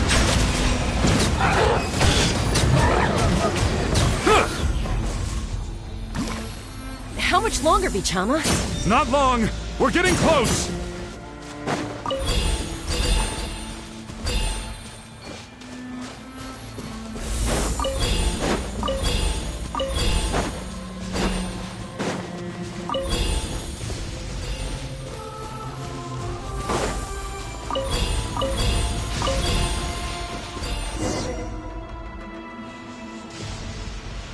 Vichama!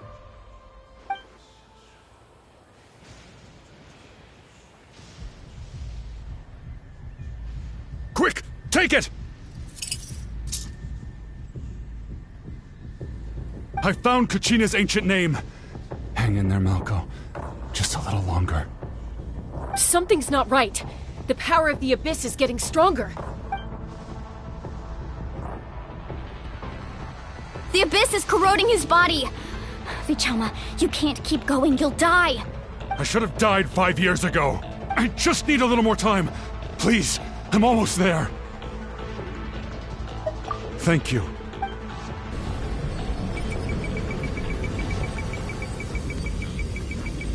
Whoa, watch out! The power of the Abyss is strong.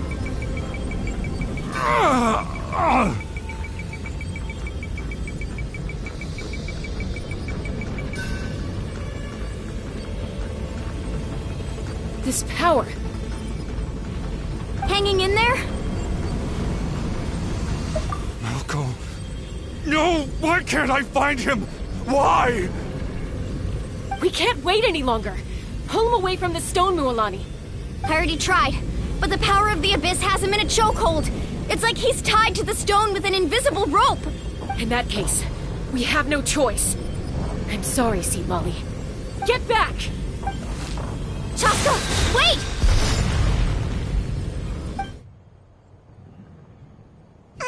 Ouch! What happened just now? It looked like the Spirit Speaker's stone was... The stone's power was spiraling out of control. The only way to stop it was to destroy it. You were all caught in the shockwave of the explosion. You might feel dizzy for a while, but that's normal. Give us a heads up next time, will you? You're lucky we managed to dodge it in time. I thought I said to get back. Yeah, barely a second before you made it go poof. Not everyone has your reflexes, Chaska. We were this close to getting dragged into the explosion. Okay, I'll be more careful next time. At least Kachina's ancient name is still in one piece. Vichama! Vichama! I couldn't find Malko's ancient name. It must be completely gone by now. Once your ancient name disappears, there's no coming back. From the very beginning, and now... It's too late to save him. From the minute he left that day, it was already too late. Vichama. I'm sure he's heard enough condolences over the years. Let's just give him some space. Huh? What's that in your hands, Vichama? It looks like something's glowing! Huh? This is...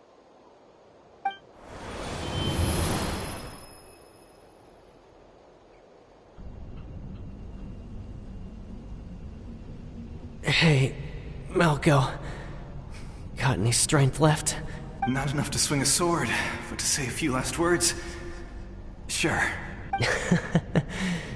Too bad. No one will get to hear them.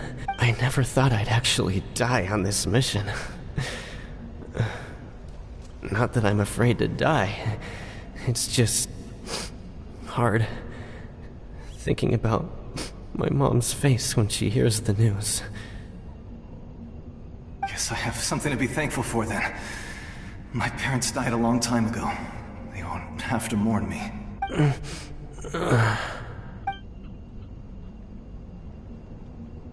Pisak! Always had to beat me at everything, didn't you? Right to the end, you were never one for goodbyes. Maybe you're right. Maybe no one will get to hear our last words. But just in case, Vichama, I'm so glad you didn't come with us. Don't be sad. Just keep on living.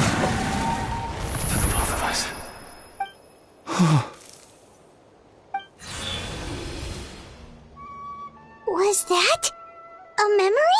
Seems like we were able to salvage something after all. Of course.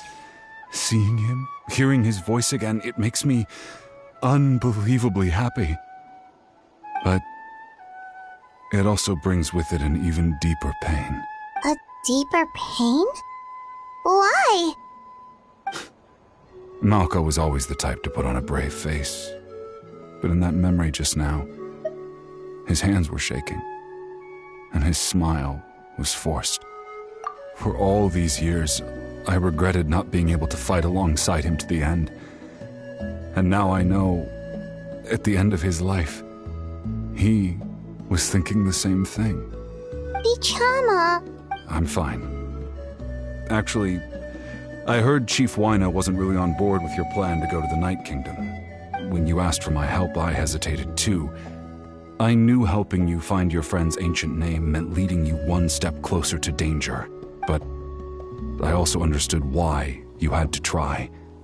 Everyone has regrets in life, but not everyone gets the chance to make up for them. Once allowed to fester, guilt strips us of our most valuable qualities as warriors. In that sense, we might as well choose the braver path from the very beginning. If I could do it all over again, I would have followed Malco to the front lines no matter what. Even with an injured leg, there were still things I could have done. That way, even if the outcome stayed the same, I still would have fought alongside him to the end. There are critical junctures in life, and if you don't seize the chance to act, there's no going back. That's something I had to learn in hindsight. But you're still at the crossroads of your journey, so I hope you can walk away without regrets. Thank you, Vichama. I feel even more determined now. Kachina will come back to us.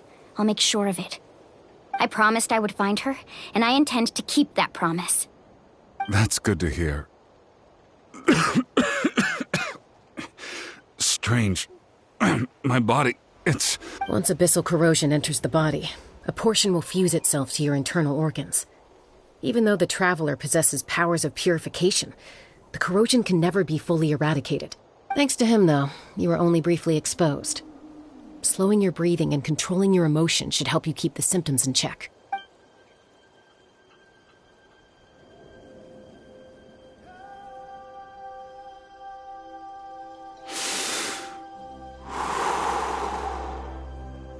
Huh. That does make me feel better.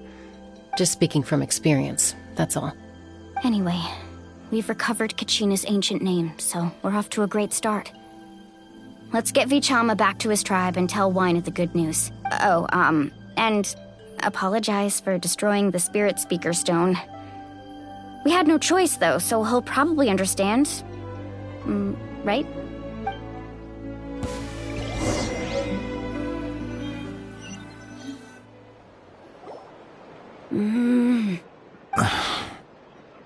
Koichi, are you really gonna just stand there like that? I don't know what you want from me. I think you know exactly what I'm trying to say, Uncle Wyna. I can hear it in your voice. Honestly, it's just one thing after another with you two. They're back. Koichi? What are you doing here? Don't play dumb with your own sister. You know exactly why I'm here. My apologies, everyone. I just need to borrow Tosca for a few minutes. You come with me.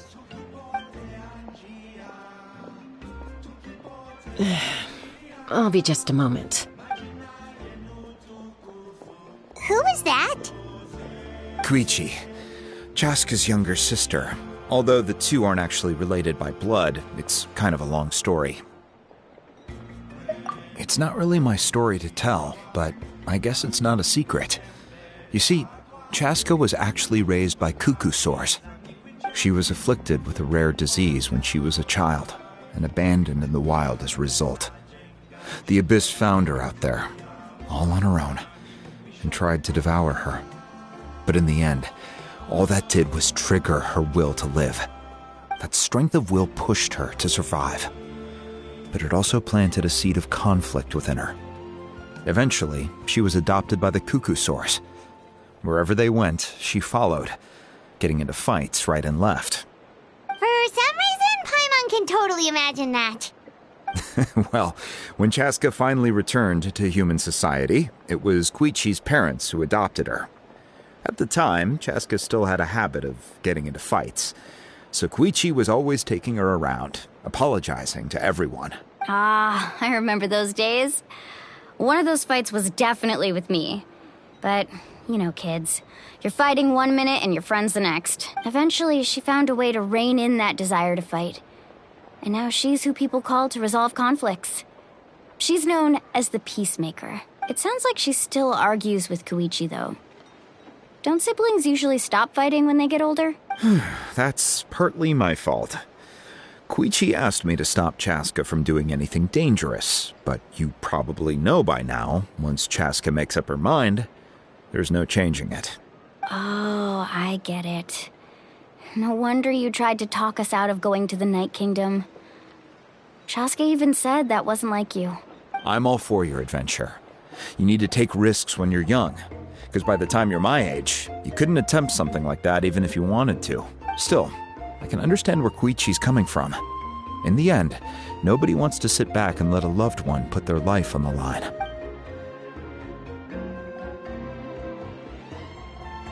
All right, it's just the two of us now. You have 1 minute to explain yourself. I don't have anything to say. You don't have to approve, but you should know I only do what's necessary. That attitude is exactly the problem. It's like you don't care. You try to sneak off to the Night Kingdom behind my back and then play it down as if it's just a trip abroad. Well, technically I am going abroad, right? Again with the excuses! We agreed, didn't we? There are 4 levels of danger. If it's not something urgent, you can only engage in level 2 danger and below. You can only go up to level 3 if a situation is so dire there's absolutely no alternative. But a trip to the Night Kingdom? If that's not a level 4, I don't know what is. And you were just going to sneak into the place without saying anything. What do you mean, sneak into the place? I always planned on walking in there with my head held high. You bought off Uncle Wina, didn't you? He promised me he'd stop you from doing anything dangerous. Oh, it's like he didn't even try. You feel like he went back on his word. What if I told you my mind was made up, and there was nothing he could have done? Not even by force. Oh, I knew it! So he did try to say something, but you didn't listen. This is important. If you were in my shoes, you'd make the same decision. You don't know that? I'm a doctor, and I handle logistics. If you're going to waltz into a dangerous situation where you could lose control at any moment, it's my duty to say something. All right, whatever. Anything else? What do you mean, anything else? Why don't you reflect on what you've done and promise me you'll stay put? Time out. Is this one of our normal arguments or a serious one? Chaska, does it sound like I'm joking? Then you need to know something. What happened to Kachina was partially my fault. I can't leave her there to die. That's not who I am. But the person you become when you lose control, that's also not who you are. That's a different issue. You said it yourself. A person is only as good as their morals. If I want to live in Natlan, I need to display qualities that make me worthy of this nation.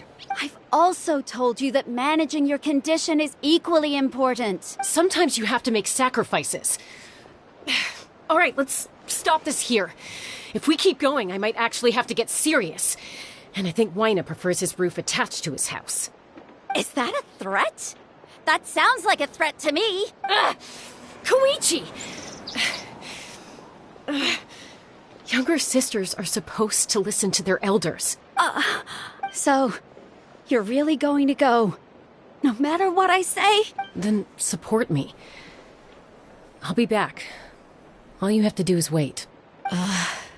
Chaska. So, that's it. Why'd you have to turn out to be so darn annoying?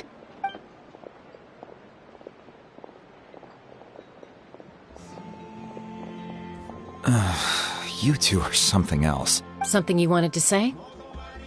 I know you aren't related by blood, but you two sure are similar. Really? You know, I said that very thing to Koichi not too long ago, and she reacted the exact same way, down to the very tone of voice. It's not my place to get involved, but I will say this. Try to spend a little more time with your sister. You're tough kids. That doesn't mean you have to go it alone. Thank you. Anytime. All right. If you're done with the Spirit Speaker Stone, you might as well hand it over. According to Kinich, it's an important ceremonial artifact, so it'd be safer to keep it with me. About that. If only Tone Deaf Bard was here, he could have repaired it just like the Holy Liar. It might be in a few more pieces than you remember. Huh?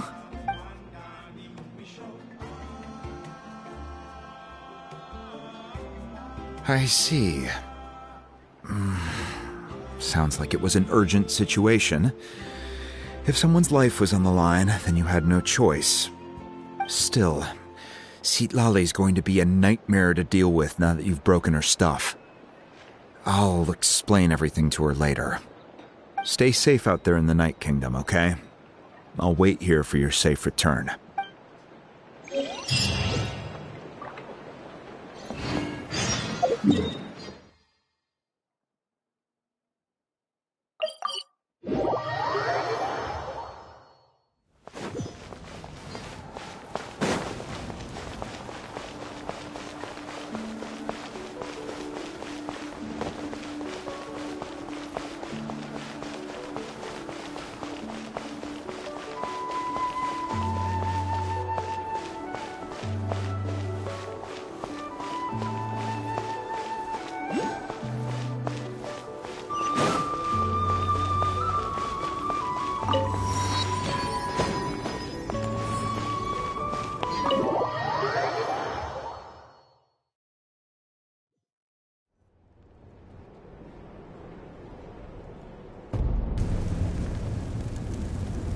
We're back! We found Kachina's ancient name, too! Well, it's fairly complicated. Let me give you the condensed version. The Fatui again? We can't go anywhere without them causing trouble. But what if the Fatui finds out you've lost your power? Won't they try to take advantage of the situation? That's why it has to be our little secret. No one else can know, or we're asking for trouble. Look, I wish I could offer you some sort of consolation, but I won't lie to you. With multiple factions closing in, there's nothing comforting about the situation we're facing. Still, all you need to do is focus on your goal. You can leave the complicated matters to me. I can also step in on the Pyro Archon's behalf. There's a limit to what I can accomplish, but I'll help you however I can. There's no need to be so modest, Yan-san. Your incredible strength has long been a well-known fact. You're the pride of your tribe. Archon, I'm sorry about before. You have so much on your plate, so much that you have to worry about. But all I could do was focus on my own feelings. You have nothing to be sorry about. We all get overwhelmed by our emotions, myself included. Your reaction to Kachina's disappearance, I understand that feeling very well. Well, now that we have Kachina's ancient name, let's go track her down. Follow me.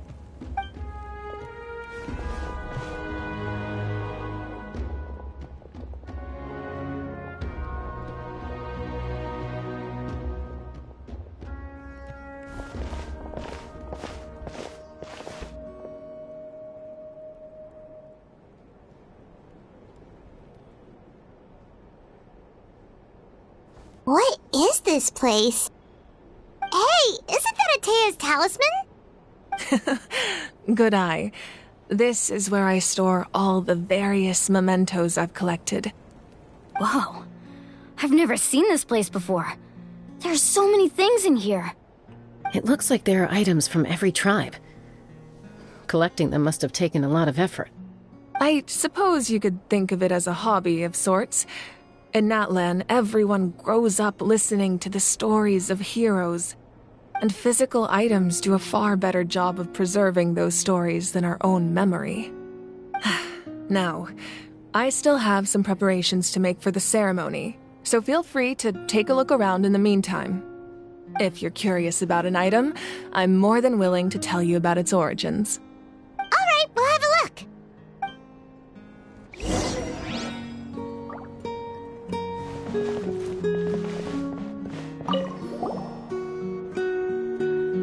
There are so many jars and potions around here. Do they have anything to do with alchemy? No, those belong to the Masters of the Nightwind.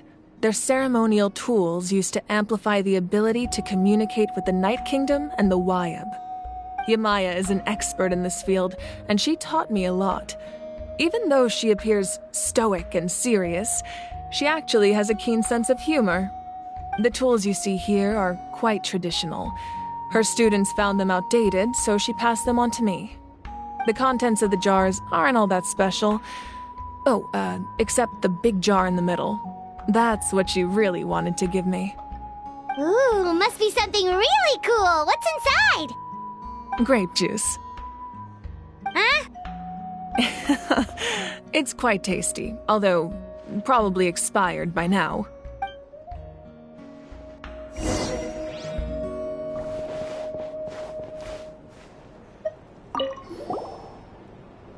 Whoa, that belt is bigger than Paimon's head! The Collective of Plenty are known for their bodybuilding competitions and contests of strength. This belt is a symbol of great honor within the tribe. The association with strength might also have been the reason the original belt was extremely heavy. It was difficult for even 2 people to lift. And even if a warrior had the strength to put it on, wearing it for any length of time would still leave them gasping for breath. Sounds like it. So the owner of the original belt, Kitera, commissioned a craftsman to make a copy identical in appearance but far lighter in weight. That is the belt you see before you. He would often wear this version when training in order to protect his waist. Or he made a lighter version so he could wear it all the time and show it off.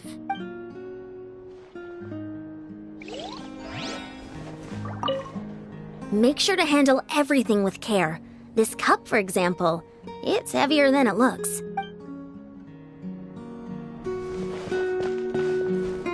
This flower looks like it's thriving. You must be good at taking care of plants, Archon.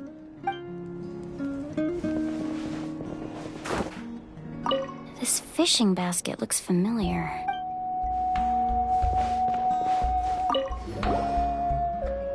Hey, there's a fishing rod here. It must have belonged to the people of the springs. That's right. It belongs to a legendary fisherman named Matavaru. I have his entire set of fishing equipment, actually. He and I met in a tavern. He told me about a particular kind of giant fish and his meticulous plan to catch it. In his eyes, I saw a hunger and a strong fighting spirit. To him, the sea was the battlefield upon which he staked his honor. So, did he do it? The next time I saw him, he was covered in scars.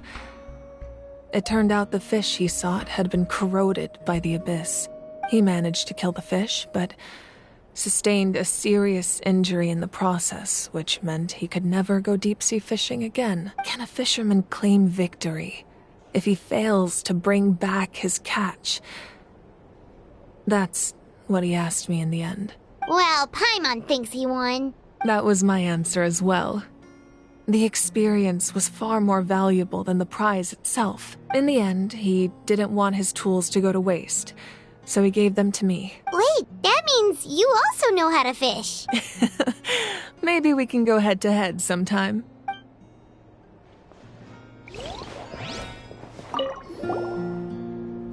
This is Atea's talisman. I'm sure you're familiar with this one already. Atea was rarely ever without it. The talisman brought her a lot of luck in battle.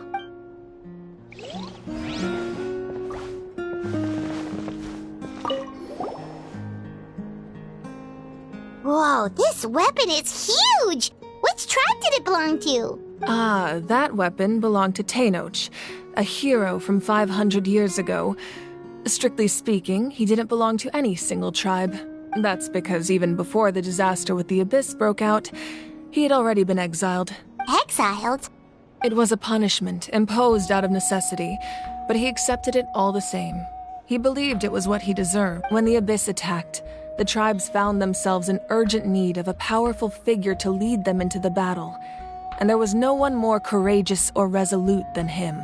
He united the 6 tribes and accomplished great feats throughout the war.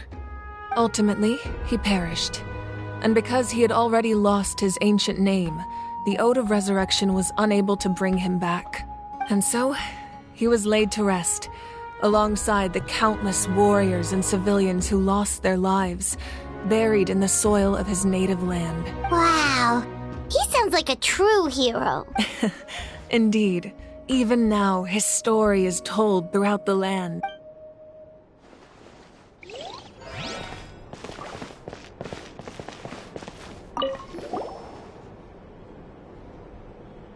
The powder still needs some time to settle, so let's wait a little longer. Well, what do you think of my collection? Do you feel like you have a better understanding of Natlan's culture now? Yeah, if each item represents a different story, seems like Natlan's really been through a lot. Does every item hold a special memory, just like Atea's talisman? That's right. The items in my collection actually serve a similar purpose to the ancient names passed down among the tribes. They demonstrate the true shape of time. The shape of time? Most people perceive time as a linear concept, almost like a straight line that can only move forward. We cannot change the past or predict the future. But there's also a different theory, one that I believe to be closer to the truth. Namely, that the past, present, and future all exist at once. At once? Paimon's not sure she understands. Let's say your journey ended right now. Thinking back on your experience in each nation, which one would you say was the most important? Exactly. Even at the end of your journey, the things you experienced along the way don't cease to exist. They become part of who you are. Take out a portion of that journey, and you would likely make very different decisions, and eventually arrive at a very different destination. The future is the same way. It exists even though it has yet to come to pass. We just lack the means to perceive it.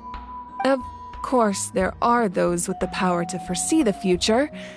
They simply call it by a different name. Fate. You're quite familiar with that concept, I would imagine. That does kinda make sense.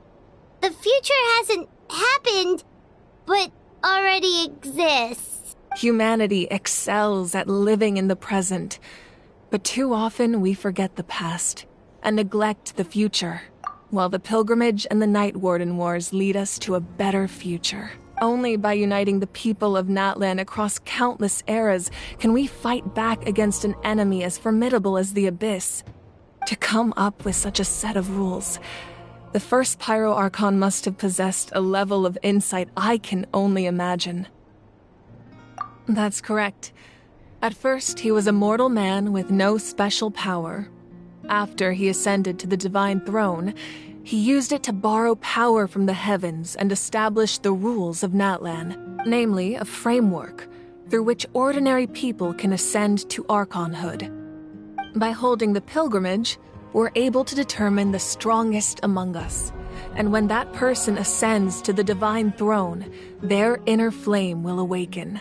In addition, the sacred flame will grant them significant knowledge and memory of this land. After all, that's how I came to know everything I just told you. So, it all comes down to the power of the divine throne and the rules. Wait, is that a family portrait?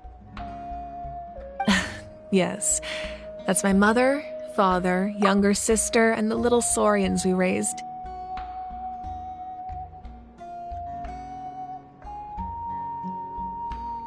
I turned a piece of my dad's leather armor into a canvas and commissioned a famous artist to paint our likeness. Your sister is so cute! It looks like the two of you are really close. Paimon was having a hard time thinking of an Archon as an ordinary person, but seeing this portrait, it kind of makes sense now. It really doesn't look like there was anything special about you before. Oh, wait, is Paimon allowed to say that? A little late for that question, don't you think? Sorry! Paimon's so sorry! Paimon's mouth works faster than her brain sometimes! It's all right. I'd never get upset over something like that. No matter what others may say, my past is a precious part of my identity. I'm forever proud of the life I used to lead. Becoming the Archon doesn't mean you sever ties with your family. The position just comes with a lot of responsibilities, so it impacts how often you get to see them. My father made the most delicious stew, so my sister would often bring me a large pot of his cooking, and we would sit on a blanket and eat it together. One time, we didn't close the door securely, and the Saurians you were raising ran into the room and knocked over the entire pot. My sister immediately burst into tears. The two troublemakers were going for the meat, but when they saw my sister's distress, they froze on the spot. I still remember the way they laid there, sulking like a pair of children, even after making such a mess. It was frustrating, but in the end, all I could do was comfort my sister and move on. Wow. Isn't that what being a family is all about? I think about that story a lot, actually. As the Archon, I made a vow to defend this nation, and experiences like that, they remind me exactly what I'm trying to protect. Well, what happened after that? This portrait looks pretty old. Your sister must be all grown up by now, right? I believe she ended up working as an architect and artist. She built many houses and crafted many beautiful works of art.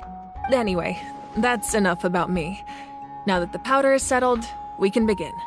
Iansan, Mulani, Chaska, over here, please.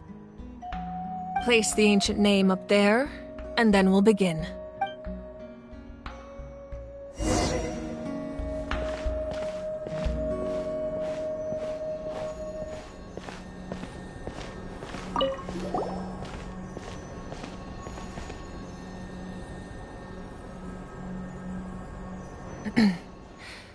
Surely as the echoes of life resound through heaven and earth, so too shall our stories remain eternal. Ancient name, take us to your fated bearer.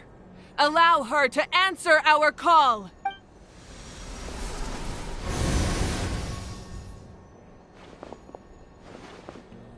Am I hallucinating again? Kachina! Are you okay? Huh? I'm not seeing things, am I? Is the Abyss playing tricks on me again? It's okay, Kachina. It's just us. We're trying to find a way to bring you back. Everyone, you have to listen to me. I've been investigating the Night Kingdom this entire time, and I figured out what's wrong. The Wyup is being affected by the Abyss. I was waiting for the Wyup to send me back, but then this really strong monster came in and it almost killed me. The Wyup saved me, even though its power is weakening. So I've been hiding from the monsters while trying to find a way to help. The Night Kingdom has become a huge mess, though. I keep hearing these awful sounds and seeing really horrible things. Don't listen to those sounds, Kachina. The Abyss is trying to strip you of your sanity. All you need to do is stay safe and wait for us. We'll be there shortly. It's okay. I feel so much better now that I've had the chance to talk to you guys. You don't need to worry about me. I've never been strong or special at all, really. So I don't blame anyone for forgetting about me or leaving me behind. Just knowing you care is more than enough. I'll find a way back. You don't have to put yourselves in danger to come rescue me. You're always like this, Kachina. Now's not the time to act tough. We're coming for you, and that's final. I don't know what lies the Abyss has been feeding you, but I'll tell you something right now. Nobody here sees you as a burden. You're a victor of the Night Warden Wars, a hero of Natlan. All you need to do is wait for us to rescue you, and you'll get all the applause and recognition you deserve.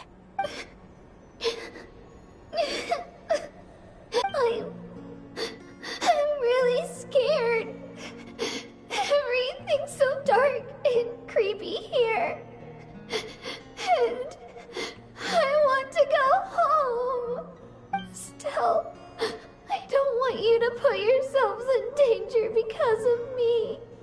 I don't want to hold anyone back ever again. All you need to do is place your trust in us, just like you always have. No one fights alone. We're not leaving you behind. Not ever. Yeah, we're so close, we can't call it quits now! Be careful. Looks like we've lost contact. Now comes the most dangerous part.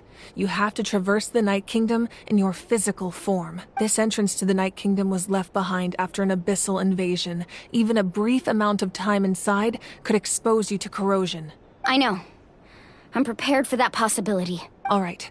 Then I wish you all the best. I'll tell Koichi to be ready just in case. She's very experienced in dealing with abyssal corruption. That face you just made. Don't tell me you two got into another argument. No, I just feel bad for creating more work for her. I'll go with them too, Archon. The more people, the stronger the party. Thank you so much for your help, everyone. It really means a lot that you're willing to brave these dangers with me. Now that I've lost my power, I won't be able to provide much practical support. But I can still keep an eye on the situation from here. Eon-san, I know it's unlikely, but if you encounter a situation you can't handle... That won't happen. I hope not.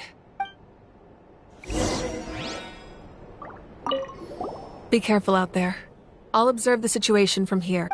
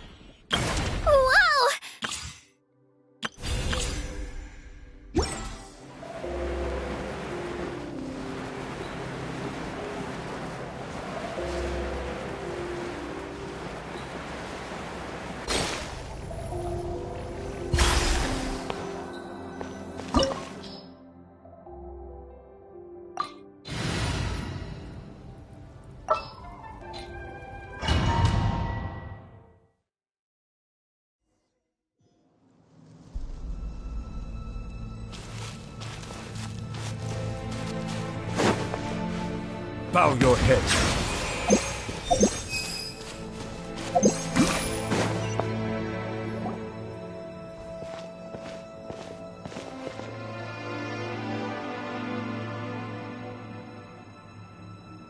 So we're underneath Natlan right now?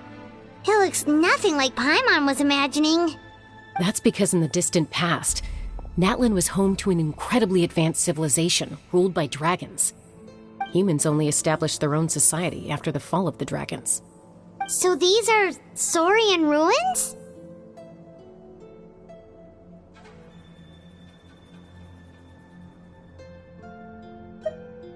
Wait, you mean like the elemental sovereigns?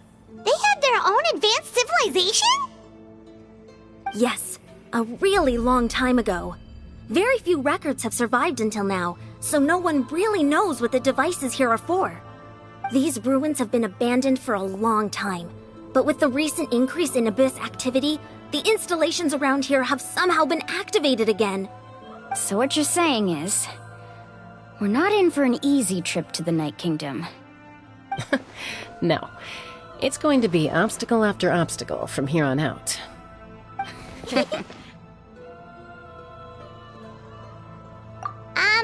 Why are you all laughing like that? It's creeping Paimon out. It's the pre-adventure excitement kicking in, right guys? Of course.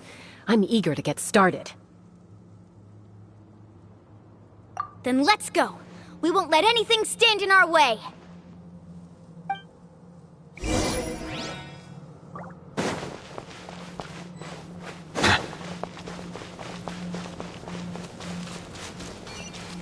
Seems like the road ends here. How should we get across?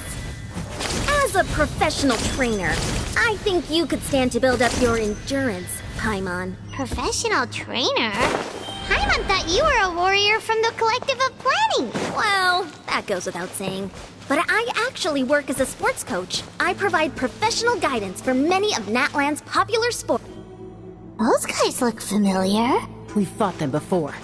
Let's go. Show no mercy.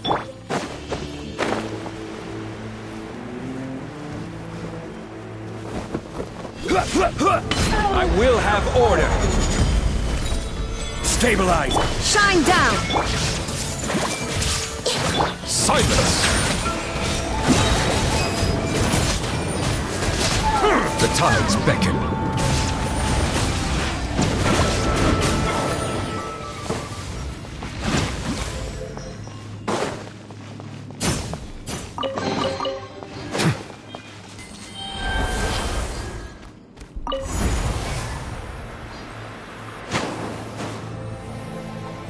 Oh, the place we need to go seems really high up.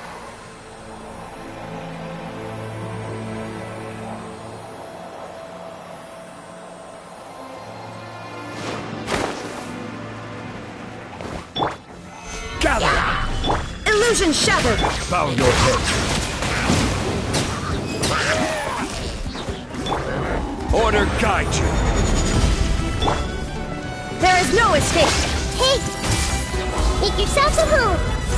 Silence!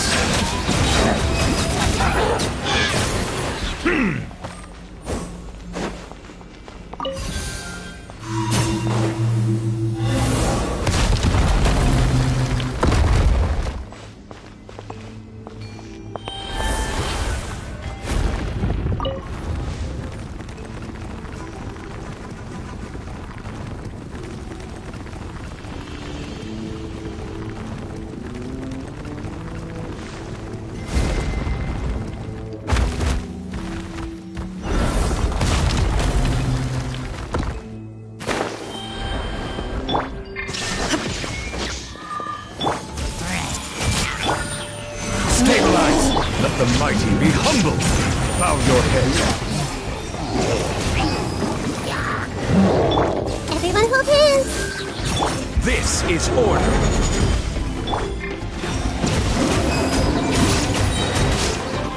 Silence!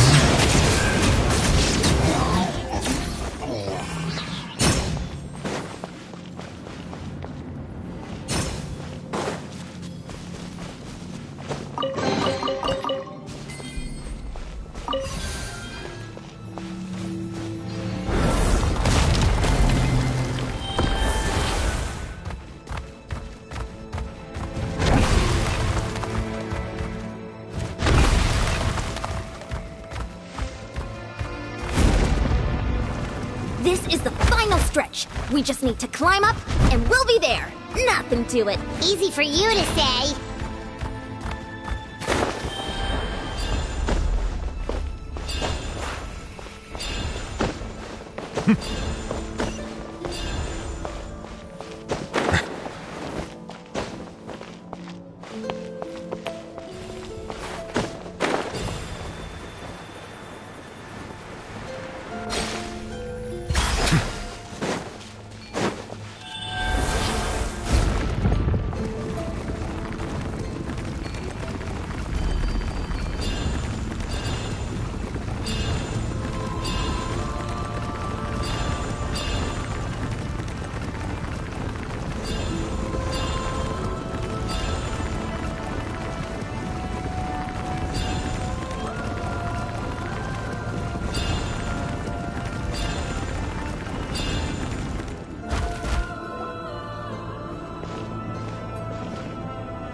This must be the entrance the Pyro Archon told us about.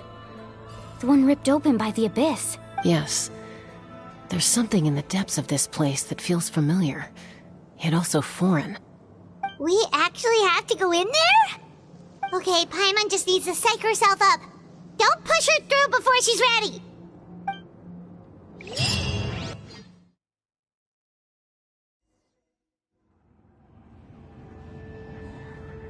Hey! You don't have to drag Paimon! You're pulling too hard!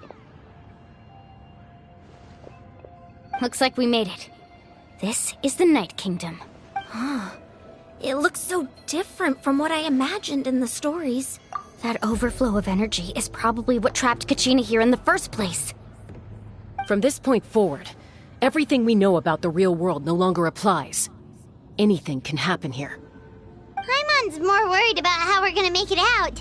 We obviously can't go back the way we came. Do you see that patch of light on the ground? It's shining down from that fissure in the sky. Oh yeah, right in front of us. So that's coming from up there? Oh, it's so high up.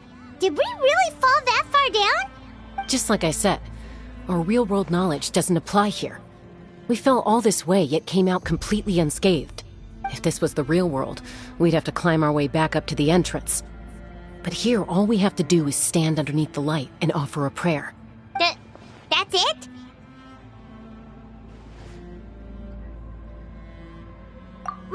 Right. We still got a job to do. So that means all we need to do is find Kachina and bring her to this location. Exactly. This light is streaming in from the real world. It's a link between the two realms. The terrain looks difficult to navigate, and the visibility's not great either. How are we supposed to find Kachina in these conditions? Yeah, these floating black things don't look super friendly either. Those are all manifestations of abyssal power. Be careful. Ghost! A talking ghost! Calm down, I'm here to help. You're the ones who helped Vichama, right? Yes, I'm Vichama's friend, Malko. I was completely lost to this realm until I sensed a mysterious power calling out to me. It's like it was seeking me out, attempting to reassemble the pieces of who I used to be. Of course, it could only do so much. I'm sorry I can only appear before you in this imperfect form. No, we should be the ones apologizing. If the Spirit Speaker's stone hadn't become corrupted by the Abyss, we could have done much more, but we had to destroy it. Otherwise, Vichama and his tribe would have been in danger. Of course. Thank you for protecting him. I never imagined that, even after all these years, he'd still take such a risk for me. Under the power of the stone, it felt like our souls were connected. Turns out even our regrets were exactly the same. Whether in triumph or death, you want your best friend by your side. Exactly. That may not be in the cards for us, but it's not too late for you. You're looking for a young girl from the Children of Echoes, right? She's being chased by an embodiment of abyssal power. I'd like to help her while I'm still in this form, so follow me. Be careful. This place has been severely corroded by the Abyss.